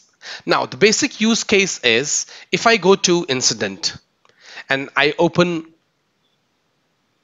any incident. So what I want, whenever I open any incident, it should show me an alert, and on that alert, I should be able to see caller's location. That is what I want. Now, as you can see, the caller's location is not on the form. So we cannot show it as per the client because alert is always runs on client on the user's browser. So I have to fetch that value from the database, which will pull that value from caller, basically sysuser table, and then it will display it. But I cannot utilize client script because I cannot fetch that value. Basically, there are some other ways. If you remember, in client script we talked about get reference. So you can still do that, but G underscore Scratchpad it's also one of the, I would say, best example. It will do kind of an async job. That's what it will do. It will just get the value from the database and then it will show you on the screen. So whenever if you get any kind of requirement where you have to fetch some 2-3 fields from server and which is not on the client, and you have to populate that value on the client, then G underscore Scratchpad is the best way to do that. Because showing the value of like server fields or server data on the client, there are various ways, like we have glide Ajax, we have G underscore Scratchpad, another one we have get reference. All three methods, they are the best practices basically. So but if I would say overall recommendation is glide Ajax, but G underscore Scratchpad is also recommendable and you can use it. You can also use get reference, but I would say let's ignore that get reference, but you can always use G underscore Scratchpad and glide Ajax. Those are the best recommendable approach for fetching the values for the client. So what I would do, I would write a business rule. So I would go to business rules. And let me tell you one thing before, that we definitely have these scratch pads out of the box as well. And if I will search it here, you will see one is written on task table and one is written on incident table. It says load incident models into Scratchpad. If I click this, I will be able to see what all values I have saved.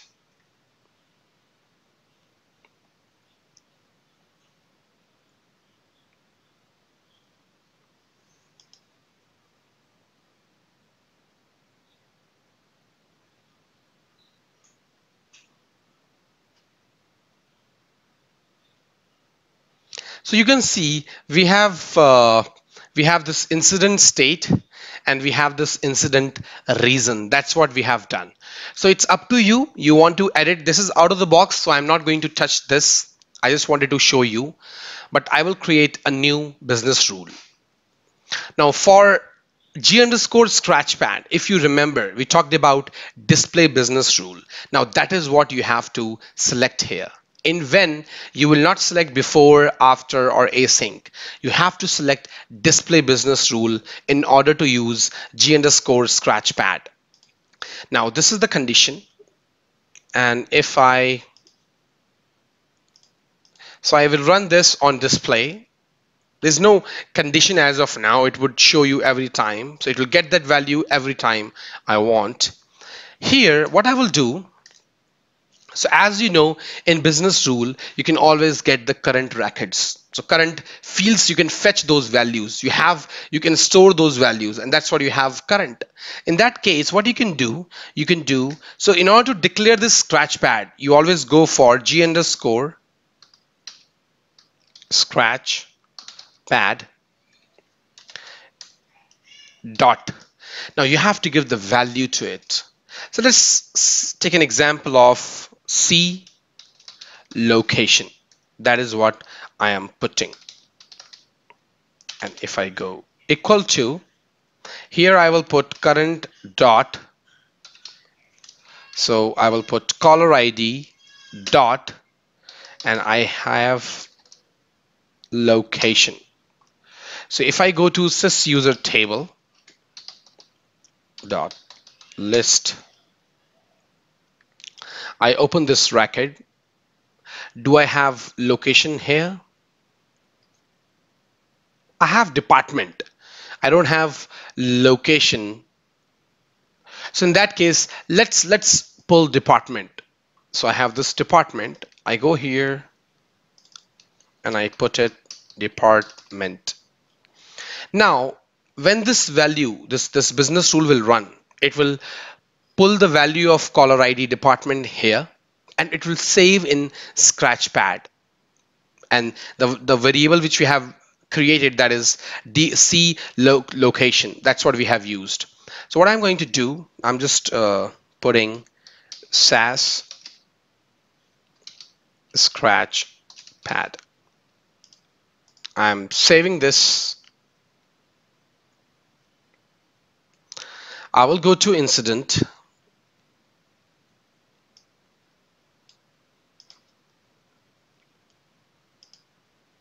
I will go to client script because I need to populate that alert.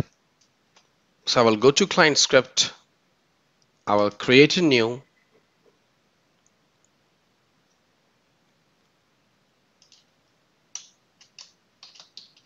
alert for department. I will type here on load. So I want whenever like form gets loaded, it should show that department. Like it's not something that you will get the same kind of scenario. Your customer might give you different scenario. I'm just showing you the example that how exactly you can utilize G underscore scratchpad. Here, what I will do, first I will save the value of the location department basically. So C, I think we can do department. It's a variable we are declaring, and I will put G underscore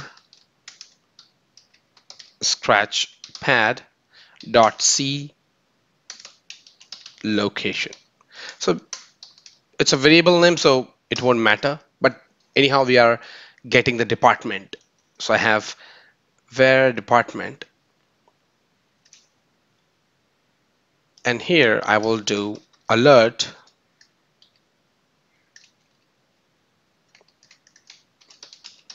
the caller's department is department. I have written here. And it would run every time we load the form. So I am saving this. Now we will see whether we are getting right data or not. Ideally, I would think this would give you the sys ID. Let's take a look what exactly it gives. So if I go to open, I open any form. So now you can see I was correct. So it says the caller's department is this. So you can see it's giving the sys ID of that. The reason behind it, because department field is reference field, and that's the reason it is giving you the sys ID. Now, how can we get the string, the name of that particular department? For that, what I can do, I can go back to my business rule.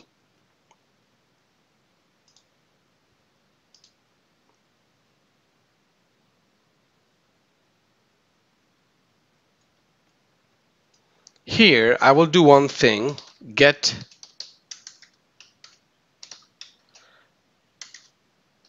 display value. That's what I can do. And if I save here, I go back to my incident and I reload it. This time you can say, you can see that caller's department is customer support. So that's a big difference. Now, whenever you perform development in your instance, or you perform development in your organization, these are the small things which you need to take care. That what kind of fields data you are fetching. That's what you have to always remember, whether you are getting the right data or not. So anyhow, you'll be doing the development and then you'll perform the unit testing, but make sure you are testing each and everything before delivering it to the client and customers. So this is the example of G underscore scratchpad and how exactly you can use G underscore scratchpad.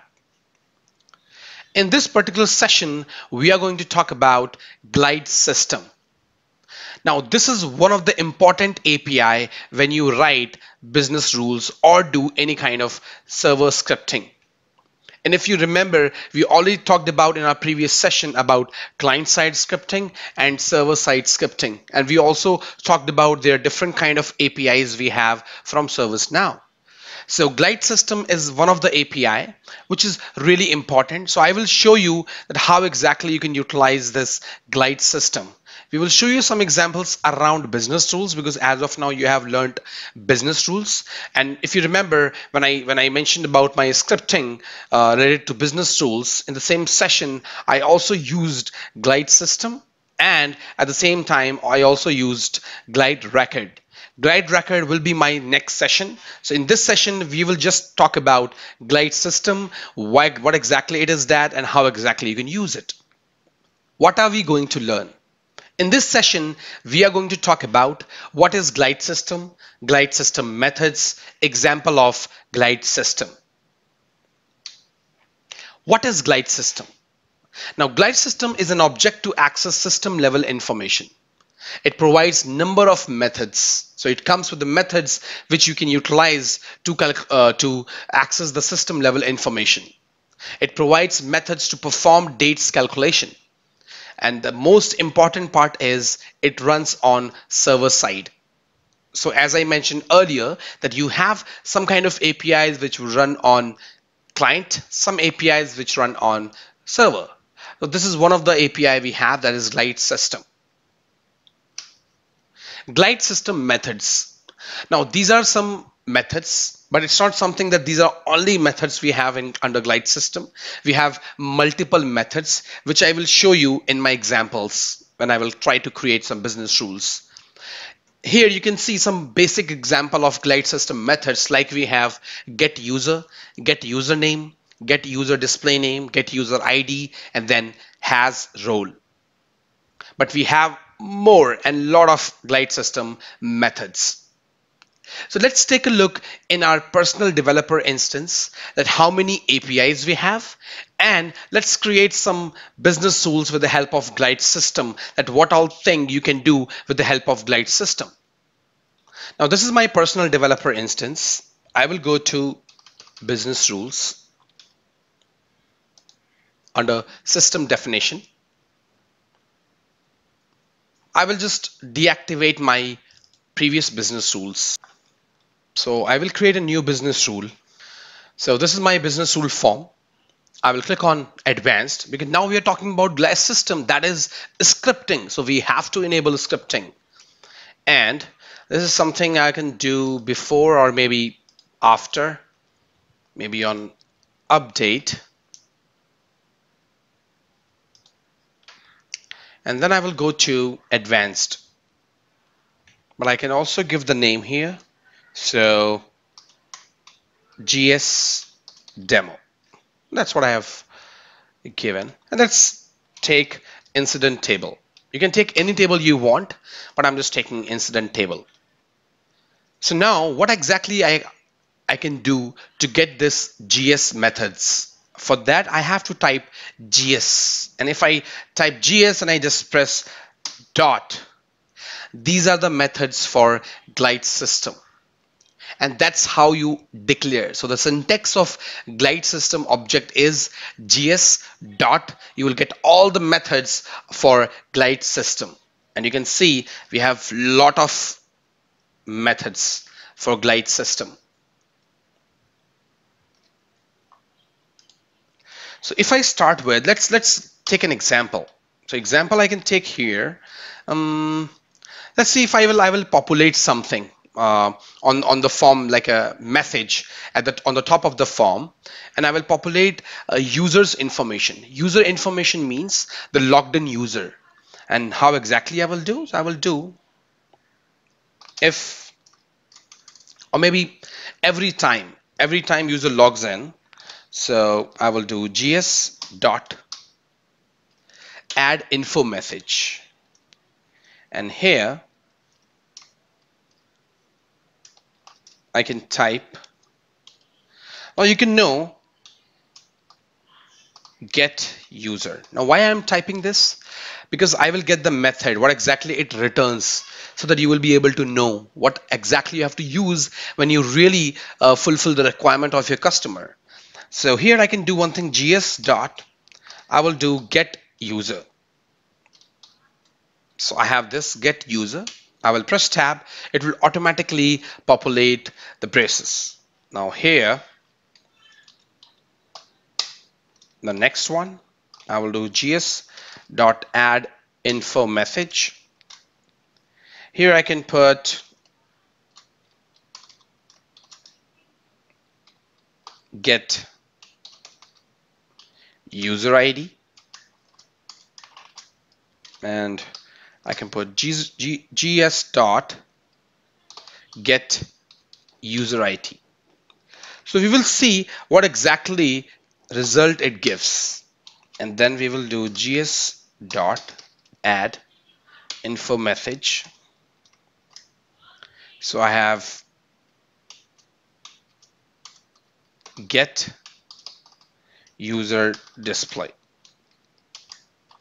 and I have gs dot get user display name, again semicolon, and then I can do gs dot add info message get username plus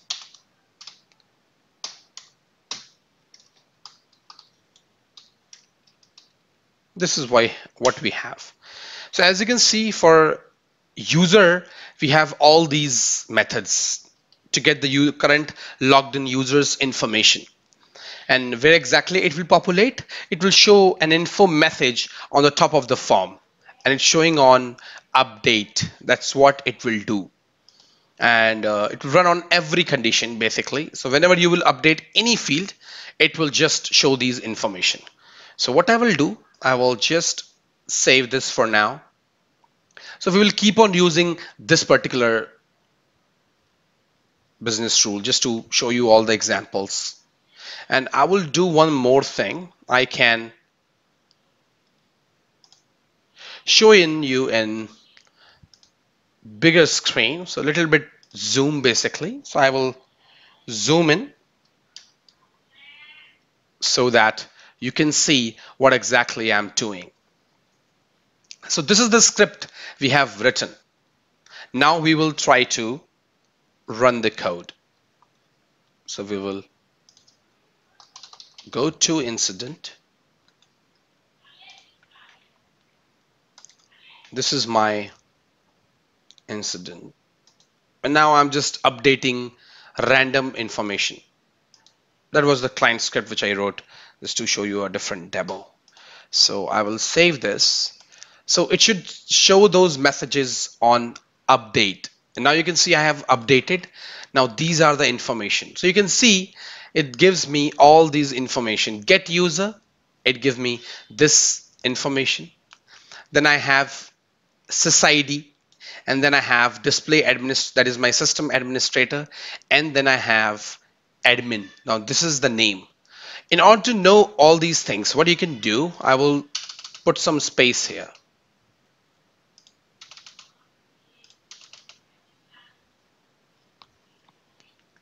And I'm saving this again.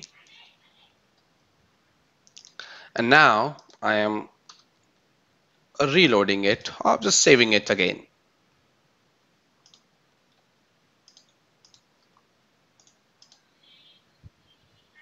So now I saved it. Now you can see I have space. So the first method, that means get user, is giving you this com glide.sysuser at this. That is what it is giving. So, and then you have this one, sysID. So get user ID gives you the sysID of the current logged in user. Get user display name gives you the name, complete name of the user. And then get username gives you the first name basically. And that is the username. There's a field, not just first name, the field that's called the user name, that where you type login as well. That's what it is showing you. So if I go here, and you can check these things as well. For example, if I go here, I just put dot and I put get user. It says returns a reference to the glide user object for the current user. That means it is returning a reference, the where exactly this user is mentioned. That's what it is mentioning. Then we have glide display name. It says get the display name of the current user. That's what it is showing you. Now this is the user ID, sysID, and this is the username, that is the user ID of the current logged in user. Now this would apply in every situation wherever we will just update the form, that is incident form, and it will show you this information. So this was one of the example of GS with get user, but we have more methods as well. And we can see, so if I go here, this is the profile I had, and if I select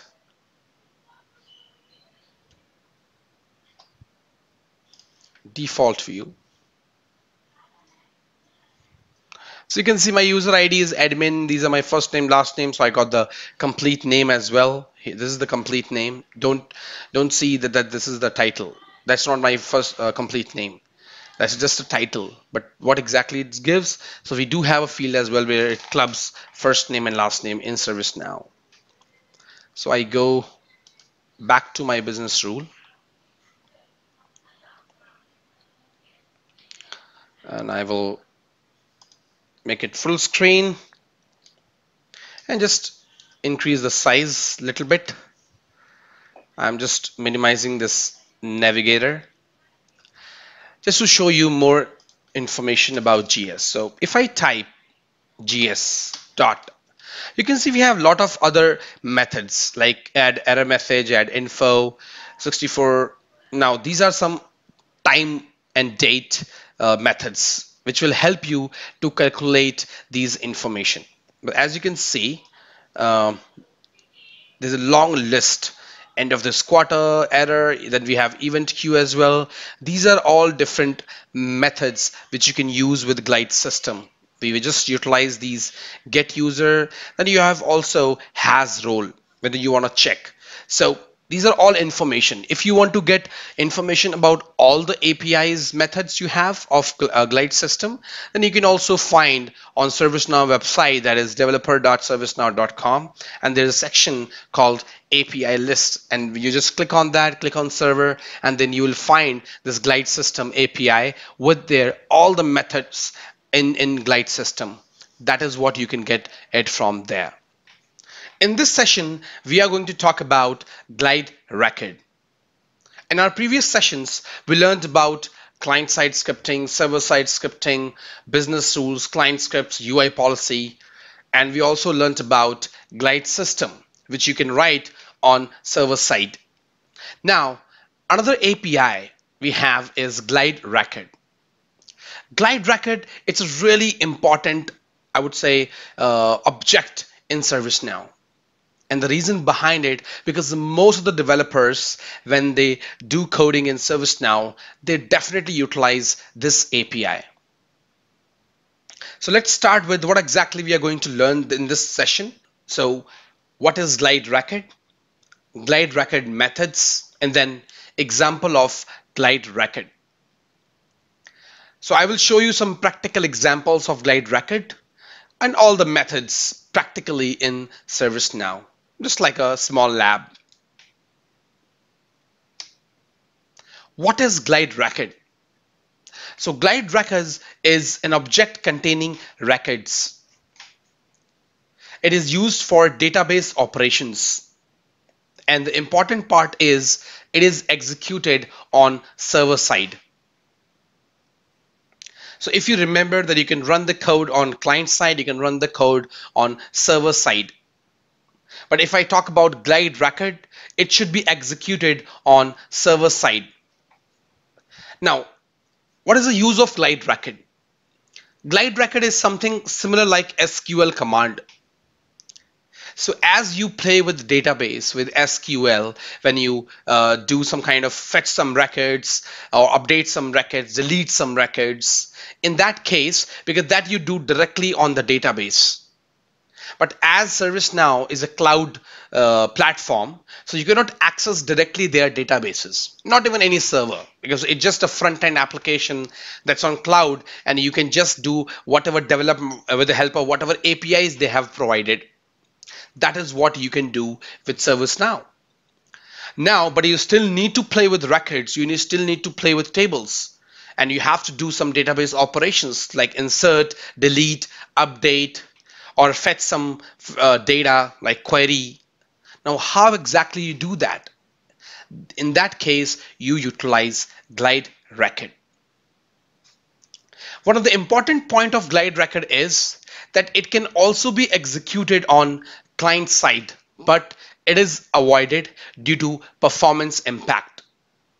There are some methods on client script which basically does the similar kind of work like we have glide record. So they go into database and fetch the details for you. For example, g_form dot get reference.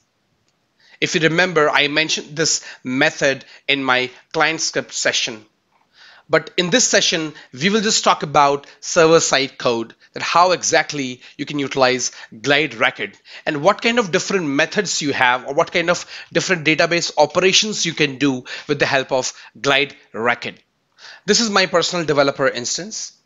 Now, the important point about glide record is syntax of glide record. So what I will do, I will go to business rule.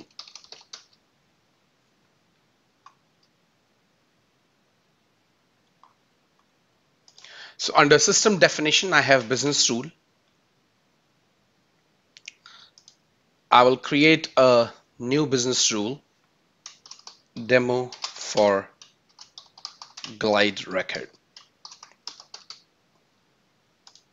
And you can select any table you want. Let's select incident table. Now I will just show you the example that how exactly you can use glide record. I'm not going to show you the example for the exact use case because I will just write. I'm just utilizing business rule to just run the code. I can run this code in another functionality as well, like we have background script and we have fix script. But I do not want to confuse my viewers and the people who are watching my video. So just to make it simple, I'm just running the code in business rule, so that I can show you how exactly you can utilize glide record. So I will just enable this advanced because we are going to use glide record. So scripting has to be enabled. And I will do after update. So we will just take one record, one incident, and we will keep on updating it and we will see what results we are getting. So in that case, I will go to advanced. So let's start with the syntax of glide record. Now, how exactly you do that? Now, for creating a glide record, you have to create a glide record object for that particular table. So in this case, what we will do, we will try to populate number of incidents maybe. Or let's do what exactly we can do. So let's start with creating a variable, and you can start with var gr new glide record. So everything is case sensitive. So whatever we are writing, you have to remember the exact syntax. So we have variable gr. Now you can definitely change the name of the variables, and you can also change the table name. So when you create a glide record object, you create a variable, and then you put the table name here after glide record. So what I will do, I will put incident.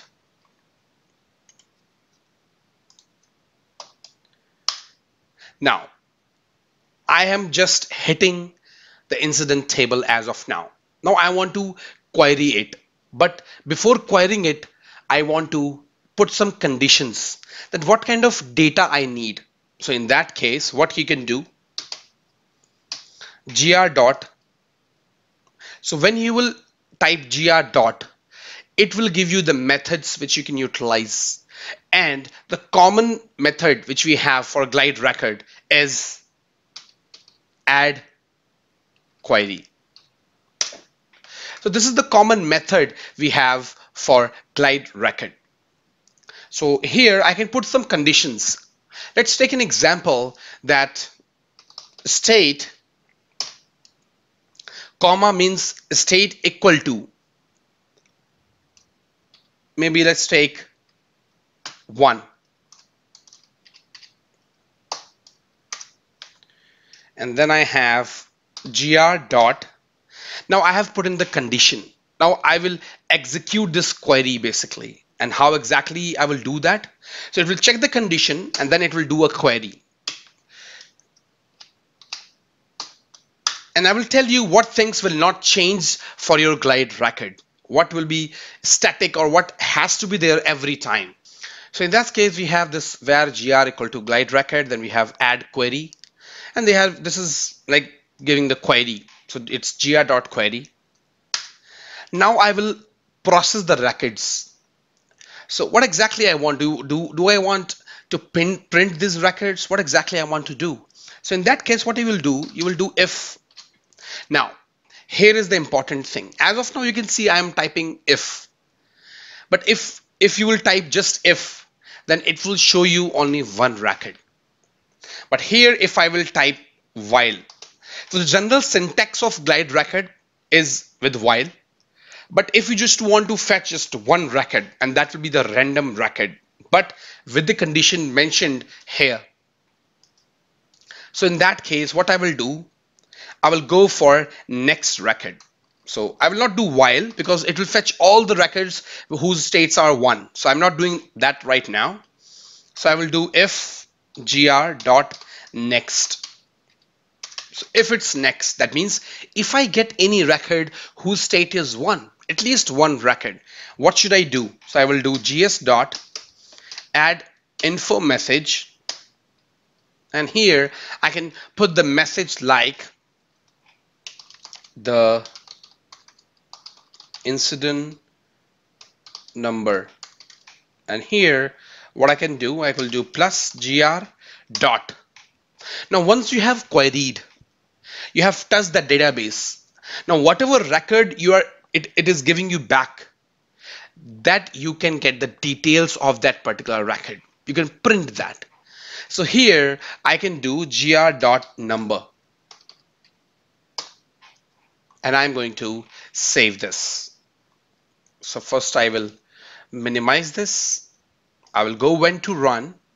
It's on after update, and like whenever I will update it, it should show that message. So I will save this.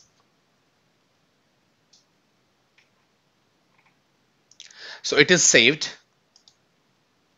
I will go to my incident form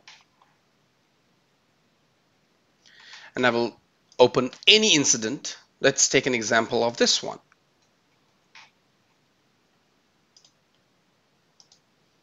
So if I just save it for now,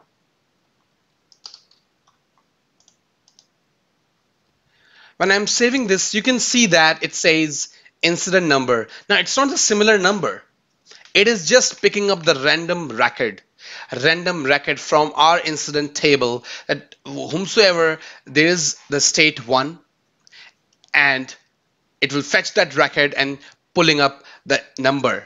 That's the reason we did gr.number, and it is showing right here. So that is how you work with glide record, and this is the basically syntax. Now I will explain you a little bit more. So if I go to my script again, so this is my script. I will make it big screen. So now let's start with this. Now this one is you are creating an object basically to store rows from that table. That is what you are doing here. Every time you want to play with the tables, you have to start with this particular line. So you have to create a glide record object to perform all these queries. So the next thing is your condition. Now this one, or you can also add more condition. This is something condition, adding condition. Now this is just one condition as of now. Now you can also add one more condition if you want, and that can be, just go for the next line. You can do gr.add query, and you can also see it says name or the value. That's what you have to put. So I can put any field I want. So maybe let's take an example that I can take maybe short description. Short description. So wherever I have short description as test, it will again put basically pull one record, but this time I'm making it while. Let's see what exactly you get in info message. So I'm putting the semicolon and I am saving this. When I'm saving this, now I will put something here and save this. You can see we have this 4.3. That is what it has. And if I will check here, and if I go to your incident,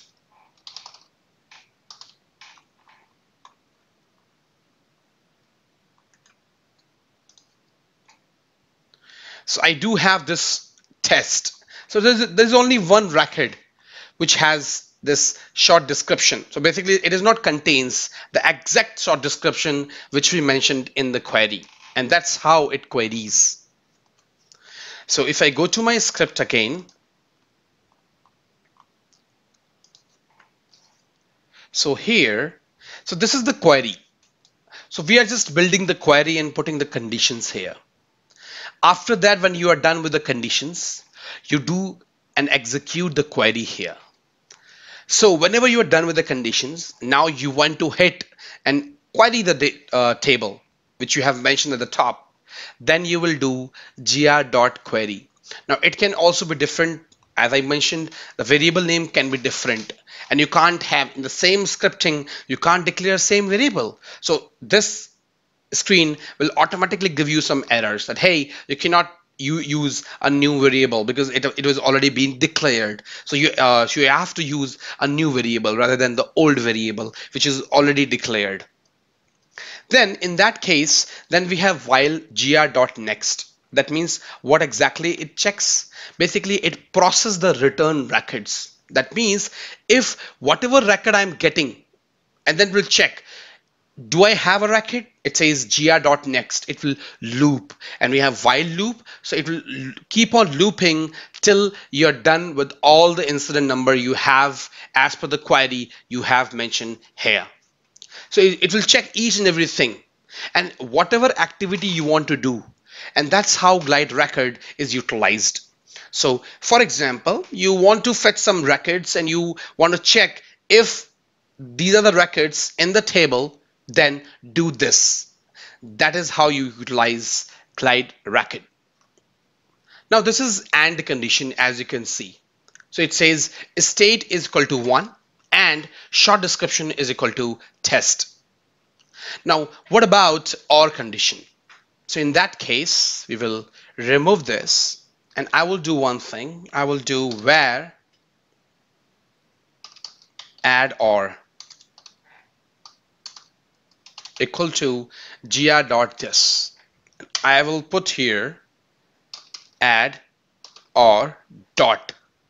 Now you can see we are getting add condition, or we are also getting add OR condition.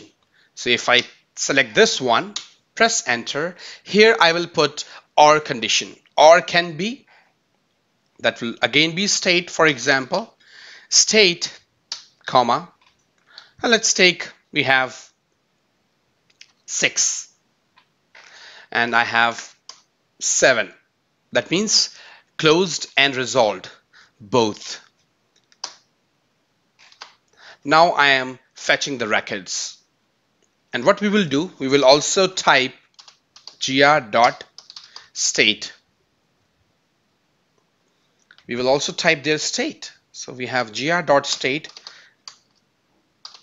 get display value. So if I type here and I save here, so it's saved, and if I go to my incident and just try to save it again, you can see we have closed, resolved or closed, but we don't have any resolved one, and that's the reason it is not showing you in the list, but it is showing you all the closed incidents we have in our incident table. That is how you put OR condition. Now another best example of glide record is encoded query, and I would say that's a really strong method we have for glide record.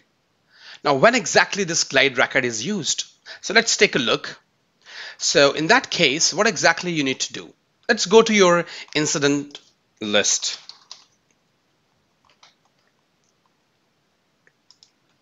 Now you might get some requirement from your customer or from your client that you have that filter. So what exactly we have is encoded query, and how exactly we use it. So for example, I put like caller is show matching.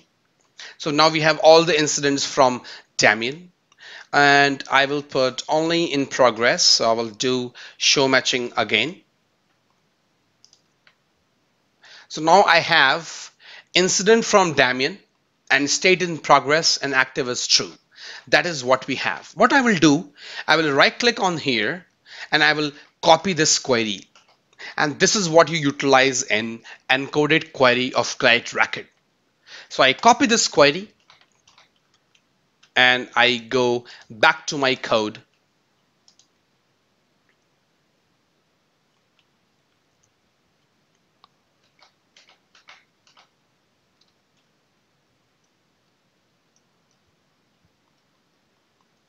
So here's my code. And what I will do, I will just make them comment.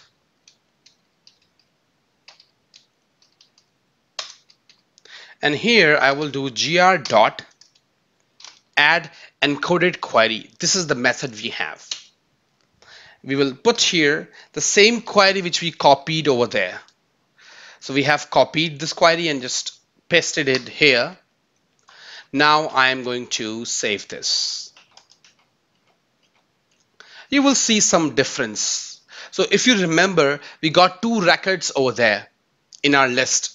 When we queried or when we put the filter condition on the list, you should get similar results right here as well. So let's go to our incident and I will cross this, and now I will save this.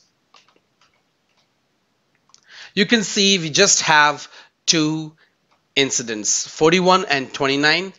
They just ran the query and we got the results as per the condition, as per the encoded query we mentioned. So this is the utilization of encoded query. So if your customer comes with any requirement where you can get that requirement with the help of filter, and then it's really easy to try to find out different operators, because if you remember, I put state comma then one. Now there might be a lot of queries you have. So rather than putting up or finding it out all the operators and creating a custom query, you can just utilize encoded query and then it would work without any issue. You can also get the single record without add query. So in order to do that, let's go to your script. We have here, make it bigger screen. Let's make it as comment. Now, in order to get the single record, what you can do, you don't need this query. I will also make it as a comment. I can just do gr.get. And if I do get, it says defines a glide record based on the specified expression of name equal to value. So if I do this and I do current dot sysid. So the current record which I will update, I will get the number here. So let's try if it's working. And I do not need this. So I can just remove this and I can put this line like this and save this. I will go to my incident, cross this. I will try to save something. Now it should print this number. So I'm saving the record. Yes, we got the state and we got the same number. So as you can see, we did not do any kind of query. And without querying using dot query and add query, we still got the number. Table was still able to fetch the record from the table. So the get is only used when you want to fetch single record. And in that name value, basically we mentioned about that dot get, basically you have to put the sysid. That's what you have to mention over there. And when you will put the sysid, it will automatically fetch the data for you and show whatever fields you want to fetch for that particular record. Now with the help of glide record, you can also do counting of the records. So in that case, you will go back to your business rule, make it bigger, and we will uncomment this and I will continue with this and we will make this as a comment. Here I will do while gr.next and curly braces again. And now I have to print the row count. Now how exactly I can do that? In that case, what you can do, where count are, that is rows, it's gr dot, and I can do get row count. Now this will give you the row count, and here I can mention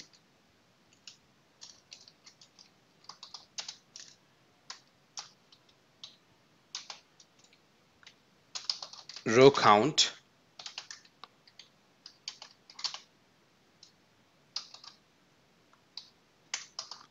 R, and I am saving this. So if you remember, we had two records. So let's see what exactly we get. I'm just saving here. So we get row count equal to 2. Now why we are getting this 2 times? Because it has 2 records, so the iteration is 2 times, and that's the reason you are getting this. In this case, you can also get the number of records in that particular table you have with the condition you have mentioned. You can also fetch the overall count. So let's do that. In that case, I will change the query a little bit. So I will do like this, and I will just do the query. That's it. All like whatever incidents we have, let's try to check the count. In that case, I don't need this complete, so I will make it as a comment, and here I will do gs dot add info message, the row count is, and I can type count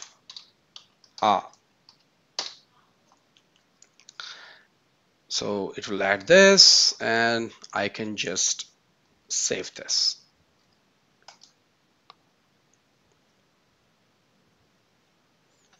Now it will query all the records and show me the row count.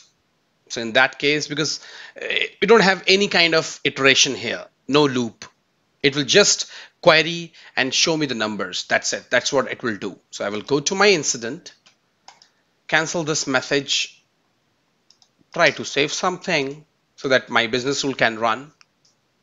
You can see we have row count as 96. Now in that case, if I just do all, you can see we have the right number. So it gave me the right count, whatever I queried on incident table. Now, in order to do aggregation, now this is something like aggregation, like you are doing a count of incidents. You are counting the number of incidents. In that case, there is another way to count and do the aggregation.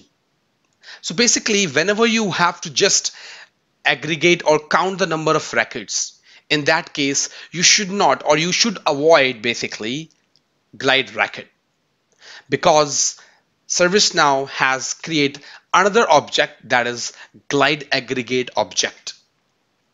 Basically, it does the similar thing, but it just does that activity just for counting. So it will save the performance of the system. So rather than doing the glide record, you can utilize glide aggregate.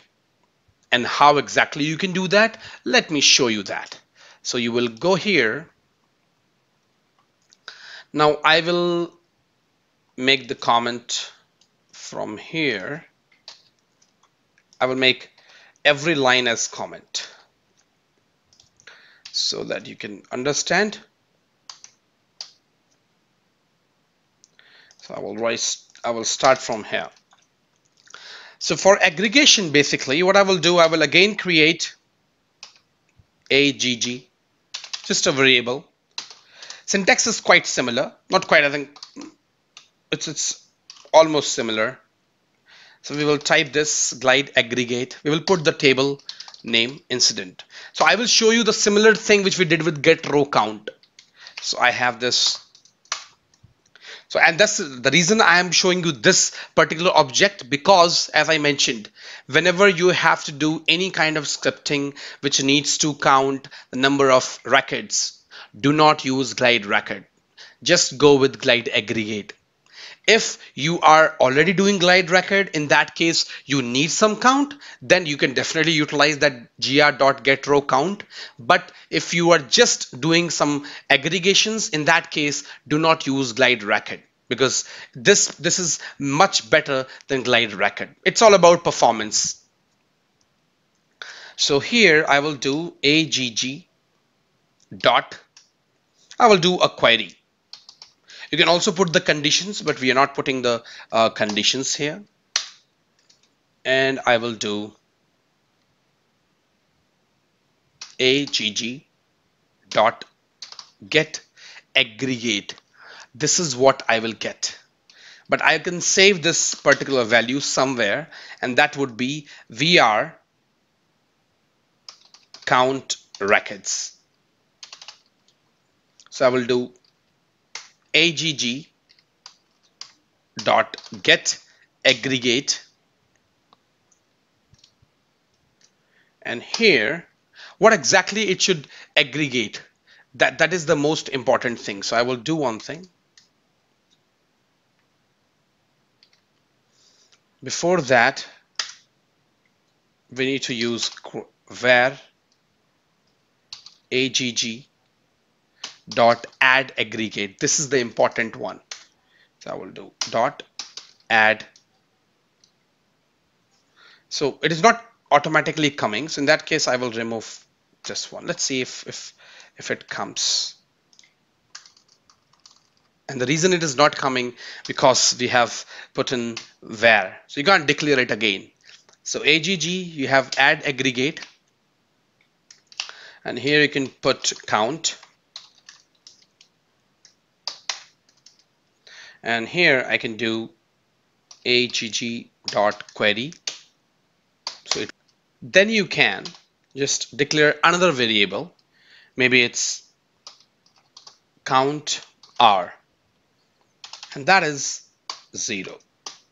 Now we will do some iteration, and that will just checking of the records. So we will do agg dot, we have next. Now this will count the records, and here what I will do count r equal to agg dot get aggregate, and here I can put count. Now after that I can do add info message, the number of records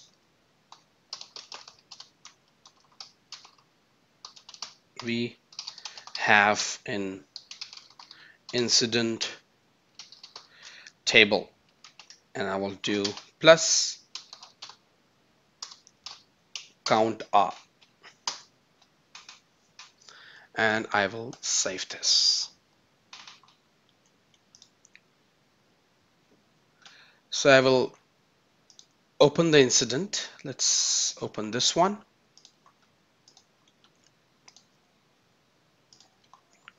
And I will save. Now you can see we have similar count as you did get row count. We got the similar count here as well, but just the syntax is different. There we used glide record to get the row count. Here we got the number of records with the help of glide aggregate. So as I mentioned earlier, the best option to do the aggregation is glide aggregate. So this is how you can utilize glide record in ServiceNow and write a business rule or server-side code with the help of glide record if you want to fetch some records, play with the records, and do some database operations. In this session, we are going to learn about schedule job.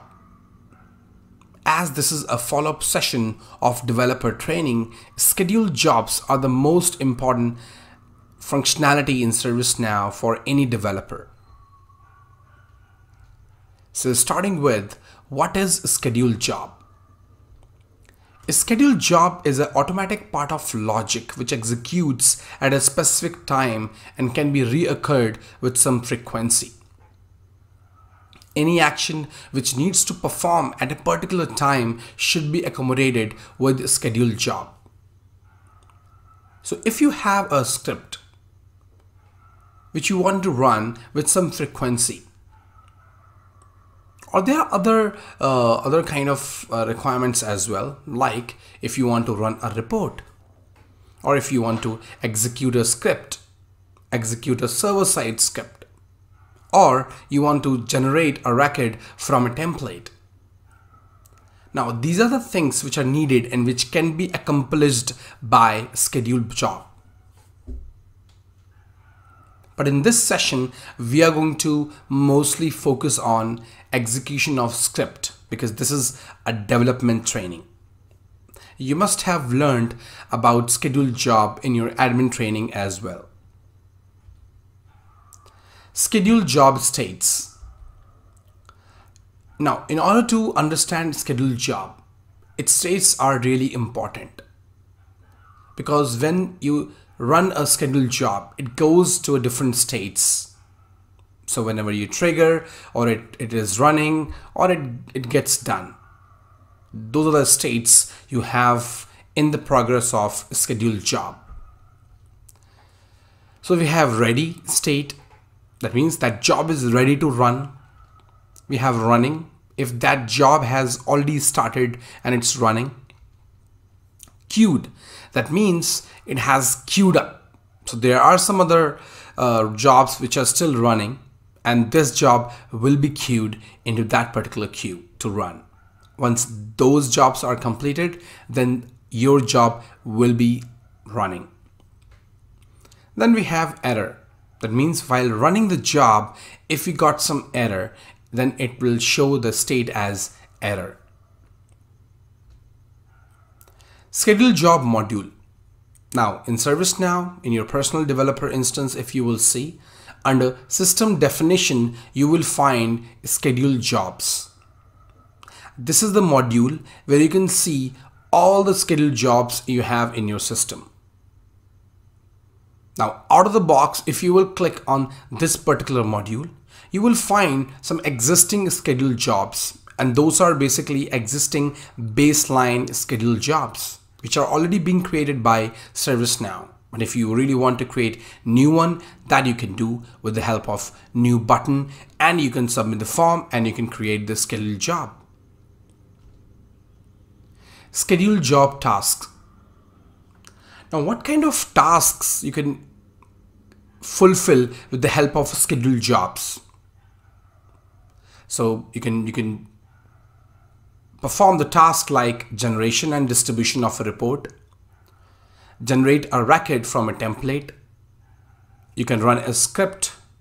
You can run a script to create a report, and the generation and distribution of report. As you can see, if you will try to create a scheduled job, it will automatically show these options first when you will click on the new button, because system wants to know what exactly you want to automate, what exactly you want to schedule as per the requirement.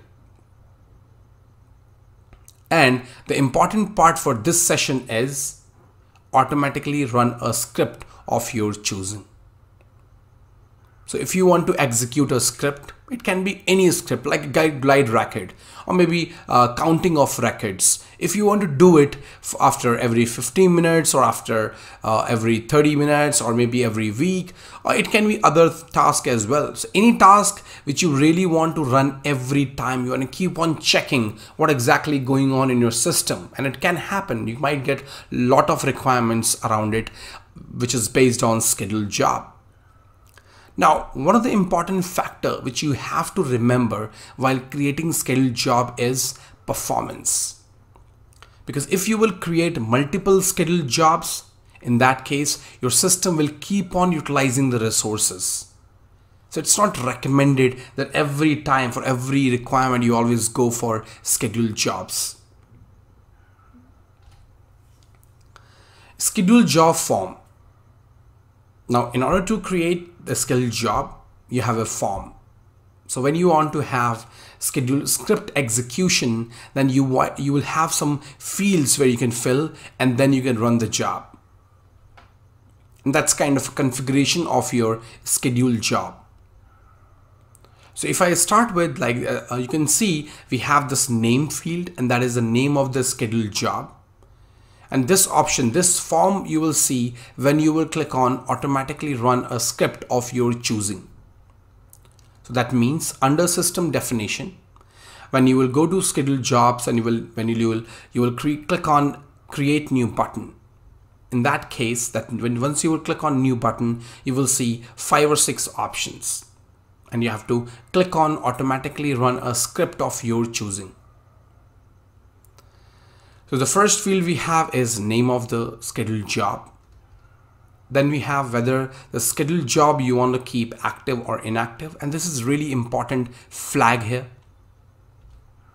Then we have triggering, basically that when exactly you want to run this job. Do you want to run daily? Do you want to run weekly, monthly? That's how you can decide here. Then you have time.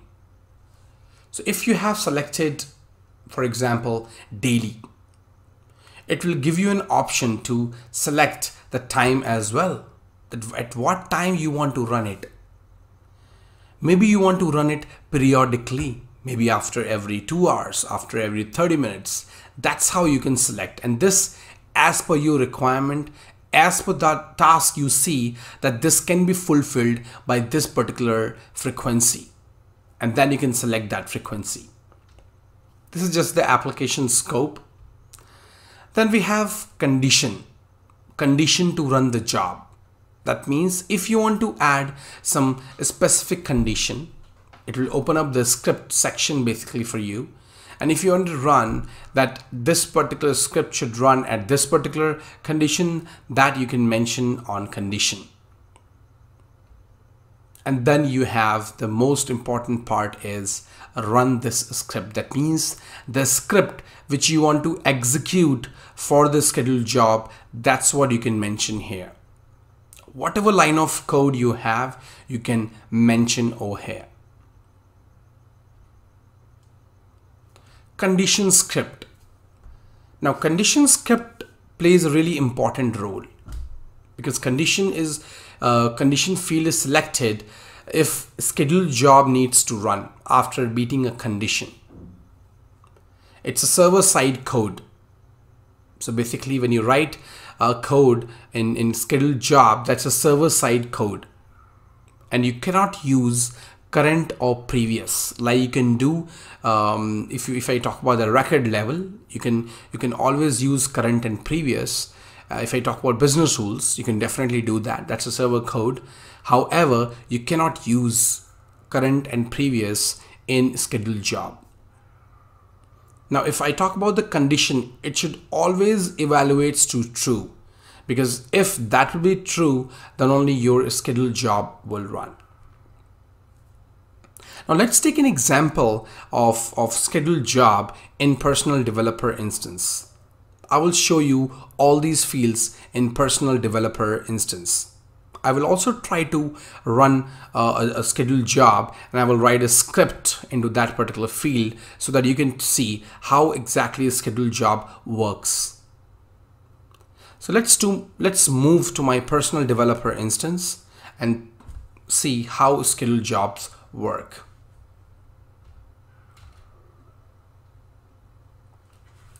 This is my personal developer instance. I will go to system definition. Under system definition, I can see this option, scheduled jobs. If I click on scheduled jobs, you will see all the baseline scheduled jobs. Now, these are not created by me. These were already created by ServiceNow. Now, if I talk about the numbers, now numbers can be different for every individual instance. It depends the kind of functionality you have enabled. It might happen that you have enabled a new functionality, a new plugin, which might have one extra scheduled job. So I don't want to say any numbers here. So it can be 116 in my system. It can be different in your system as well. So don't go with the numbers, but the only point is if your instance is fresh and you have not created a single job, then whatever scheduled jobs you will see under this module, they will be out of the box. So let's click on create new. So these are the basically five options which you can try to automate, because it's scheduled job is kind of an automate, right? Because you can just sit behind and you just write a script or write a code and it will automatically run at a particular time. And that's how you're saying it is automated. For example, sending an alert after 30 minutes or maybe after every 30 minutes. That's kind of thing, it's kind of automation.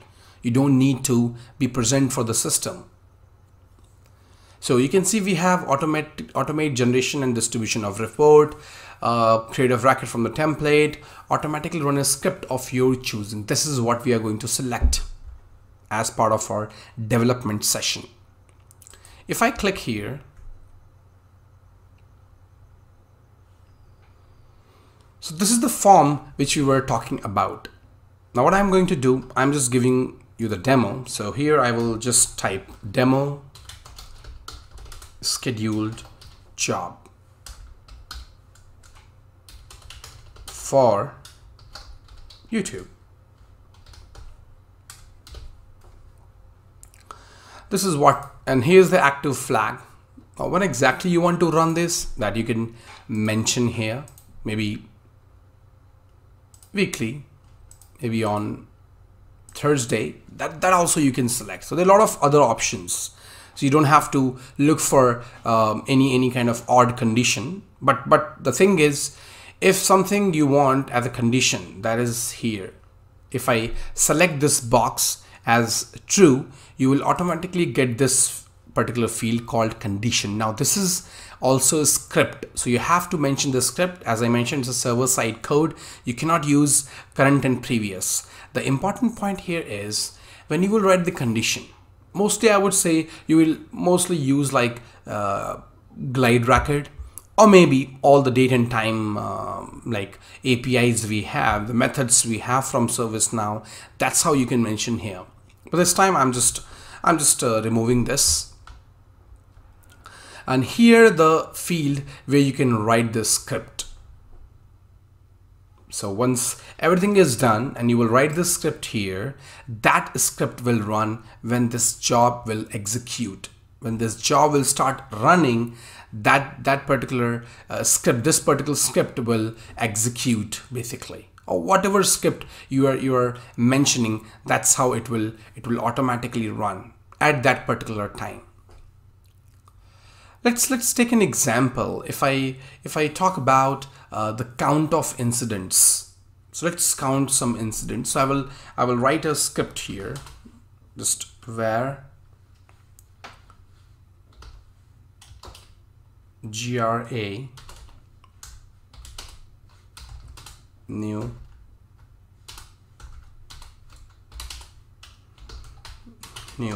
glide aggregate, and I will put incident.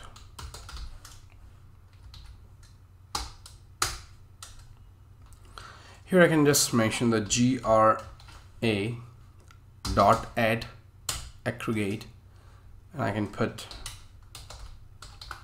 count. And then I will just, because this is the aggregate API we have, then we can put gra dot, so we will put some condition, and that's add query, and I will put state. What state we want to have? Maybe let's take an example, 6 or maybe 7.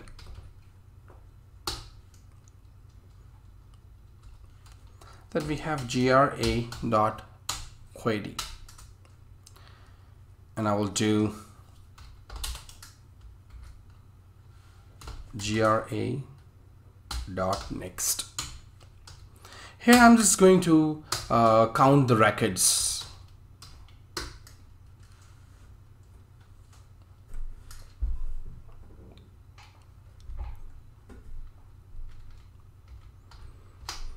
Maybe I just want to count the records every day.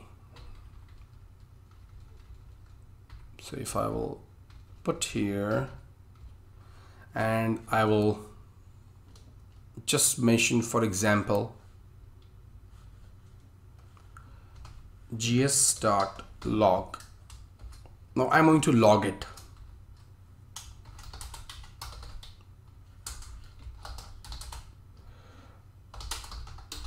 Count of records.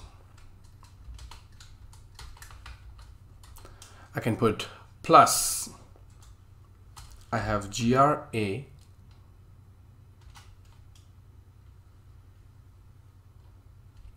dot get aggregate, and here I can put count.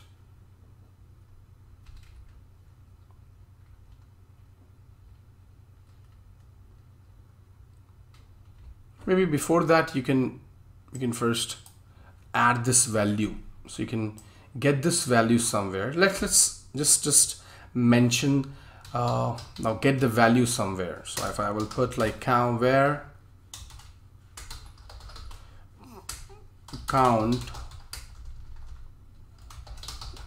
incident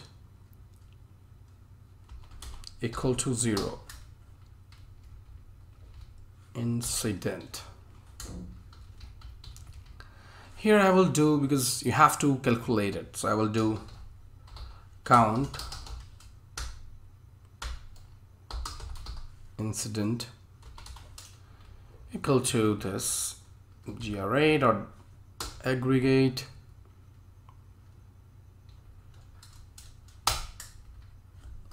I can just format it.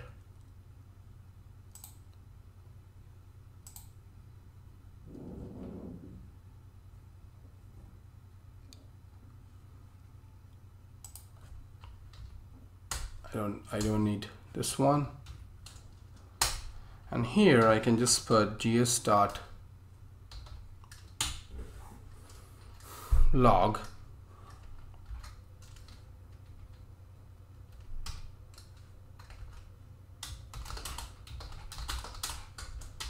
the count of records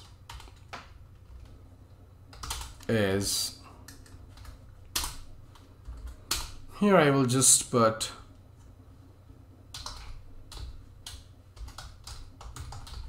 count incident next. Now what this will do, this will just automatically count, and it will automatically every time as per the frequency I will mention here, it will keep on pushing the log. Now when I click on save, you will see some more buttons over here. As you can see, we have this execute now button. Now regardless of whatever frequency you have given on the form, on the configuration of a scheduled job, if you want to test it, whether your script is running or not, that you can do with the help of execute now. It's kind of a testing. Now I want to run this script which I have written right here. In that case, what I will do, I will click on execute now, but before that I will do one thing. I will go to logs. This is the logs one. I just want to make sure that I have opened that log transactions in the next tab, and I will execute it. When you will execute it, that script will run, but let's try to refresh. It says undefined.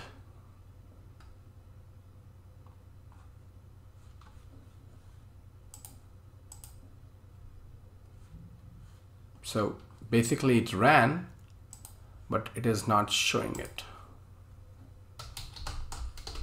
That's why. Let's try. Let's see what happens. I go here.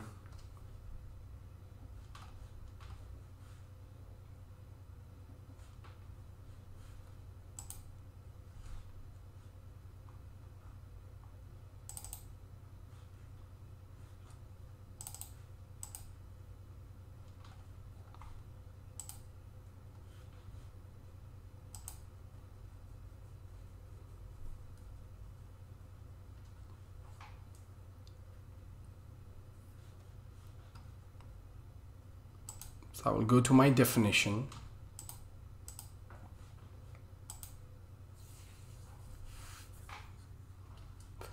So I'm going to check my script again. So it says state count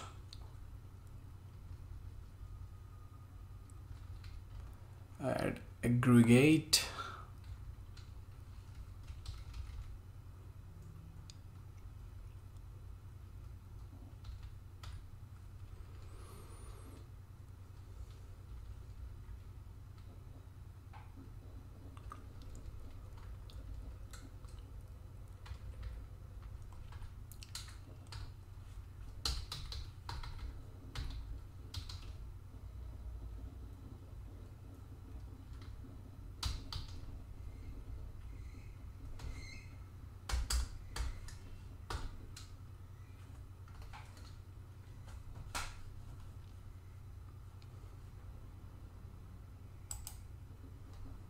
currently it should run. me check it. I'm executing it.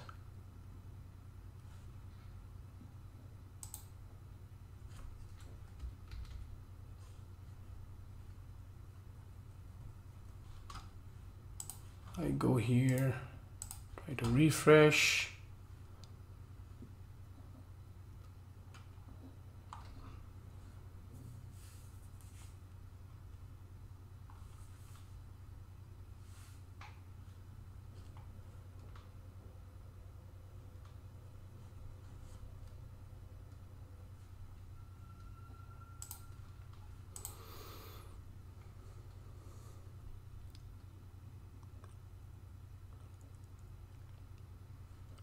I have get aggregate.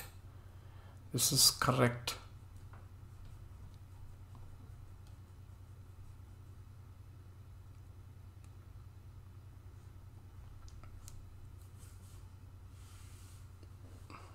GS log. I think everything is correct, but why it is not running?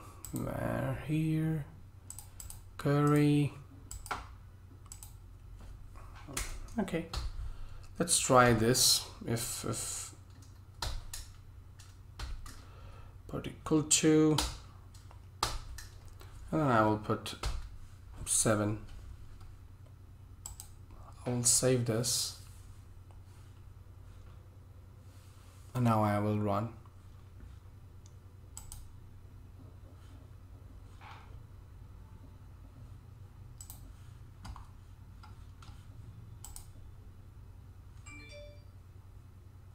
Yep, I have this. So now you can see our script ran, and it says count of records is 27.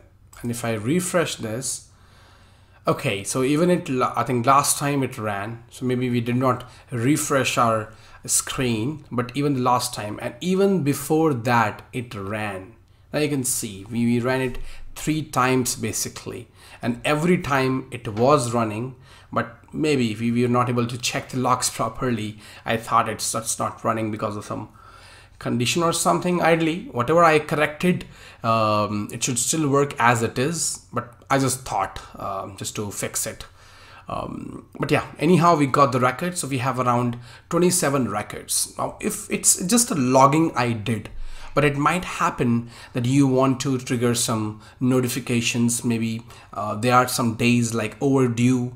Maybe you want to send some alert if system checks that after 5, the date which is mentioned on the field is like before 5 days, and that you can check only with the help of scheduled jobs. Now, this is the main reason that why you need scheduled jobs, so that you can automate something and it automatically runs at the same time with some frequency which you have mentioned for your script. And that's the reason you use scheduled jobs. Now, another thing about scheduled job is how exactly you find that what exactly the status of scheduled job is. So let's take a look. If you go to your instance and you go to system scheduler, here you will find and you'll see scheduled jobs, and if any job which is scheduled to run for today, you will see in this particular window.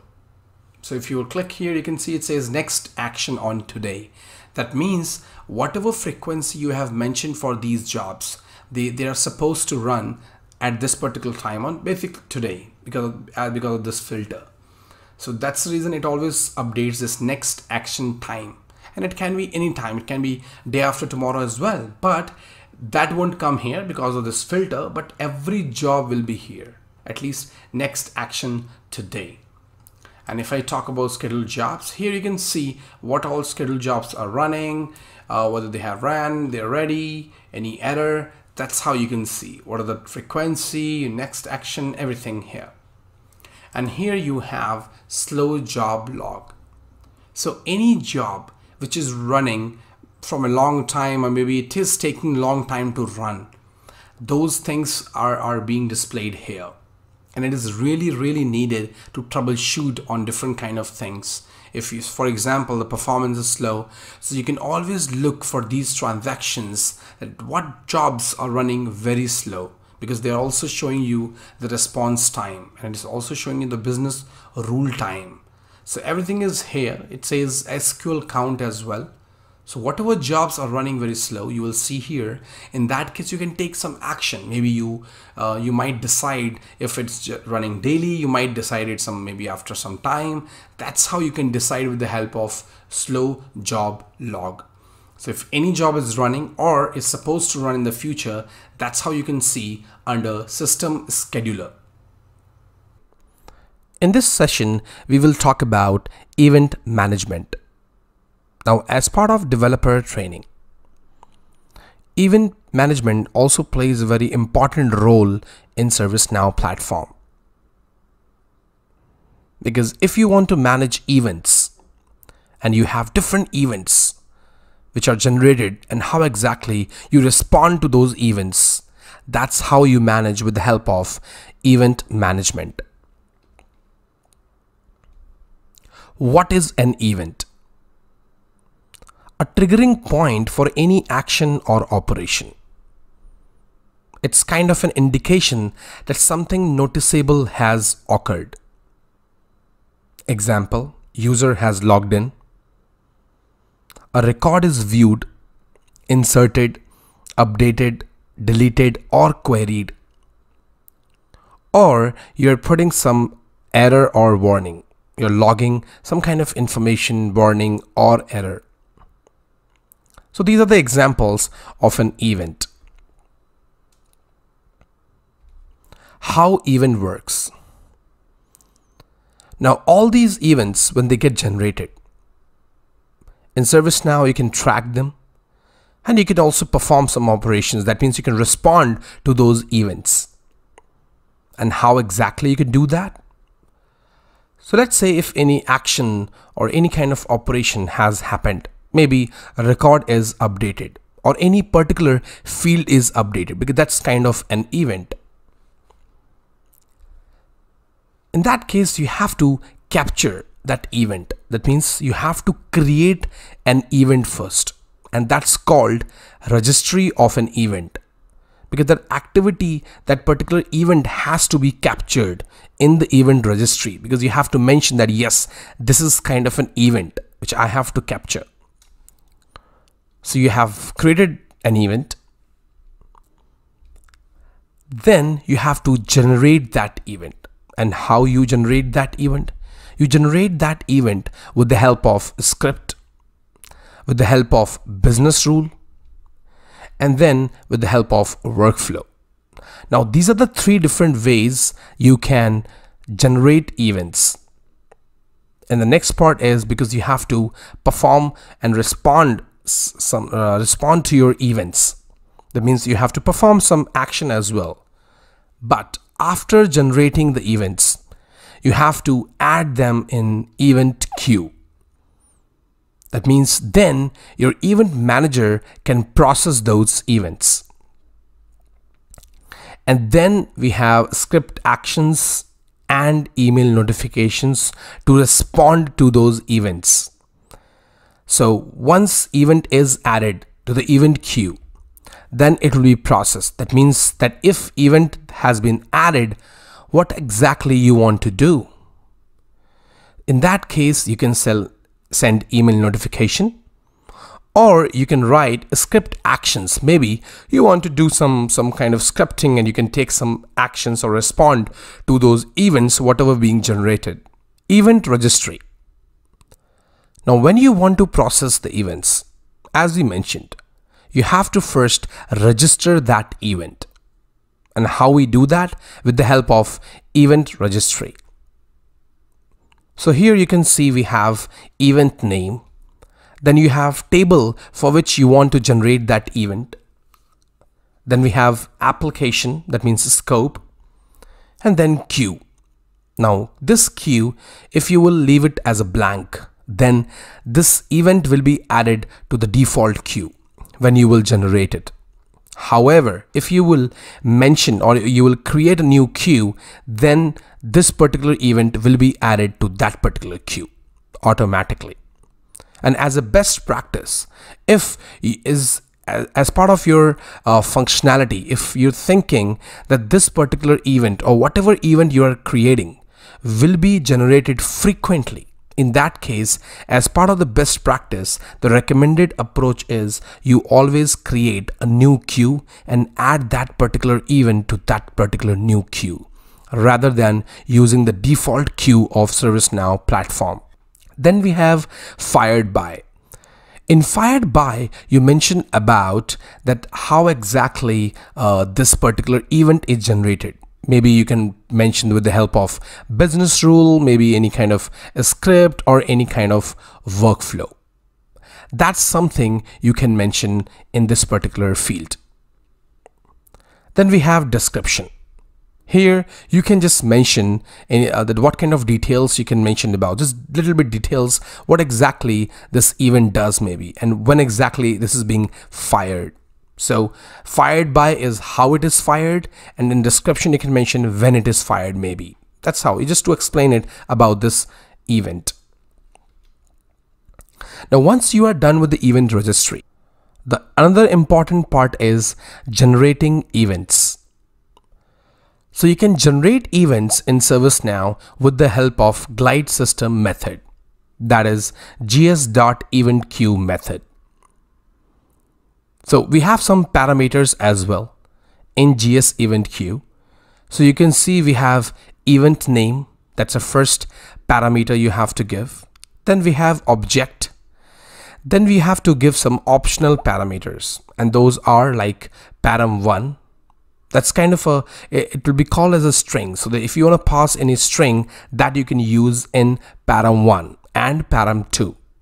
The param3 would be the queue name. So if you are creating or if you want to add this particular event into a queue, custom queue, in that case, you can mention that particular queue name. And if you will not mention anything, that means this will be added to a default queue automatically. Generate and process an event. Now here I will show you an example that how exactly you can generate and process an event and perform and respond to those events. Let's take an example of incident record. In incident record, we have short description. So for example, if that short description is updated, that's kind of an event. Now once that short description is updated, that means changed, in that case, I want to send a notification to the caller, the current caller. So this is my requirement as part of this event generation. Now how exactly I will achieve this? So for that, I will go to my personal developer instance.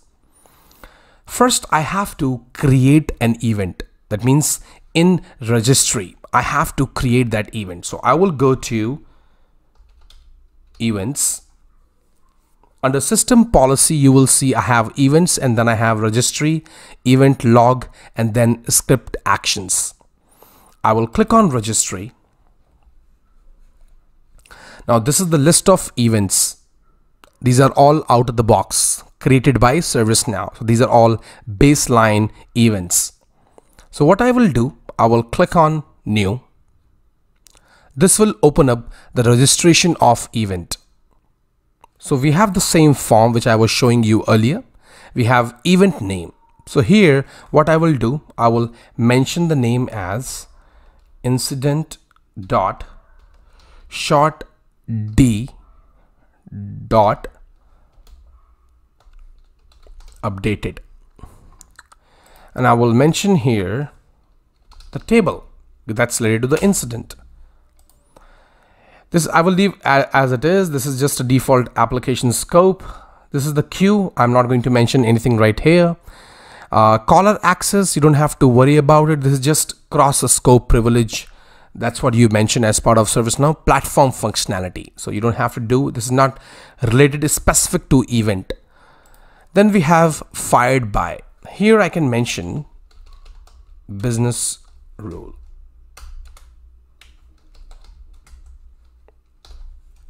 And then I have description. Here I can mention when short description gets updated. I will click on save. So in this case, I'm going to create that event registry. I have registered that particular event because anyhow this event is creating. That means system is definitely doing that action, but I want to capture it. So that's the reason I'm registering this event, because I want to respond to this event, and that's the reason I have to register it first. Now after registration, now you have to generate this event. And how do we generate it? Maybe with the help of scripts, workflows, and business rules. In this case, we will use business rules. So I will click on business rules right here. Now this will automatically take me to the same tables business rules which are active. You can see right here. Now what I will do, first I will check, do we have any kind of a baseline event generation business rules? So ideally the answer would be yes. So if I will search for that, yes, we do have incident events. So now it's up to you whether you want to use the same business rule or you want to create a new business rule. Ideally, you can use the same business rule, but the only problem is if you will touch this, then you will not be able to upgrade if ServiceNow will perform any changes. Yeah, you can do that with the help of upgrade history. However, this would not come under upgrade then. That's the reason. And it's not just with this business rule, it's any baseline functionality you change. And if you touch it, then ServiceNow will not be able to update that particular functionality. So, but you can see the kind of conditions we have. Like you can see we have when, that means after, insert and update. That means when incident record will have some insert, or maybe some updation will be there. So in that case, what I will do, I will go to advanced. Now here we can see a lot of events have been generated. That means we are adding a lot of events to the queue manager. So what I will do, I will add my event as well, and I will write here SaaS demo, and I will start with if, because we have to definitely put the condition that in what condition I want to generate this event, and that condition should be current dot, I have short description dot changes, just changes. That means if short description is getting changed, then I want to generate an event. So, and how exactly I will do that? I will write gs dot, when you will type event, you will automatically get this, and you can see it says queues an event for the event manager. That means it will generate that event and add that event to the queue event manager. I will press tab. Now it will ask me for different parameters. You can see I have like name, then record, that means the object, param 1, param 2, and if there is any queue. In that case, I will give the name of the event first. So we created this event. I will do short d, and I have dot updated. I will do comma. Here I will just do object, that is current, and then I have to mention the param 1. Now here param 1 we can mention maybe the caller. So I will do current dot caller, and then I will do comma. Here you can mention the new value maybe. So current dot, then I have short description. So this is the new short description, and I will do semicolon. That's it. So I have generated this event.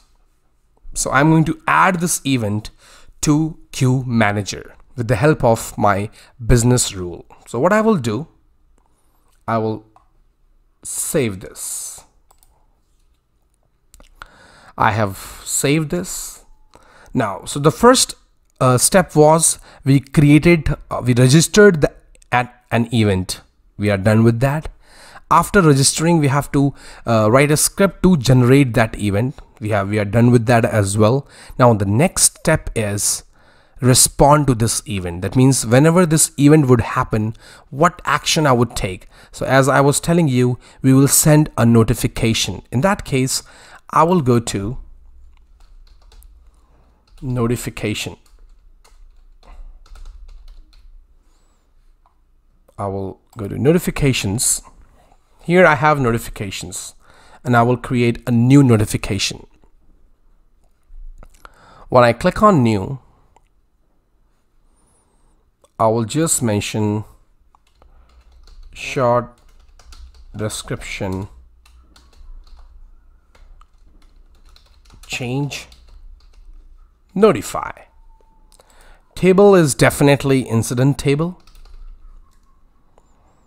Now this lesson is not about notification, so I'm not going to train much about notification. Here I will just select event is fired because we want to track that event. Here I will find my event, and if I type incident dot, you will definitely see incident dot short d updated. So this was the event which we created. So if you will first register it might happen that sometimes developers go into the same record list and then they're not able to find it because they have not registered any event. But you will find other events as well. But in this case, we are using our new event which we just created. Now, what we will do, we will go to who will receive, maybe here, and what it will contain. And I will go to just advanced view.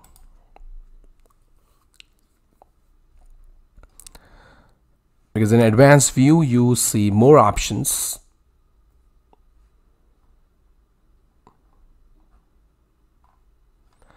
So we have event param contains recipient. Okay, so if we have that, so I will check this because we want to send it to the caller of that particular incident. So in that case, I have mentioned this one. It's up to you because I'm just using that. Event param 1 contains recipient, so I'm just checking that box. I don't have to do anything else because I'm not sending to anyone else as of now. Then I will do what it will contain. In that case, I will mention short description updated.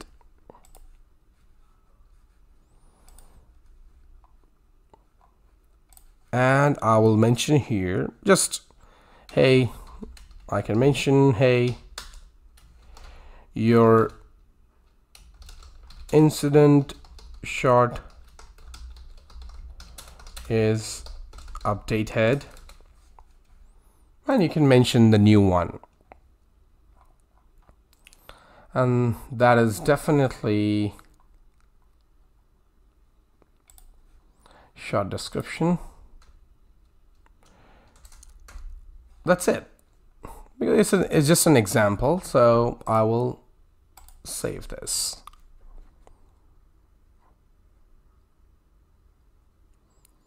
So I have saved this. Now I will check whether I have notification enabled.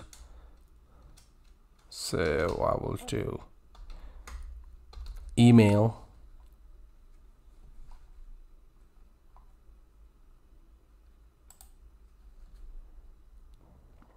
I have to enable sending. That email again, so maybe Gaurav Ameriprise at gmail.com.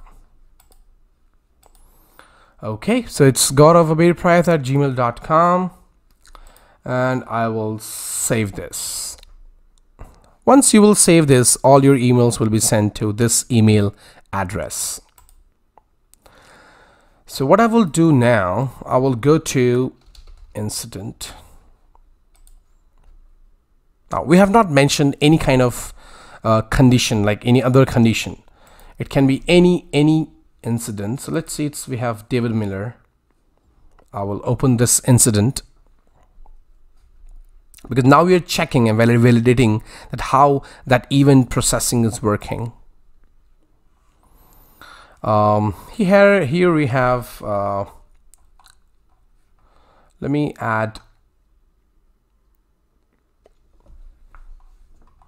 I will add email. Let me see. Yep, I think it's already updated. So I will do one thing. I will try to change this.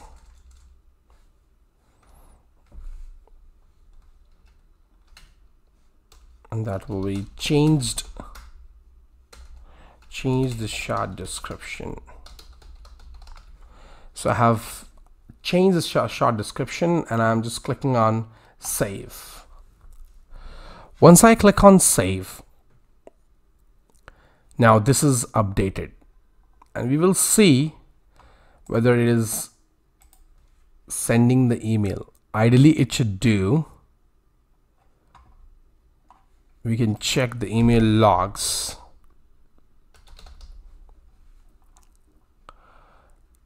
I have emails and yes, you can see. So email was sent successfully and it was also sent to David Miller. Now, do you want to see how this got generated? So I will show you. If you click here and you will see this was generated because of this event. That means we are able to create event and process it successfully. Now this is just a demo.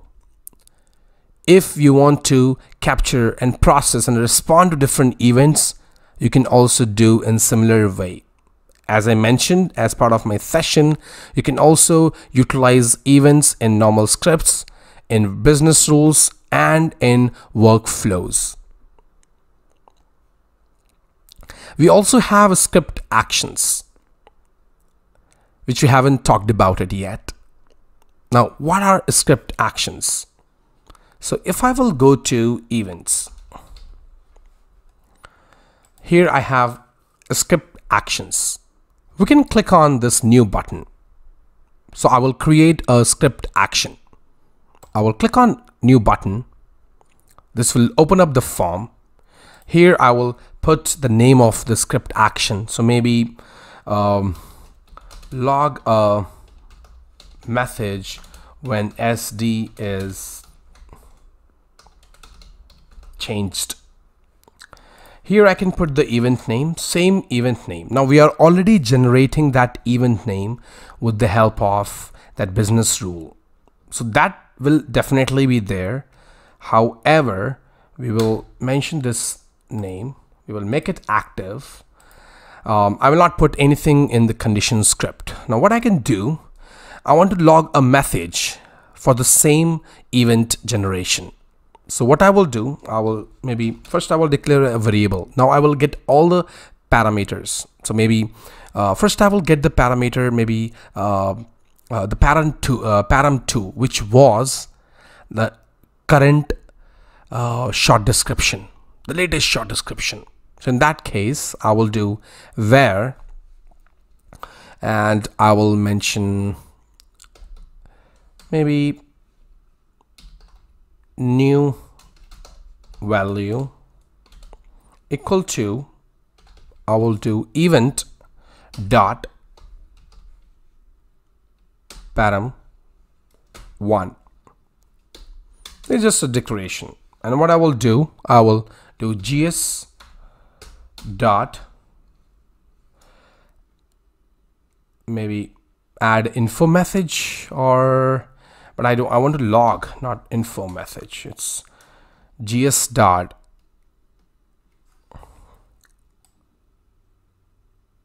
maybe warn. I will add a warning. So I'm going to add a warning here. the short description was changed.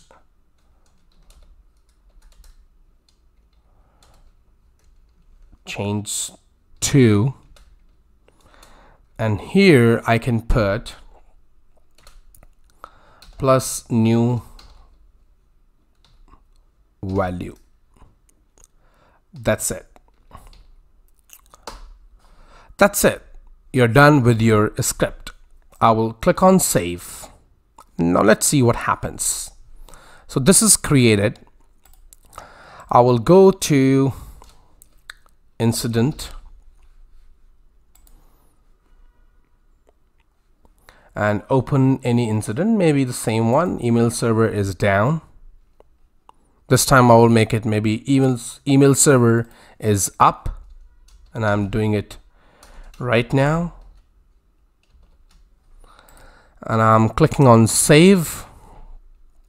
So short description is now updated. So this will definitely send an email. And what I will do, I will go and check in logs.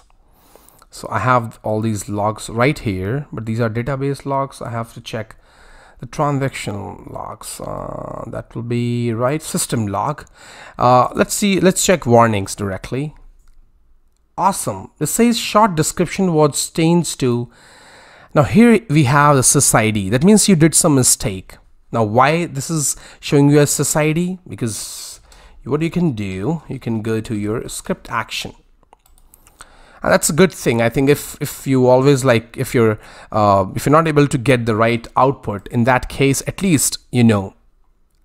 I think you learn better when you debug things. So here we have to do param 2, because in param 1 we had a caller that was current.caller. So I will save this again, and I will go to incident, any open one, and I will go to this one maybe,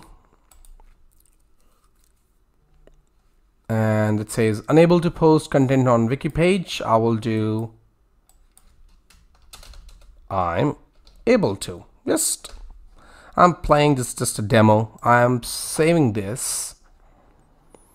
So this will generate that event, add to the queue manager, and I will go to system logs. I go at the bottom. I have these warnings. Yes, I'm able to post. That means the current short description which was pegged from the parameter we mentioned in our event when we were generating it. So that's how the whole event management works. Now, one of the important part of event management is also logs. So if you will type event, you have this event log as well. So you can check what all events were triggered. So if I have event log, I can maybe check the created date. I will sort by created, and you can see, yep. So this was created. I will do one thing. I will click on show matching. You will see that how many times it was generated. So you can see now this particular event was generated 3 times today, and that's what we did. So you can see it also shows you the process duration. There's no queue mentioned, and the reason behind it, because this was added to the default queue. In this session, we will talk about script includes and glide Ajax. What is script include? A script includes store JavaScript functions and executed on server side. A script include code can be reused in different scripts of ServiceNow. You can call script includes from client side, which is an Ajax call and referred as glide Ajax. Unlike business rules and client scripts, you need to call script includes from another code to run the code mentioned in it. Let's see script include form and its fields. First field is name to identify script include. Then we have API name, which is the name of the scope and script include name. Client callable. You can check this box if you want to call script include from client side like client script code. Active. You can check this box to enable or disable the script include. Description. Details of script include. And the main field we have is script. In this field, you have to mention your code to run from another script. Out of the box script includes. ServiceNow has various out of the box script includes created for different features and functionalities. This is my personal developer instance. In order to see script includes, you need to go to System, Definition. You will see this application. Under this application, you will find a module called script includes. If you will click on script includes, you will see list of script includes available in your instance. Click on new. This will open new script include form. And here is the script field where you can write your script, which can be called from another script. Types of script includes. There are three types of script includes in ServiceNow. First one is classless. In this type of script include, you create one function which you can call from another script. And you don't create any class in this kind of script include. And this basically runs on server side. Second one is extend a class. In this type of script include, you need to extend the another class like abstract Ajax processor, which is another script include, and you can extend it and call it from client script. And third one is utils. In this type of script include, you can create a class and add multiple functions which you can call from another script. And this can also be called from client side. Classless script include. This is how you create classless script include, which just has a function which is called from another script. In this case, you're not creating any kind of class. That means it is a classless script include. In my personal developer instance, if I go to script includes, click on new button, and here I just type demo test. I'm just giving it a name. I press tab. You will see this class is created automatically. Now, that's a functionality out of the box you have in ServiceNow. But what I will do, I will just remove this whole script. And rather than that, what I will do, I will just declare the function. So I will call the function here. We have this demo test. And I can do A, comma, B. And here I will give, for example, C equal to A plus B. And then I can do GS dot log. I will do GS dot log.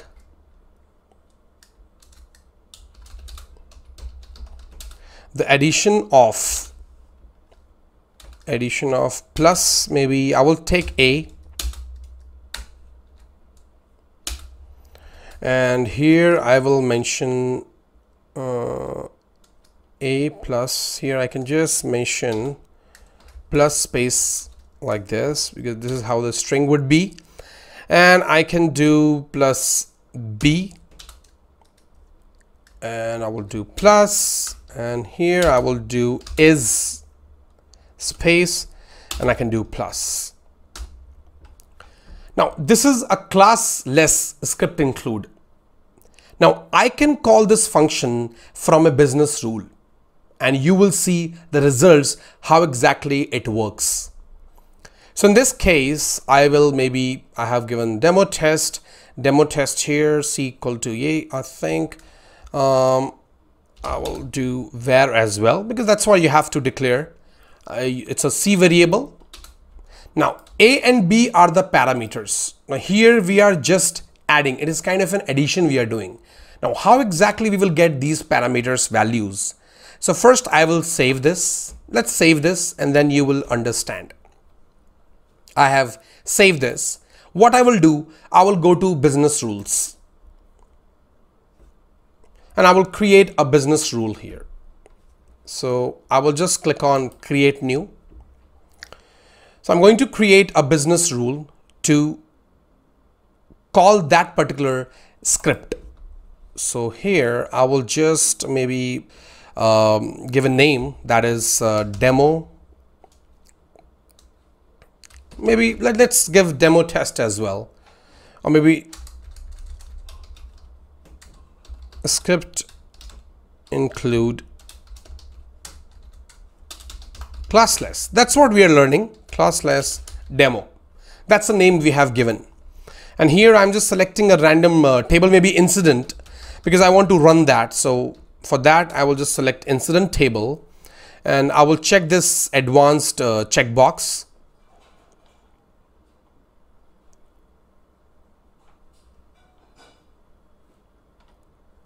And I will select when, and this can be before, and it should be before update. So before update of any incident, I will go to advanced because we don't want to take any action for now. My only action for now is I want to calculate that value, or whatever value we have written in that log, that is something we want to populate. So in that case, what I will do, I will send a parameter and I will actually run that code. How exactly I will do that? So here what I will do var a equal to 10. Let's say it's just an integer I'm giving. Var b equal to 90. Now I am going to call that script include, the function which we have created. How exactly you do that? You just need to write demo test. That's a script include we created. That's a function we have as well. So in that case, I will just mention here a comma b, because this is the parameter we have to send it. That means value. So a and b value will be captured here and it will be sent to that function we have in our script include. So this is done. And what I will do, I will save this. Now how exactly you can test this? In order to test this, you have to just update any random incident. So maybe we will go to incident. So let's open any incident we have. Let's say this one. And we will also just open logs as well, because that's the reason we have done gs.log, because our results will be saved in the log. So maybe I'm just writing here test and I'm doing save, and this is updated. So if I go to logs, because we can't see results anywhere else, because as of now we can see the results in the logs, that's what, but you can definitely utilize this anywhere you want.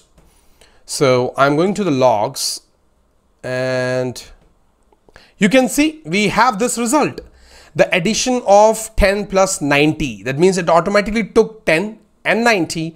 This is the one we put in our script include, and it is also showing the value 100.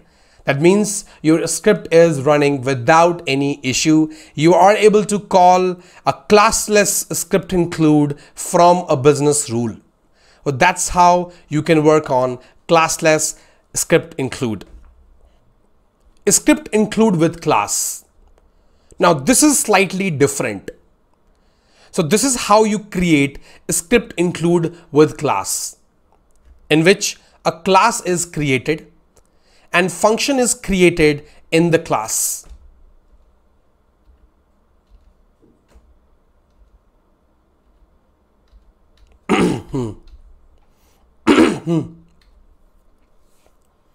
Light, camera, action. Script include with class. This is how you create a script include with class, in which class is created and function is also created in the class. And you can call both script include and the function directly from another script. We will see the same example in my personal developer instance, but this time we will use class. So in my personal developer instance, I will go here and I will go to script includes again.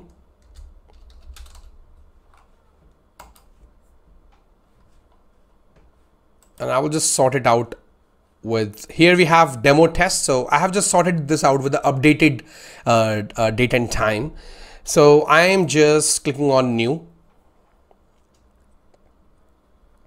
Here I will give a name, demo test class. I will press tab. So if you remember, it will automatically create the class for you. You don't have to create yourself. Now in this case, you can see we have this class. Under this class, we will create a function. So I will just do function and I would do demo test A, B. Same script, no difference. I have to put comma here. And then I can do where C equal to A plus B. Or maybe this time I will do D just to make a difference. And I will do gs.log. And I will write same thing what we wrote over there, the addition of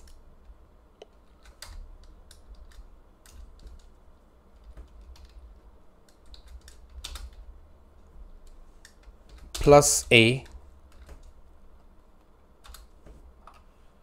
Now here it says unexpected token demo test. Okay, we can just, I think I just did a mistake. I will show you quickly why I did a mistake. You always define a function like this. Function. That's how you define it. So I have created the function now.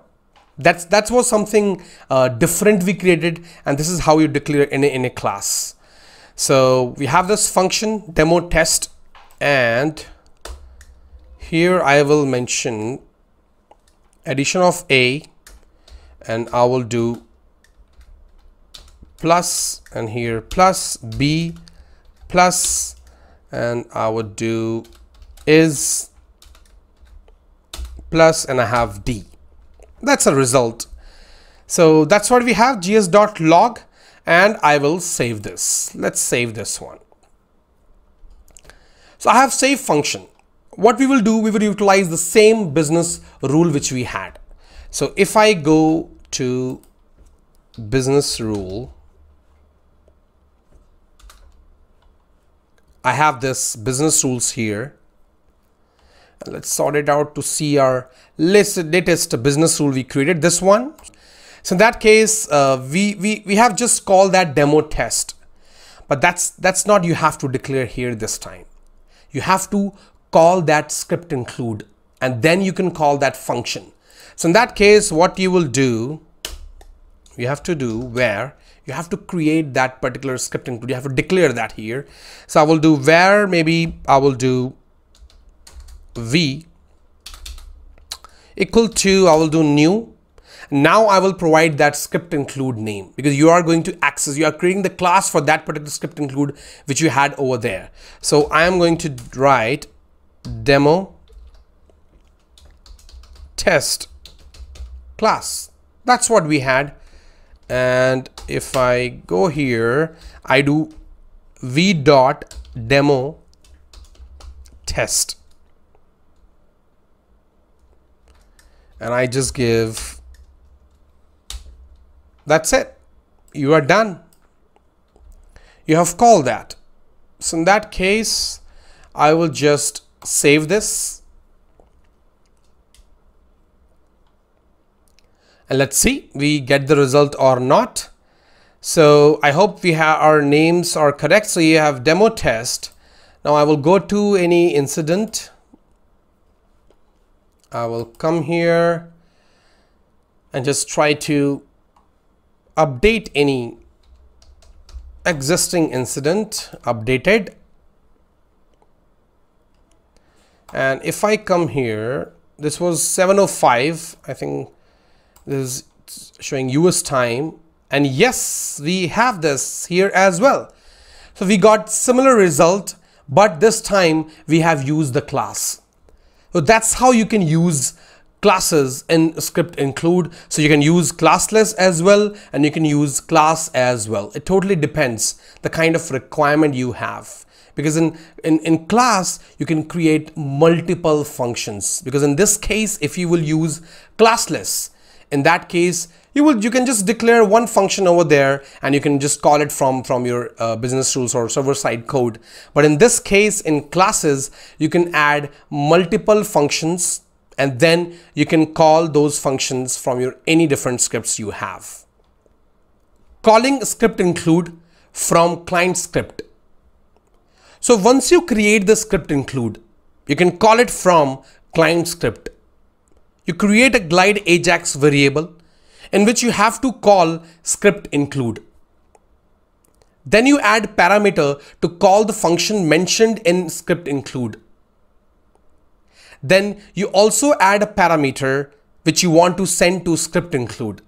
So you capture it on the client, send it to the script include, and then you make a asynchronous call to your script include like ga.getXML.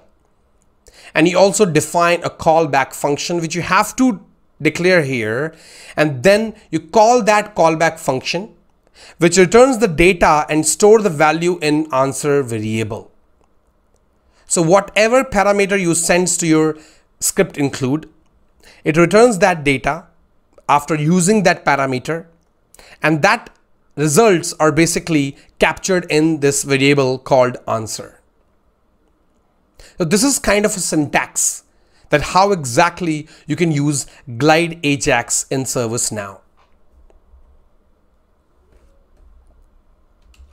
Let's create a script include with this glide Ajax. So I will go to script includes.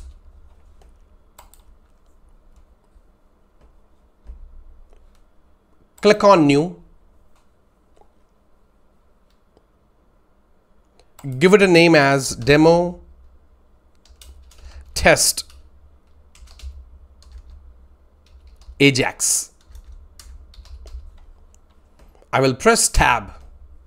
When you will press tab, you will see this class is created.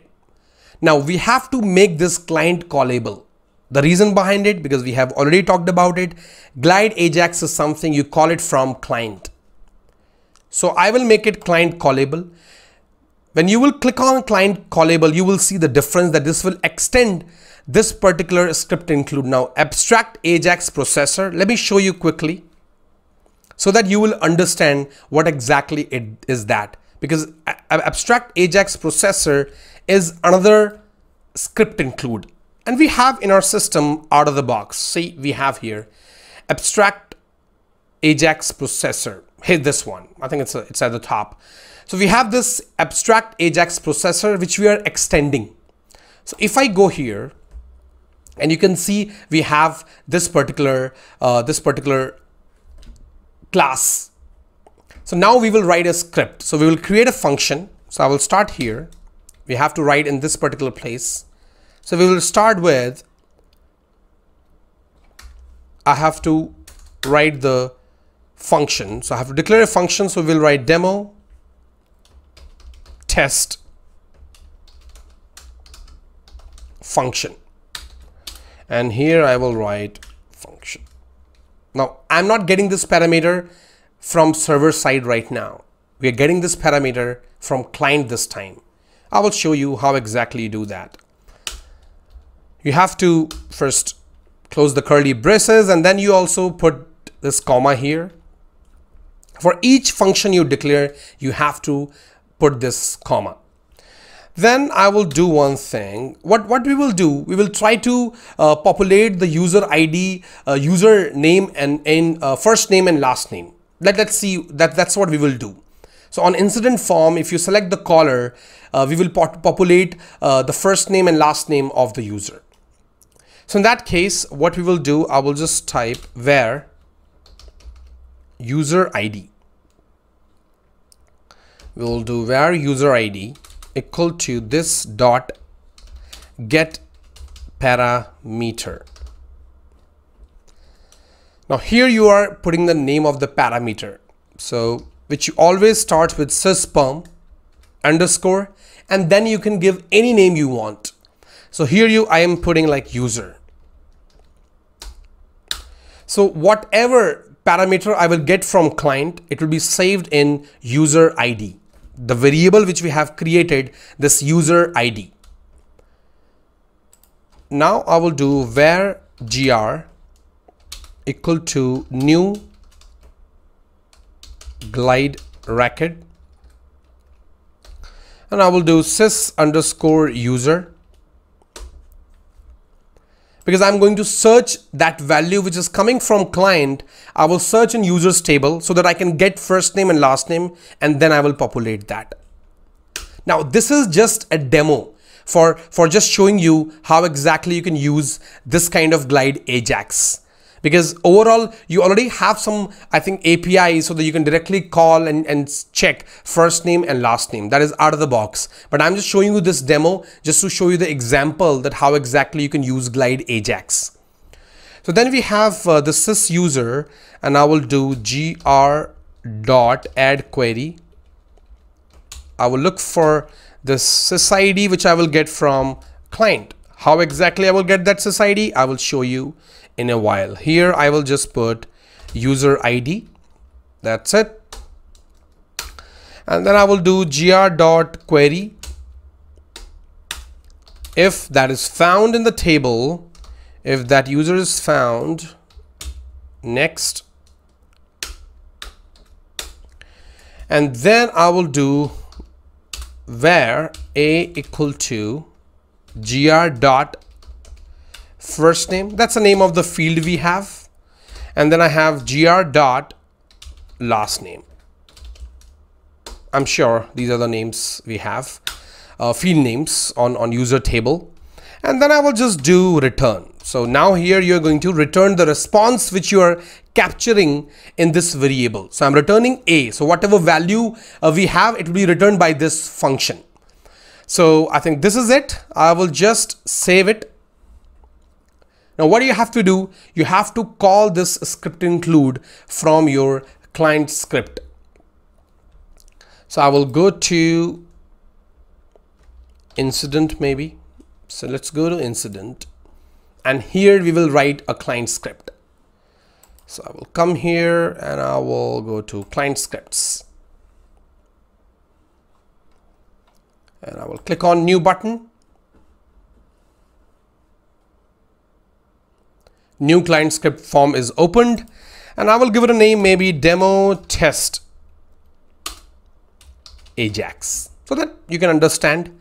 Type this something we will put on change, and I can just put caller, and here after here we will write the script. Now once you will create the script include, you have to call that script includes. Now that is, as of now, it is a client callable. How will you call it from here, from client? That's the syntax we are going to use. varga, you're going to create a glide Ajax variable first. So I will do new glide Ajax. Now here you have to give the script include name. So if I come here and just go to script includes,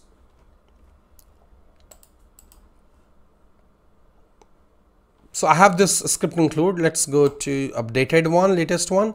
We have this demo test Ajax. I will just open this, and we will just copy this and put it here. So this is the first step. You have to create a glide Ajax variable.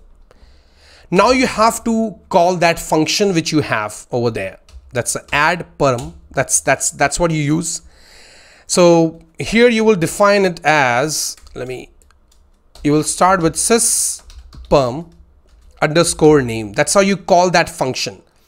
So once you are declaring that script include, now you have to call that function. How you call it?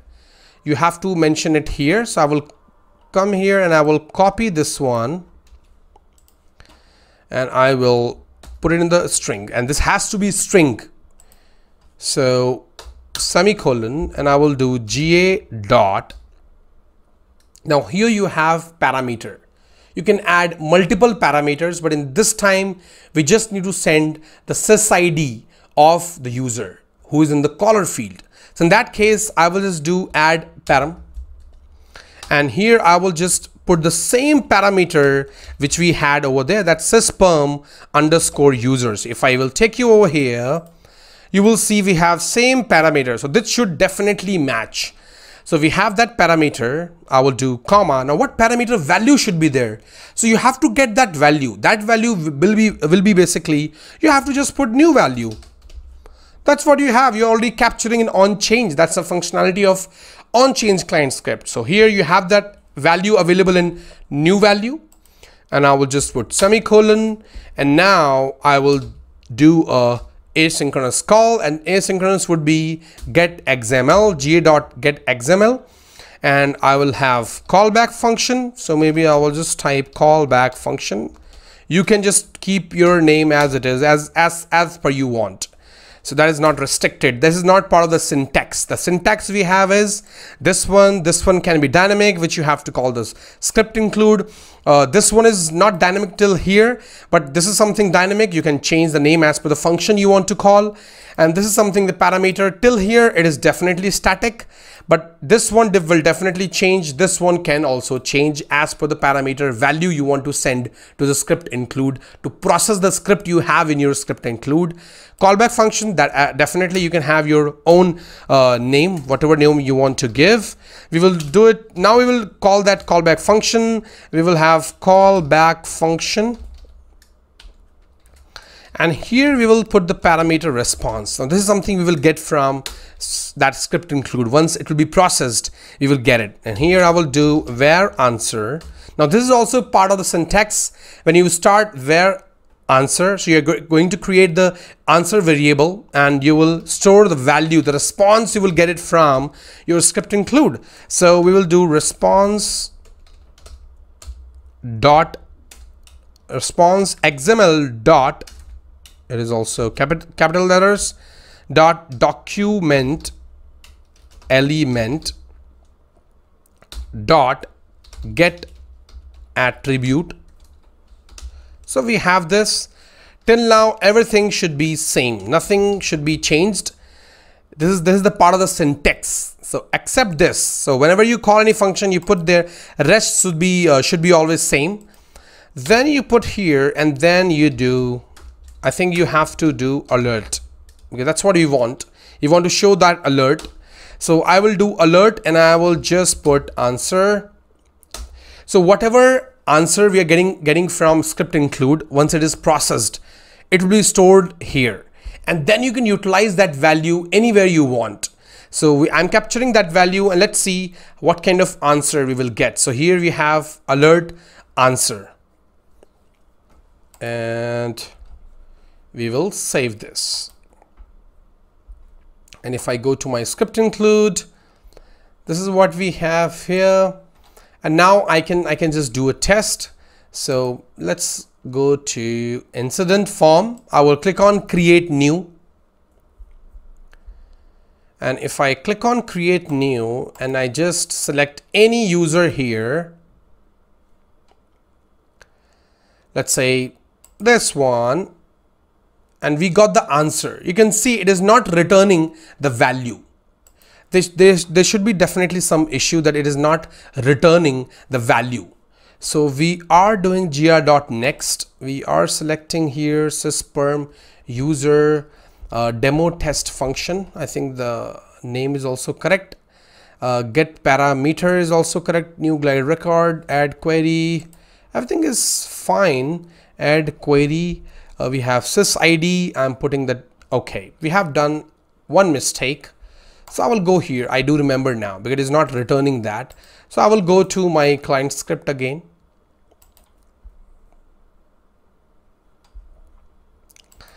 Maybe that value is not coming, so let's check that, because it is returning answer. We have this alert, but the reason behind it, because you have mentioned is that as a string, which you don't have to. Answer is a variable, so it should definitely show that value now. So let's save it, and I will click on create new again. I will create a new incident and select a caller. And let's see if I'm getting that value on the client from server. So I will just select here, maybe Abraham Lincoln.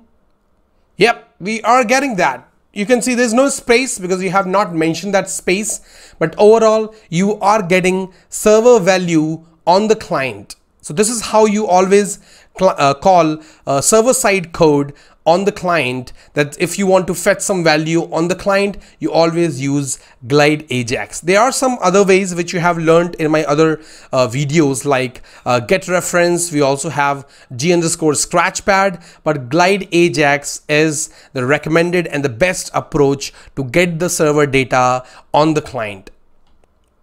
Let's see some practical examples with live scenarios. I will also show you how can you use a script include in other places like reference qualifier or business rule conditions. Starting with first scenario. On problem form, there should be a field problem owner, and user can only select those users in this field who has problem_manager role. This is my personal developer instance. Now, before I create that script include to fulfill this requirement, let's add that field on problem form first. So I will go to problem application and I will open a problem form. So here is the problem form, and we don't have that particular field available because that is not out of the box. So in that case, I will go to form layout and create that field.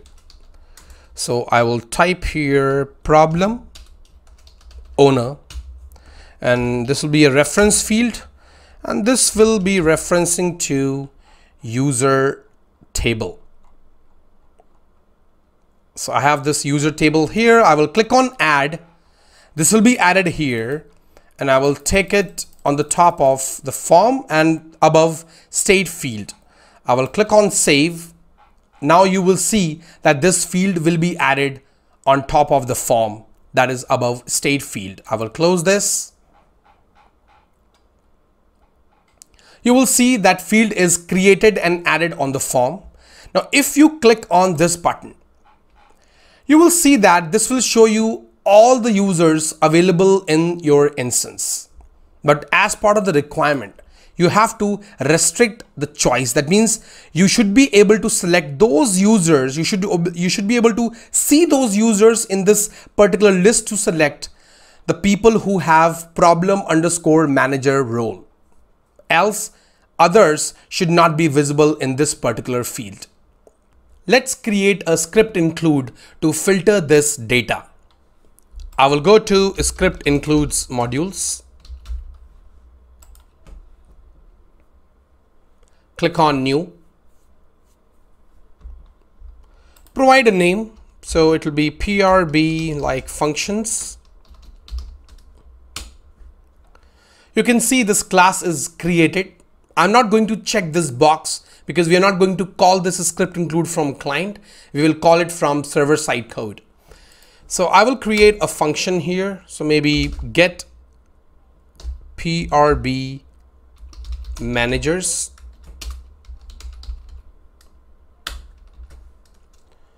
Function. I will put comma here. Now I will create a variable so that I can store all the sysids of the users who have that problem underscore manager role.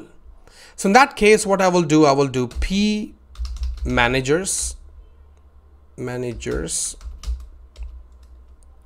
equal to, I'll just make it as a string, where gr equal to new glide record.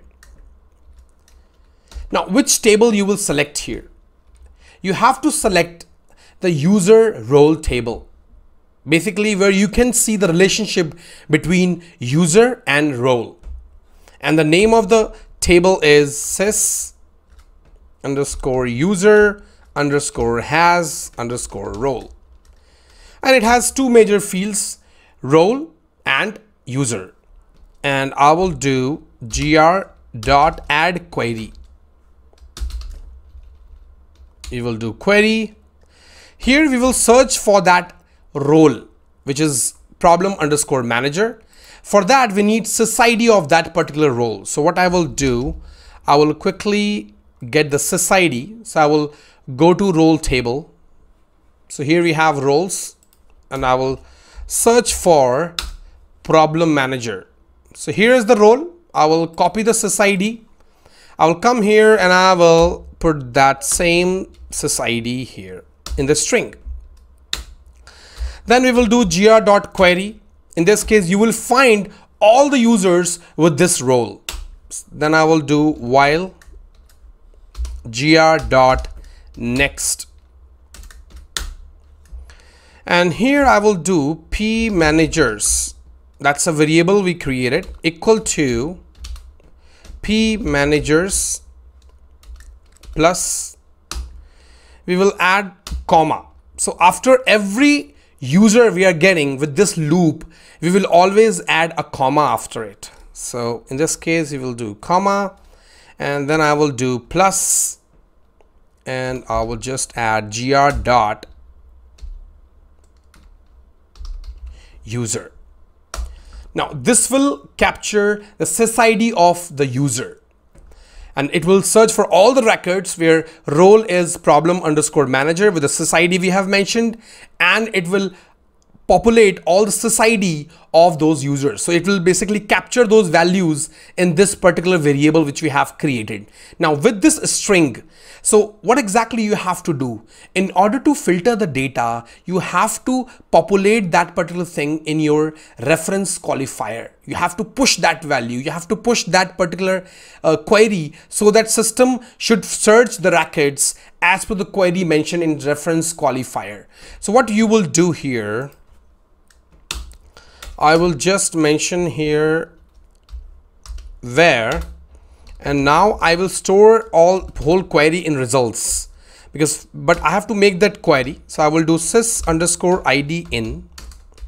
Now this is out of the box which you're using, because we are searching that if sysid is available in all those sysids which we are getting for the users, then it should filter accordingly. So this is the query we are creating. So I will do p managers, and then I will just do return result, and I will save this. So once it is saved, now I will apply and call this script include from our reference qualifier. So basically we will go to the dictionary of that field to filter the data. So I will go to problem form. Let's open any problem form. I will open this one. Here we have problem owner. I will go to dictionary. Now here we have to provide the reference qualifier, basically with custom condition. You will see reference qualifier here. We have normal condition, but you have to go to advanced view so that you can see more options for reference qualifier. So you can see here we have this reference qualifier. As of now, it's simple, but we have to make it advanced. Now here you have to mention and call that script include and your function. So we will start with JavaScript colon, we will do new, and then I will first put the name of the script include. So the name of the script include we created, let's check that quickly.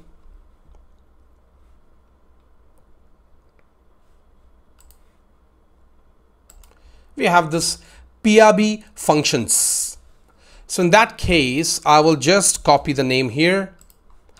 I will come here and I will put that here.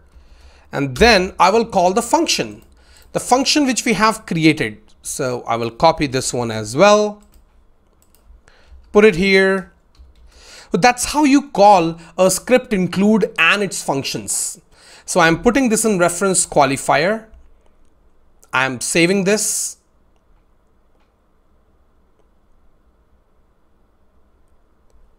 You can see that it is saved and you have put in this reference qualifier. That's a custom which is basically taking the data from script include. Let's go to problem form now. So if I open any new problem form,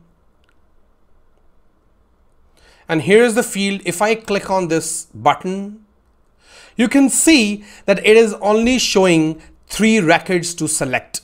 But before we applied this script include and we changed the reference qualifier, it was showing all the records of your instance. So this is how you can call a script include from server side and also from the dictionary of a field in reference qualifier. Scenario 2. When user selects a configuration item on incident form, then assignment group should automatically set to support group of selected CI on the client. So if I take you to my instance, let's see the configuration items first. So if I open configuration items, these are all application servers. Maybe I just do cmdb_ci.list.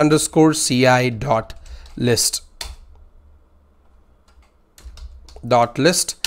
In this case, I will get all the CMDB records. Now here, there is a field called support group. I can just take it here in the list and I will filter out and see the records where we have this support group. We have 37 CIs where we have support group available. So the requirement is if I go to incident form and if I select CI and if that CI has a support group, it should automatically populate here. Normally in every organization, people definitely implement this functionality that they should have support group for every CI. So whenever you do that, whenever you select any CI, it should automatically populate on client in this assignment group field. How exactly you can achieve this? Now this is something we will use Glide Ajax. That means you will get the data, that server data from CMDB record, and once it will be selected here, you will push that value here. So whatever data you will return, that support group, you will populate it here. So let's start with creating the script include first. So I will go to script include and we will click on new.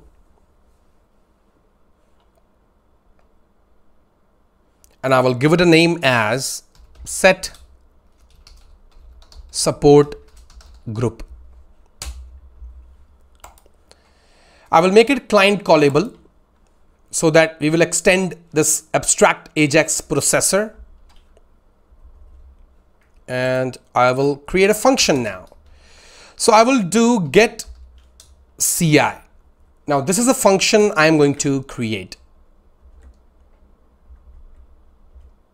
So I will do function comma here, curly braces, and then I will start writing. So I will first get the CI, the value of the CI we have on the client, because that's how you will search for that record, because we have to get the SysID of that particular CI. So in that case, I will do CMDB CI. It's a variable I'm creating, and I will do this dot get parameter. Same syntax, if you remember, we used in glide Ajax example, and I will do sys perm underscore ci semicolon, and I will do where gr equal to new glide record. Now table, I will search for cmdb underscore ci, and here I will do gr dot add query. I will do sys underscore id, and here it should be same value, so I will do cmdb ci. That's a variable we have, and this particular parameter value will come from the client.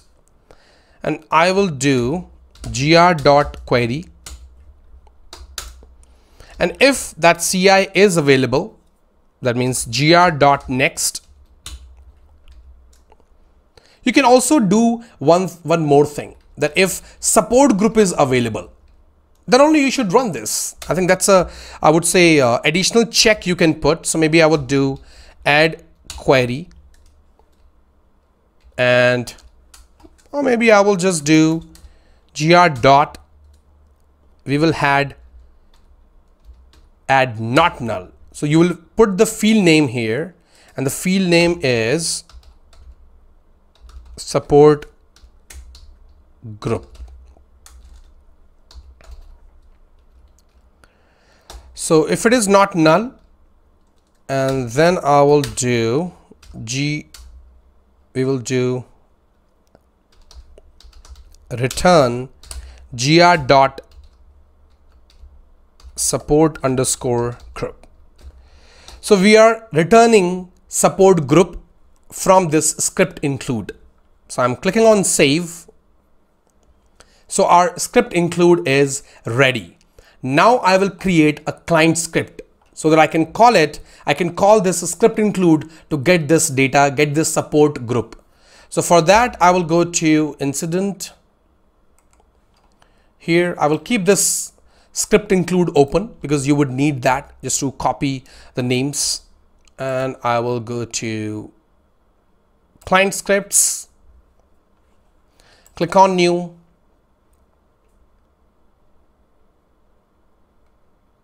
And here I can just give the name set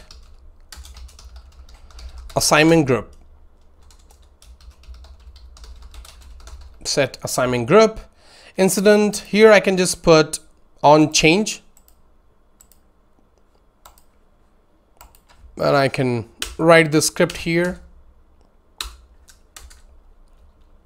Now here I have to create that glide Ajax variable. So I will do where ga new glide Ajax. We will copy the name of the script include. I will put it here, and then I will do ga dot add param sys perm underscore name, and here we will put the function name, and the function name we have is get ci. I will put it here, semicolon, and I will do gr. Now we will have parameter. We have to capture it and send it to script include. So that will be sys perm underscore ci. And how exactly we will get the value? The value you can get, same thing, I think you can do new value. Because that's variable is, that parameter is already available with this on change type of client script. So we will use this, and we will do ga dot, we will do a call get xml, and I will just call functions. So maybe callback function I can do populate group. That's a callback function.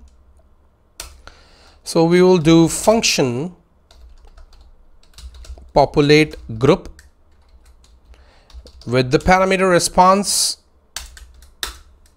and I can do where answer equal to response dot response caps XML dot document element dot get attribute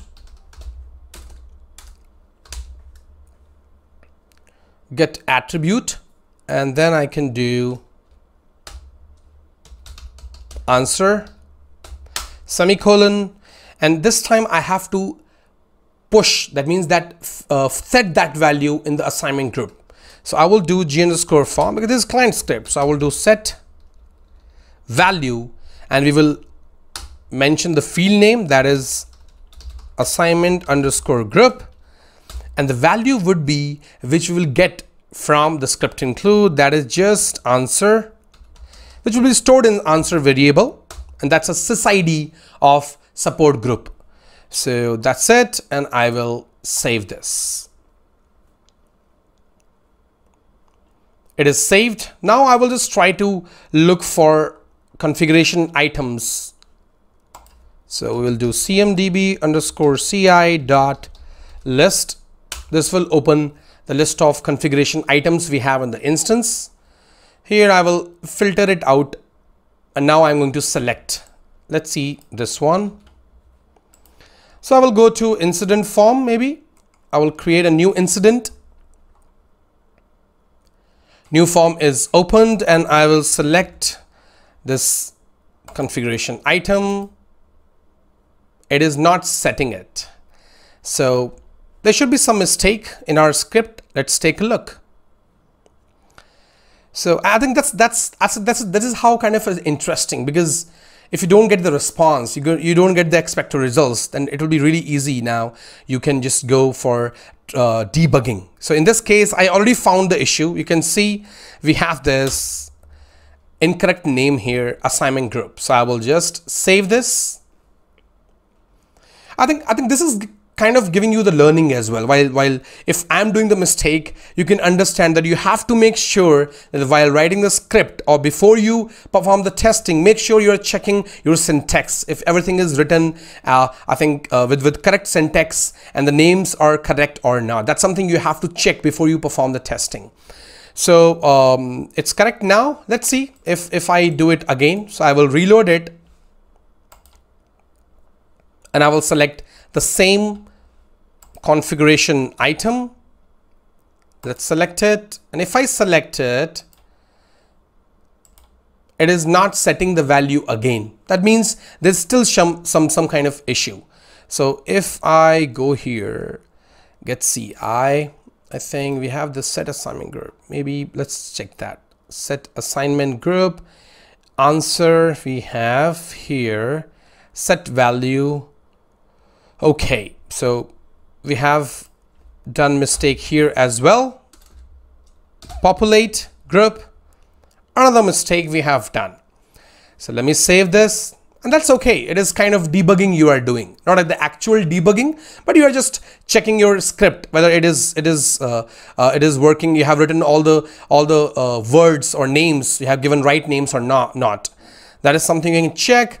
And now I am going to my form again. I will reload it, and you always need to reload, because that's how your updated script can take that action, the latest action which you have just updated.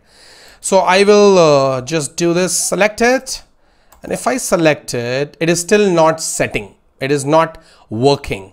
So I come here again, and the reason behind it, you can see that because we have selected active field here. You have to select configuration item. I think it's good. We are doing a mistake.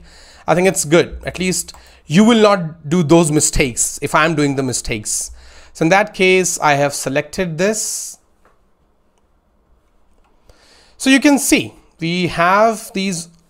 I think everything should be good now. I hope, fingers crossed, we should not get any error now.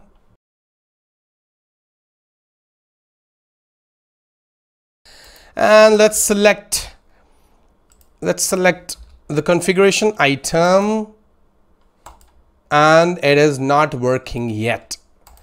We still have this new value. We have sysperm CI, get CI. It is again another mistake we have done. You have given a space because it's a string. It will definitely take that space as well. So I will reload. We are doing a lot of mistakes, I think. So let's see. I'm sure this time it should work. If I have not done any kind of mistake, yes, at last we are able to populate assignment group. The names which we have created, that's something it's kind of wrong we have given. So but it is working. You can see now it is populating IT securities automatically. So this is how you can achieve this kind of requirement. If you will get this kind of requirement where you have to populate something on client, and you can use glide Ajax, you can call server-side code, pull it on the client and use that value on your client. In this session, we will learn about workflows and how you can do scripting in workflow. This session will majorly focus on scripting in workflow, as this is for developer training. We will start with what is a workflow. Workflow is an automated sequence of activities. It can run repetitively. That means if you have some actions or steps which you want to run repetitively, in that case, workflow is supportive in that case, in that scenario. It performs activities as per the activity defined in sequence. So if you need to automate a process, you can do it with the help of workflow.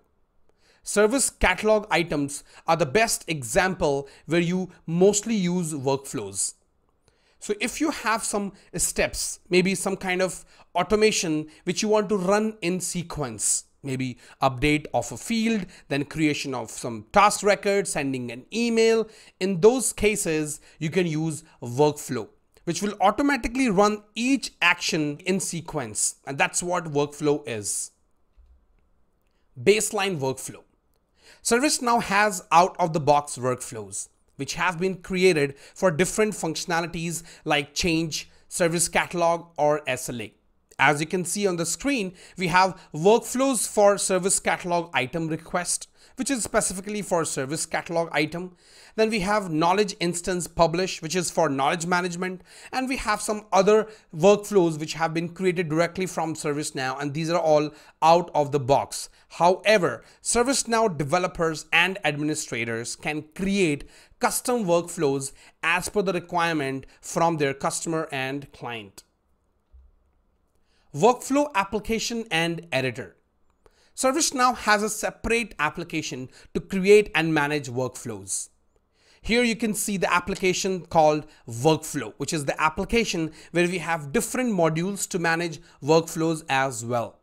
Now the main module of this application is Workflow Editor, which is the module which opens the editor for workflow, where you can see existing workflow and you can also create new workflows, or maybe you can edit existing workflows. Workflow editor components. Workflow editor interface has different components in ServiceNow. The first section we have is Canvas, which is the main part of editor. Then at the top, you have Canvas tabs, where multiple workflow can be opened in tabs. Then there's a title bar which shows the details about selected workflow. As you can see, it is showing the name of the workflow, and it is also showing whether that particular workflow is published or not. In the right hand side, we have palette, where you have list of workflows and activities. And at the top, you have palette tabs, where you can see two different tabs. One is workflows, which will show you the existing workflow. And then the second tab basically shows you all the activities available for a workflow while you will create a new workflow or maybe open existing workflow. Workflow activities. In order to process the automation, you add different activities in workflow. For example, if condition, running a script, sending an email, or ask for an approval. Activities are added and removed on workflow canvas for a workflow. You can also define the transition between different activities in the workflow from start till end.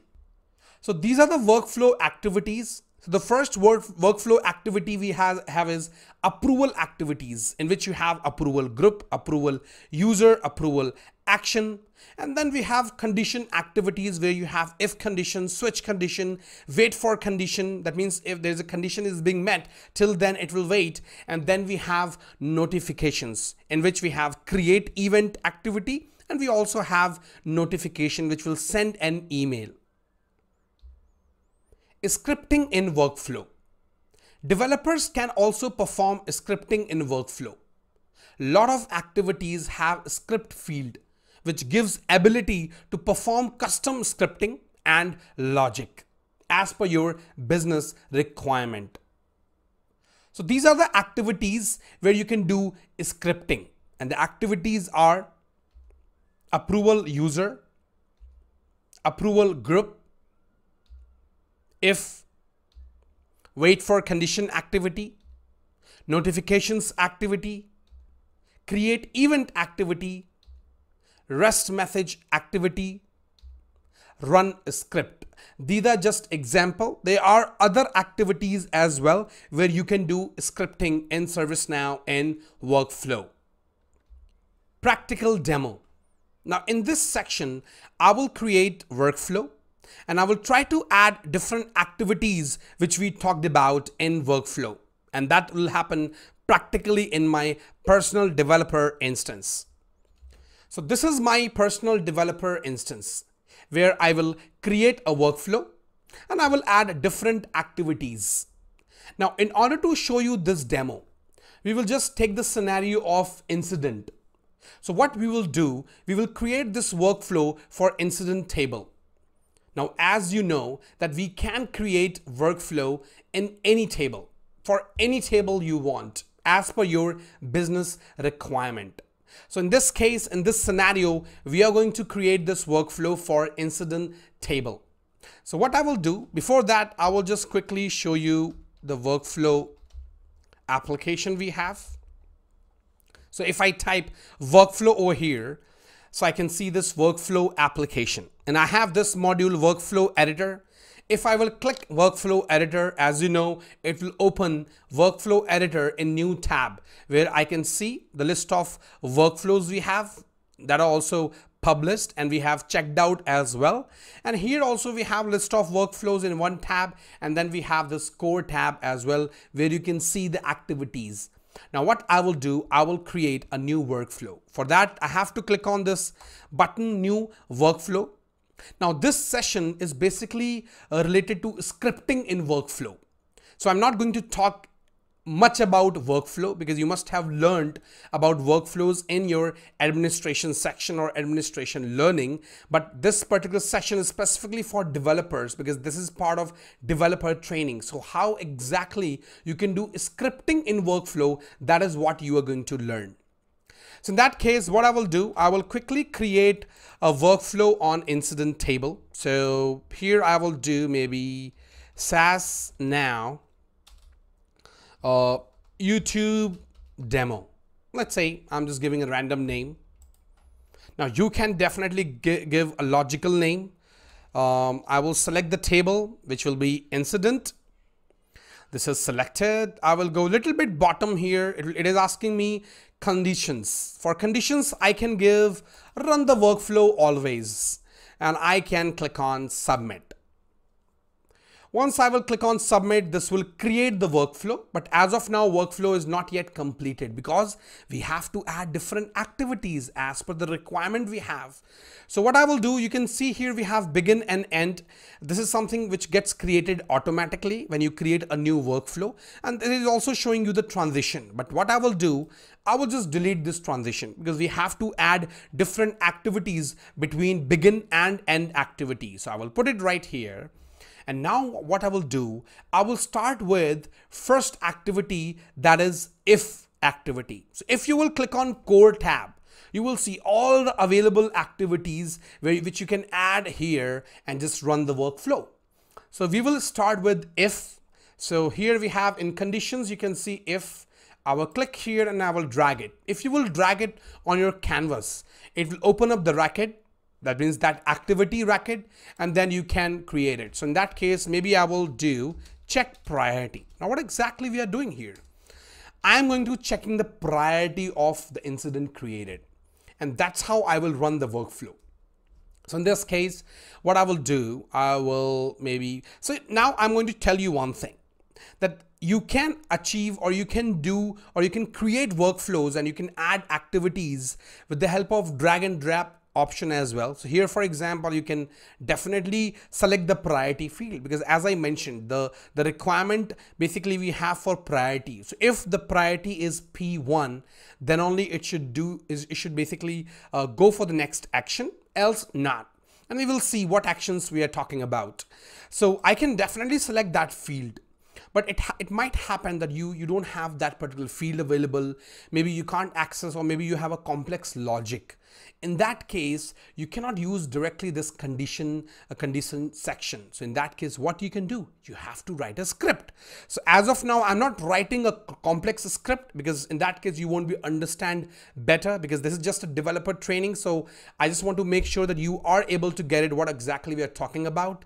So as of now, I'm not putting that condition over here. What I will do, I will check this box advanced. So once you will click on this advanced checkbox, this will open this script field, and here you can write the script which you exactly want to consider as a condition, because you have to evaluate whether that particular condition is being met or not. How exactly you can do that? What exactly we need to do, we have to check the priority.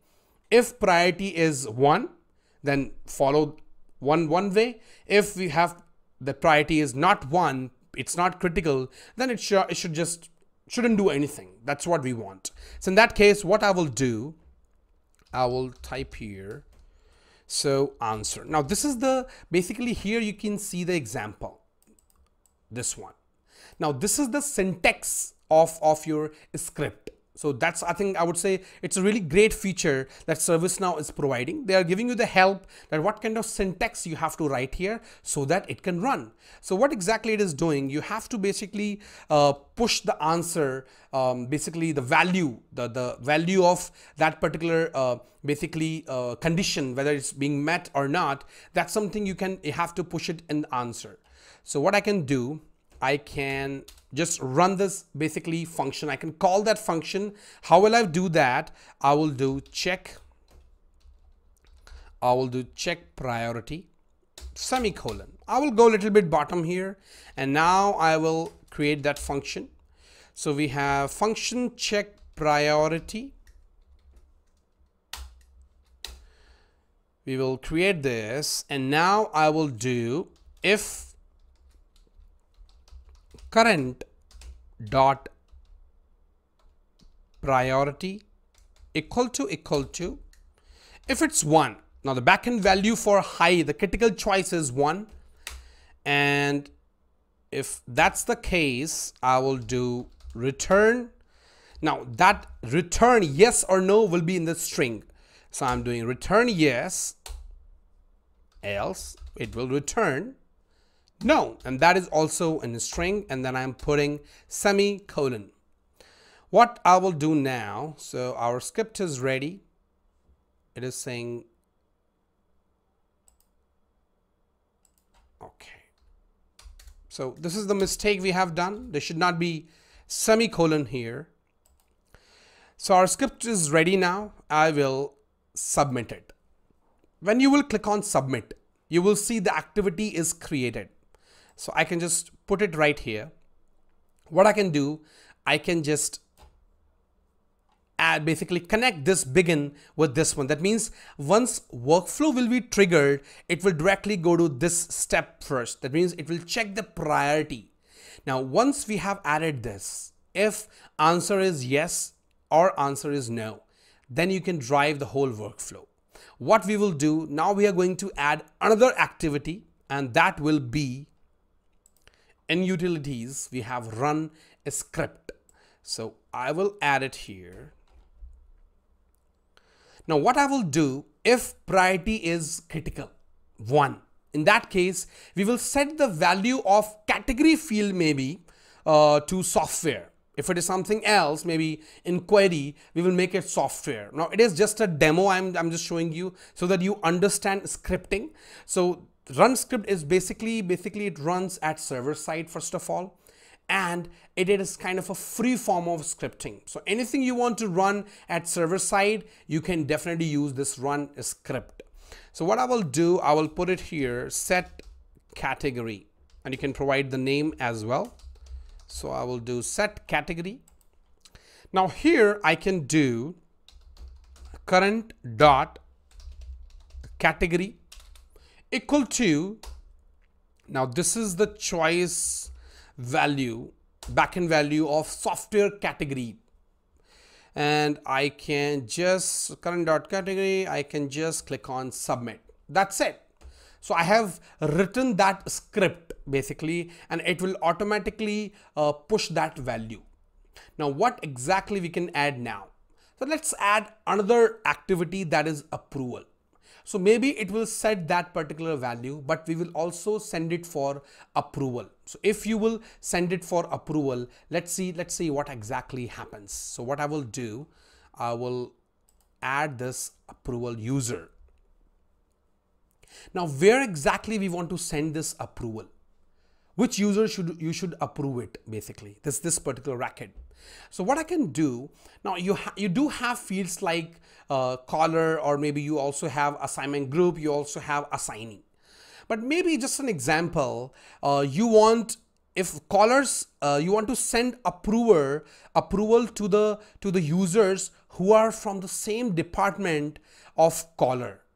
So whatever caller is being selected, so approval should go to those users who have the same department. Now this is something you cannot select with drag and drop or this manual configuration. This is not possible. You can see that it's not possible because there are multiple records, because I have to pick those records, all those who have department as same as caller field. So in that case, what exactly you can do, I will just mention set the approval as caller department users. Now what I will do, I will check this advanced checkbox, because that's how, if you will click on this advanced checkbox, then you will see the screen where you can write the script, and it says additional approvers script. So I'm not adding anything over here. I am just mentioning the script here. So here you can write the script. It is also showing you the syntax, what syntax you can use. So what I can do, I can quickly do here answer. I think that's the same syntax, so you cannot change it.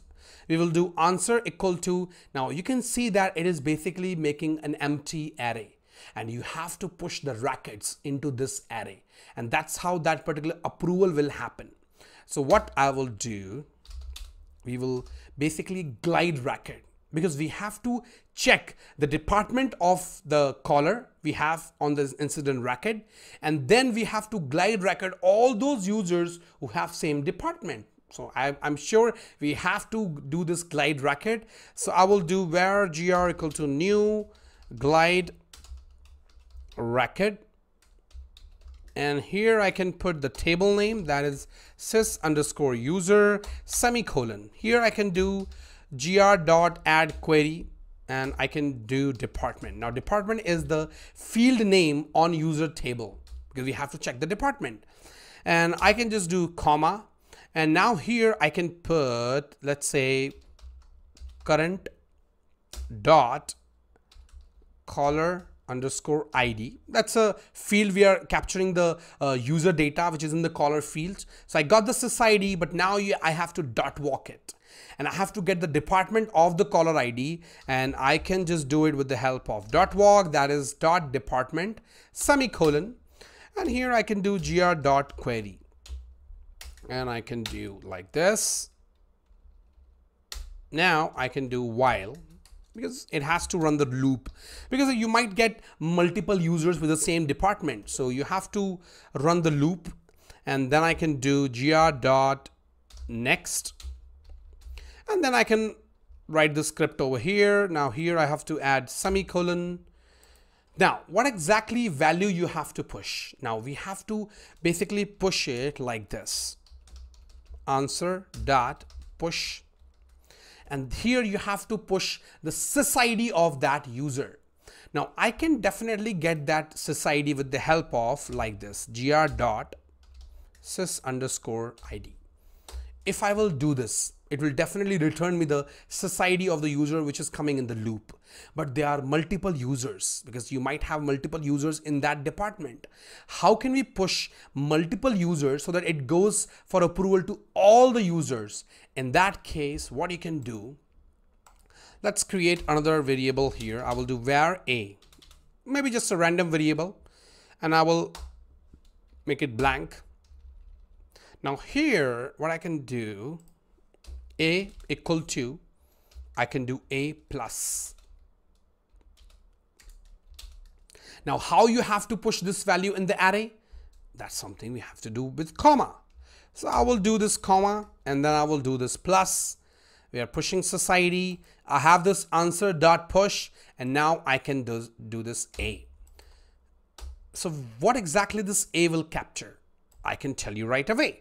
So I will put it as a comment so that I don't want to run that code.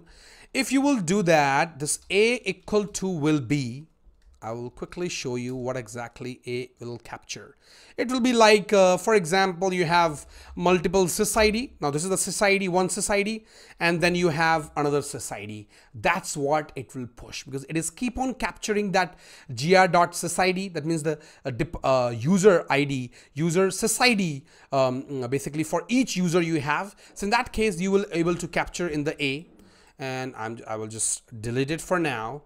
And we will do this answer dot push a, and I am going to submit it. So it is submitted. You can see we have this approval user. And now what exactly this approval for? Why we are doing this approval? So, and I will make this node to end. And we will make this yes to run script so that it can update the category which we just mentioned over here. And then what I will do, and I will also add this transition. So we'll make this transition over here, a little bit down here, and let's say this one here, and like this. So now it will ask for approval to all these users. Now, if I open this approval user quickly, so what we will do as part of the getting the approval, so we will just make it wait for anyone to approve, and we will make it when anyone rejects. So it will reject the approval. That means it won't be approved. So in that case, it will follow these two paths, approved or rejected. Now what exactly action you want to take once these are approved or once these are rejected. So in that case, what I will do, I will maybe add another script here, run script. Let me add that one, because we will write a script here, and what we will do, we will set the description this time. So if set description. So if it is approved, I will do current dot description equal to, now our description will be mem ticket.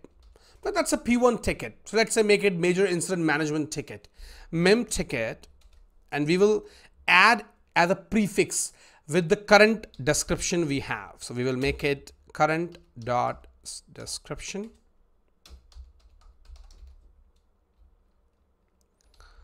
We will do like this, current dot description mem ticket plus current dot description. That's it. I will click on submit. So you have created this script. Now this is for approval. So I will just add it here. Now what about rejection? So if somebody basically rejects this particular approval, what exactly you want to do? What we want to do, we want to basically change the category. Let's say, so if you have the category, then we can just change the category in that case. So what I will do, but how would you come to know that what was the previous category? So what you can use now here, and that's called I think if you have learned about Scratchpad.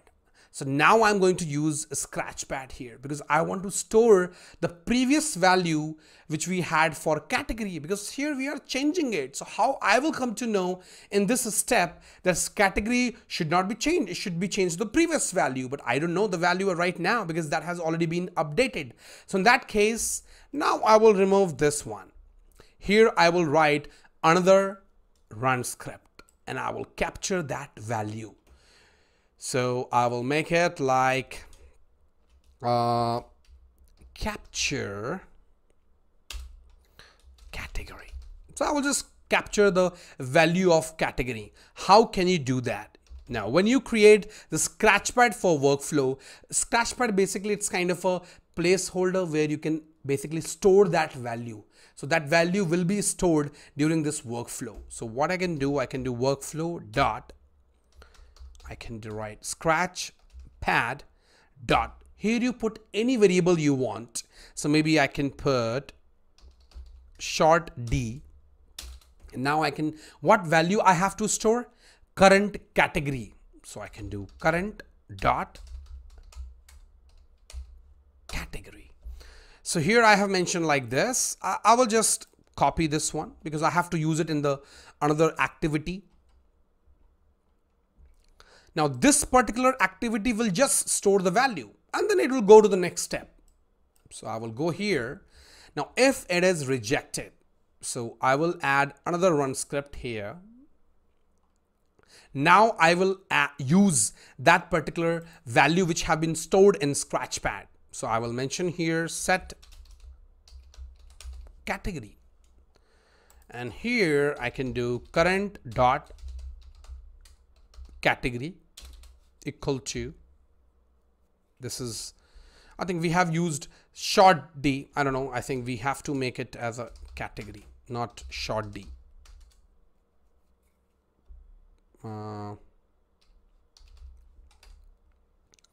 Maybe I can just do cat for now. So we have current dot category and this is workflow dot scratchpad dot cat. Now you will say it is not the same name. So I will change it here quickly.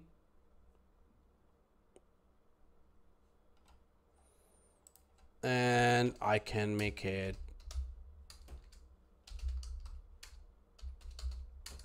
cat and I can update it. So it is done. Now I will make it rejected here and I will add it to the end. I will connect this to the end. That's it. That means the category will be changed if it is not approved. And if I validate it, it is validated, no warnings, no errors. I am closing this and now I am going to publish this. And this time we will test this workflow. So if I go to incident now, so let me go to incident. Now, what is the condition of triggering that workflow? The condition for triggering that workflow is that priority should be 1. So in that case, I will select any caller. Let's say this one, able tutor, and I will keep this category inquiry as it is. I'm not going to change it, and I will make it high and I will make it like this, and I will do test short description, and I can also do here test description. And if I save this, let's see what happens. It is saving the record. And you can see that it has set the category value to software. But it has definitely sent it for approval as well. So if I go a little bit bottom, so I don't have any approval related list, but if it should have sent that approval for sure. So how can I know that?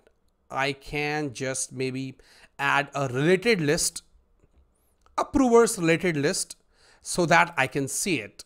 So I have this approvers. I will click on save. And if I go a little bit bottom, you can see that we have 32 approvers. How it took the approver. So what I will do, I will quickly show you so that you understand how exactly it is picking up the approvers. You can see we have 674 records, but out of 674, it only selected 32 or 34 records. So I will just quickly drag the department. Here is the department. So department for able tutor was product manager. And if I do show matching, so you can see we have 32 records. That means this approval was sent to all these users. Now, if I go to that incident again, so I have this test short description over here. And if I, let's say I approve this. Now, if I approve this, so description should be updated. So let's say I'm approving this. I'm an admin right now, so I can definitely approve it directly from this screen. You can see that here it has added mem ticket as a prefix, and then it is showing the description which was earlier. So that's how your workflow works, and you can do scripting. But now we will see the rejection as well. So in that case, I will create another ticket, and here I will do test short description, and I will do test description, and I can just select the same one so that it can select the department accordingly. I will make it critical, and I'm going to save it. If I'm saving it, you will see that category will be changed, and we have short description, description. And if I go at the bottom, you still have those approvers. This time I'm going to reject it. If I click on reject, you will see difference. You will see that we have back to our same category which we had earlier, inquiry and help. So that's how you can use the power of workflow. Now, this is just a demo as part of the example for this developer training, but workflow has really great power so that you can utilize, you can automate a lot of things, a lot of process, a lot of, I would say, even if you want to do some automation work, that's something you can achieve with the help of workflow. Now, before I end this video, I also want to highlight one important part, that ServiceNow has also a great feature. That feature is flow. That comes with a flow designer. So similarly, like you create workflow, you can also create flows as well. But the only difference is you will need less scripting over there. So whatever we created this time over here, you can achieve this with the help of flow as well. And that is also without scripting. I will try to do one thing. I will try to maybe publish another session with the flow without doing any kind of scripting. So I hope you like this session, the whole training we have for developer training. Please provide any feedback. Please post any comment, like, share my videos as well, and subscribe to my channel. Thank you and have a great day.